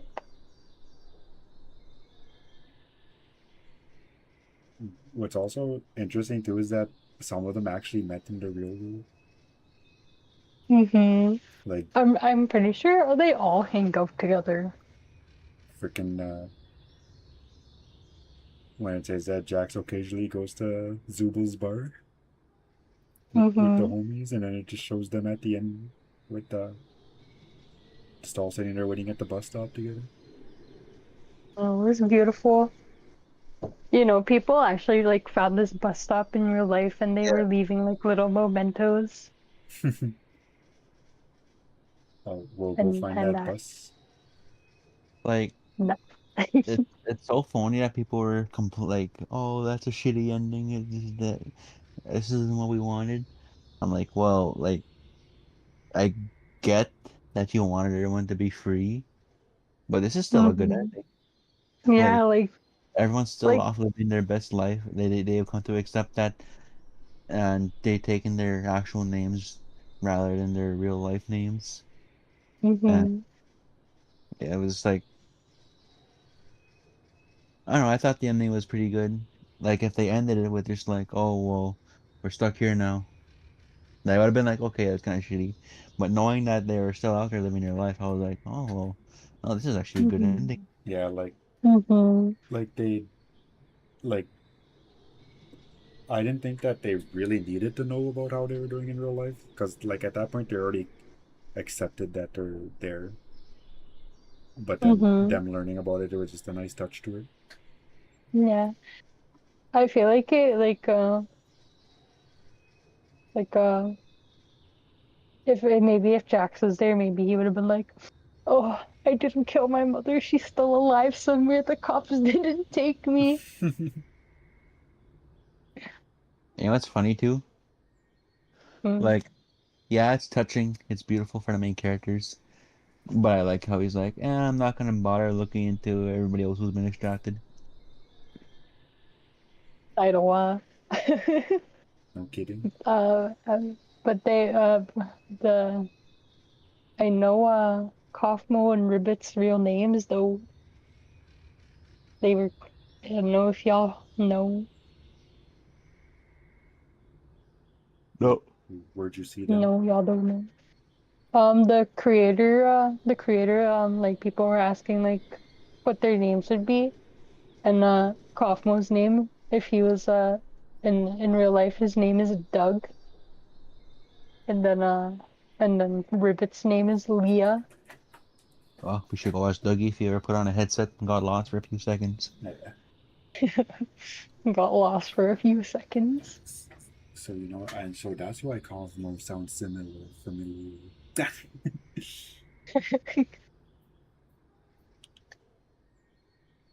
But overall, what do you rate the show, guys?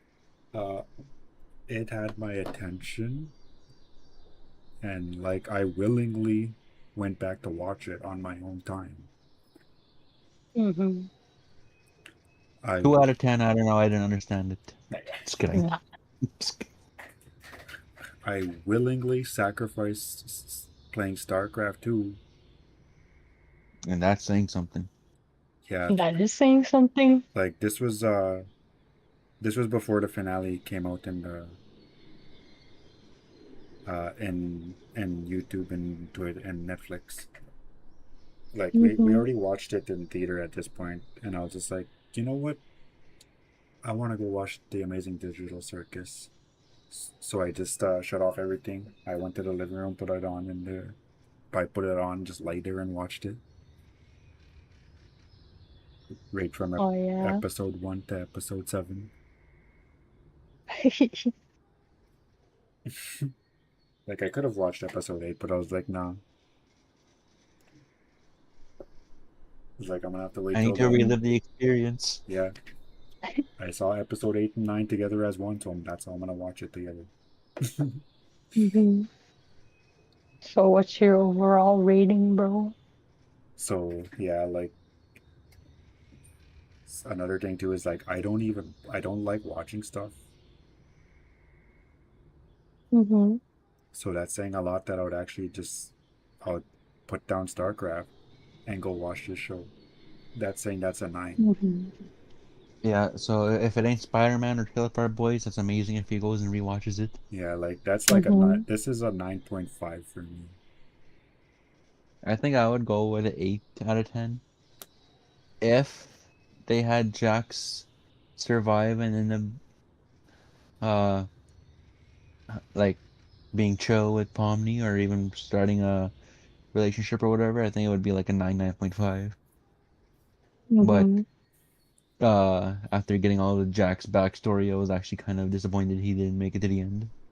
But I was still happy he at least got to reunite with Ribbit and Kaufmo, just not the way that people would have wanted. Yeah. Mm-hmm. So like, what about you, Reggie? Did you say you're ready? No, but I really like the show. Watching all the episodes come out slowly, like thinking of my own little theories, and like just watching the characters develop. And I really grew to love the show. Like God, I did. Organically with the fan base rather than just like when it became a big deal. I would say Yeah, like I would say I'm gonna guess your rating. Your rating is a 10 because I seen all the freaking jacks you drew. yeah, it's a 10 for me. Like You it's a fucking really good show. when you first asked that, so what's your rating? I just picture, no, It's like no, I'm not gonna tell you. here's 100 pages of Jack's fan art here, and Pomni's in some of them. And Pomni's in some of them. I actually I drew a Pomni thing a long time ago, so she was actually the first character I drew. Well, The first character I drew was Pomni as well. It was her little face on her door. hmm But that was just me like practicing, and that's like copying another thing too. So like to me, that's not fan art. Fan art is making your own thing. And hmm this one right here, this is out of every single thing that I've ever drawn. This is the first thing that I drew on my own. Like so, this is like an actual fan art that I made. and it's pretty damn good too. It's Mm-hmm. it still needs a background though.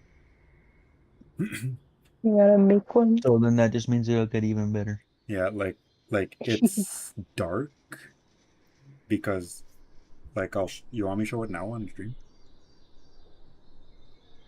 You can show it now, yeah. But I'm gonna be logging off right away. Okay, so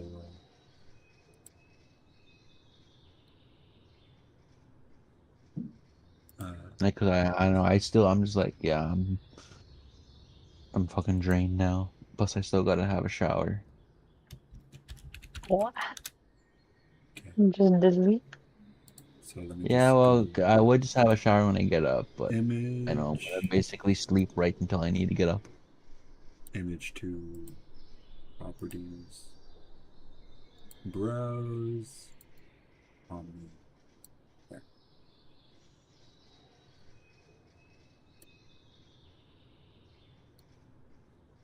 I think it goes up here. And there. I already know I'm gonna get bitched at in the morning. How come you don't fucking come lay down? So this is what I drew. That's the first actual fan art I've actually made on my um, own time. Uh, Reggie, you already know it. I already know. Yeah. So like, let me just like describe what's happening here. They're having a bucky. Just kidding. Yeah. So what's happening here is this is like an alternate reality where Jax does live. He doesn't die. Well, he doesn't abstract, I mean. But over time, like they still go on their little wacky things. But one of them causes Pomni to go completely insane to the point that she's just straight up antagonizing everybody again. Like the same way that Jax was, but just much worse. Mhm, So there's basically like fanfic basically going on behind this. mhm, So yeah, like so in this picture here, she's basically in the middle of abstracting the very cent in that little title down there. It's that eye. It's basically the same color as Pomni's eye, Or but not like the opacity like down like half. mhm, So this is full opacity, and that's like I think it's 30 opacity to get that shade of red. oh yeah. And then you have like the yellow on her clothes. You have the red on her clothes and her pupil. Then Mhm, you have the center, not the center, but like kind of center. It's blue, and then mhm. the very center is just dark red. Yes.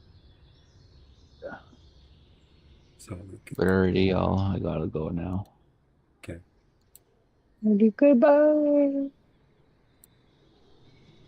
adios. Yeah, I'm gonna end my stream first. Oh, I got disconnected from the game. Anyways, so like, what do you think is gonna happen after this? Like, I know it's over, but like, what do you think happens? Mm, I think that they're probably just gonna be living their life in the circus. Pomni's gonna slowly learn piano. They're gonna still watch over the abstracted people. Maybe they'll even find a way to bring them back. Who knows? And I don't know. I feel like they're just gonna be doing what they were always doing, and just chilling. Maybe they'll find new things to do. Maybe they'll actually go to the carnival that they never visited.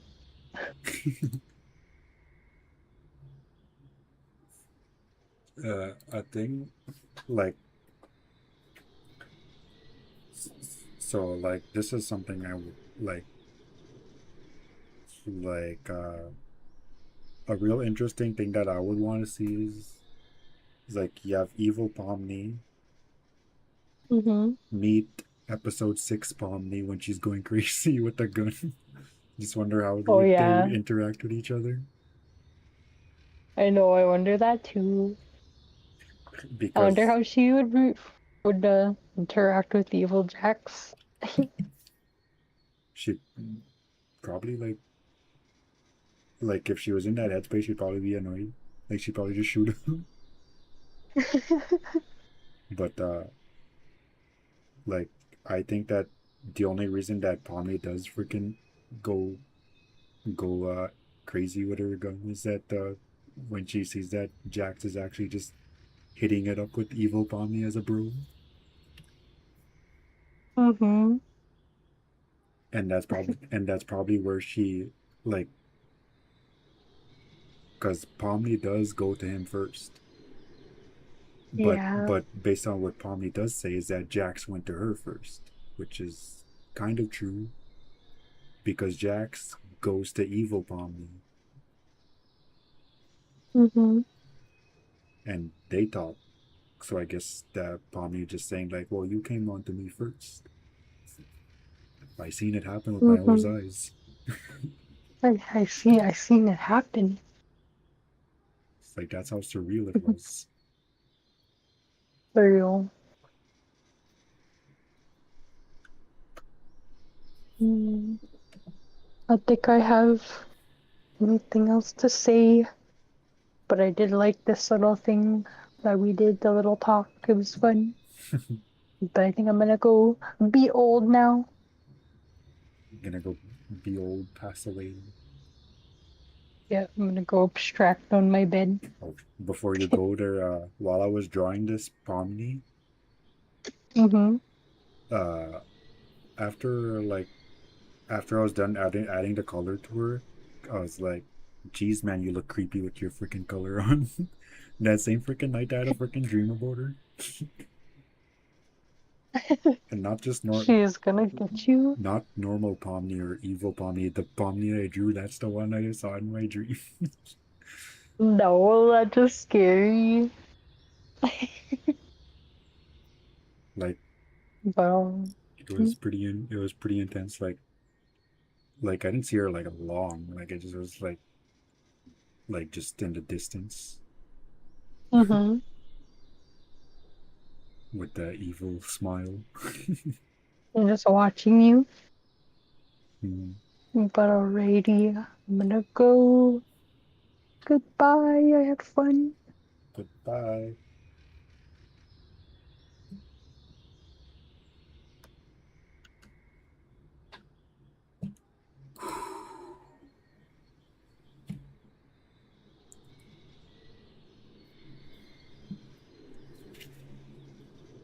So yeah, like honestly, yeah. If this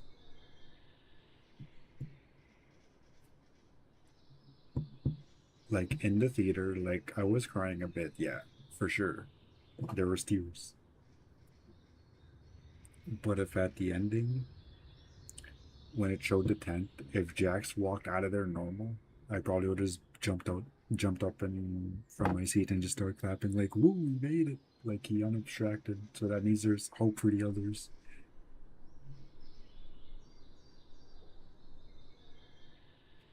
Like, and I'm gonna be real honest about this. So, the day we went to go watch the digital circus, the last act in theaters, we did go to the theaters earlier that day. We went to go watch Scary Movie 6. It was pretty good. pretty funny. Like I had laughs on it. Like yeah, sure, some jokes were pretty crazy, but it was funny. But if I got to go back to the theater and I only had one show to watch, and if it was between the Scary Movie 6 and The Amazing Digital Circus, the last act, I would watch this. I would watch the Digital Circus over Scary Movie 6. Like the Scary Movie, I would give it. I'd probably give it like a 7. Like it was pretty crazy, but I really wanted them to go harder with the jokes. And this one, like yeah, like it's not out for that. Like sure, but yeah, like, overall, I preferred this one over the Scary Movie 6 if I got the chance to go watch either or in the theater for the last showing.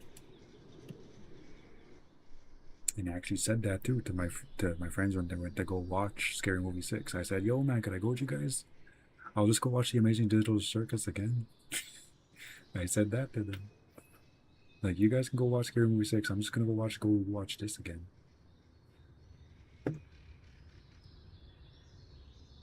Oh yes, and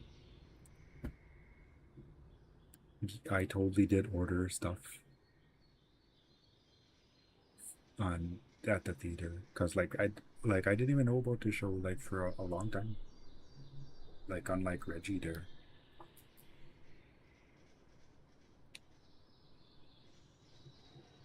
So I saw the poster about it, like a post, and then I saw the poster. I was like, like because I recognized some of the voice actors, and I was like, and then I recognized Jack's character, and I was like, that's yeah, that's the exact same person that on the little thumbnail, I guess, for the music that we play when like we have some drinks and sit outside or something and gather. And that would be Reggie, one of Reggie's songs. They would always have a picture of him on there, and I was like, "Oh, that I know that person."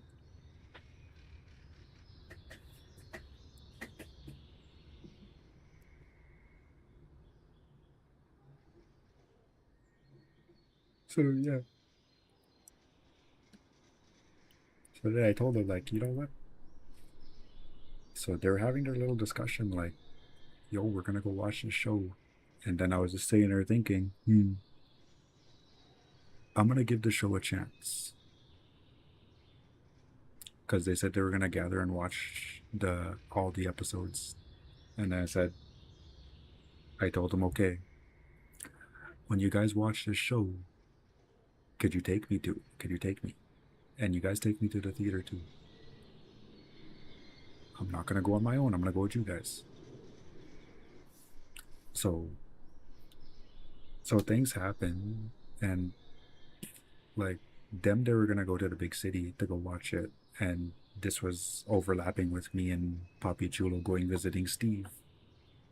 So like we're just like we kind of made plans with Steve, so we're gonna just go visit him. We'll go watch Scary Movie 6 in the theater there because we kind of do want to watch Scary Movie 6. It's like I was like, yeah, I'm gonna go watch that instead. Like I'm not gonna go watch this show, the last act, because I didn't watch any of the other episodes yet. So we do make that plan, and they're just like, okay, well, we're gonna gather today. Are you gonna come over? And then we're gonna watch the Amazing Digital Circus. And that's when I said, okay, like I'll go watch it, but like don't say any spoilers, because if I'm on episode 1, you say something that happens in episode 2, I'm not gonna like that show. I'm just gonna put the show down immediately. I don't care if I like characters in the first episode. I'm just gonna drop it right then and there.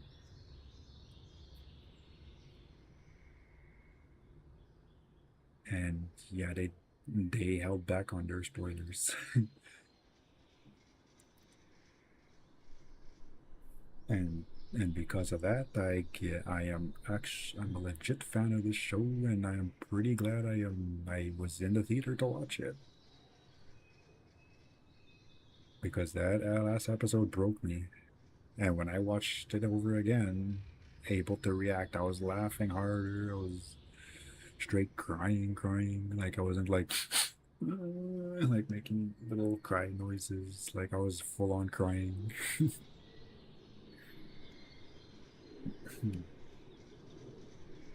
But yeah, I love this show for the songs. My favorite song from is Digital Hallucination, followed by the one who's running the show,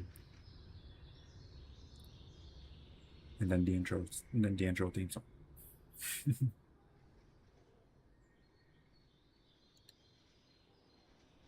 Ooh. You know, I really should have had some water for this throat's kind of dry, so I'm gonna stop streaming now. It's been like, how long has this been? I don't know, like 5 hours, I think. Let me see. Um, for some reason, you don't see the time. Oh well. Yeah, I love this show. I'm gonna make more fan art of it, and I'm gonna also make a fan fiction of it. I am halfway done it.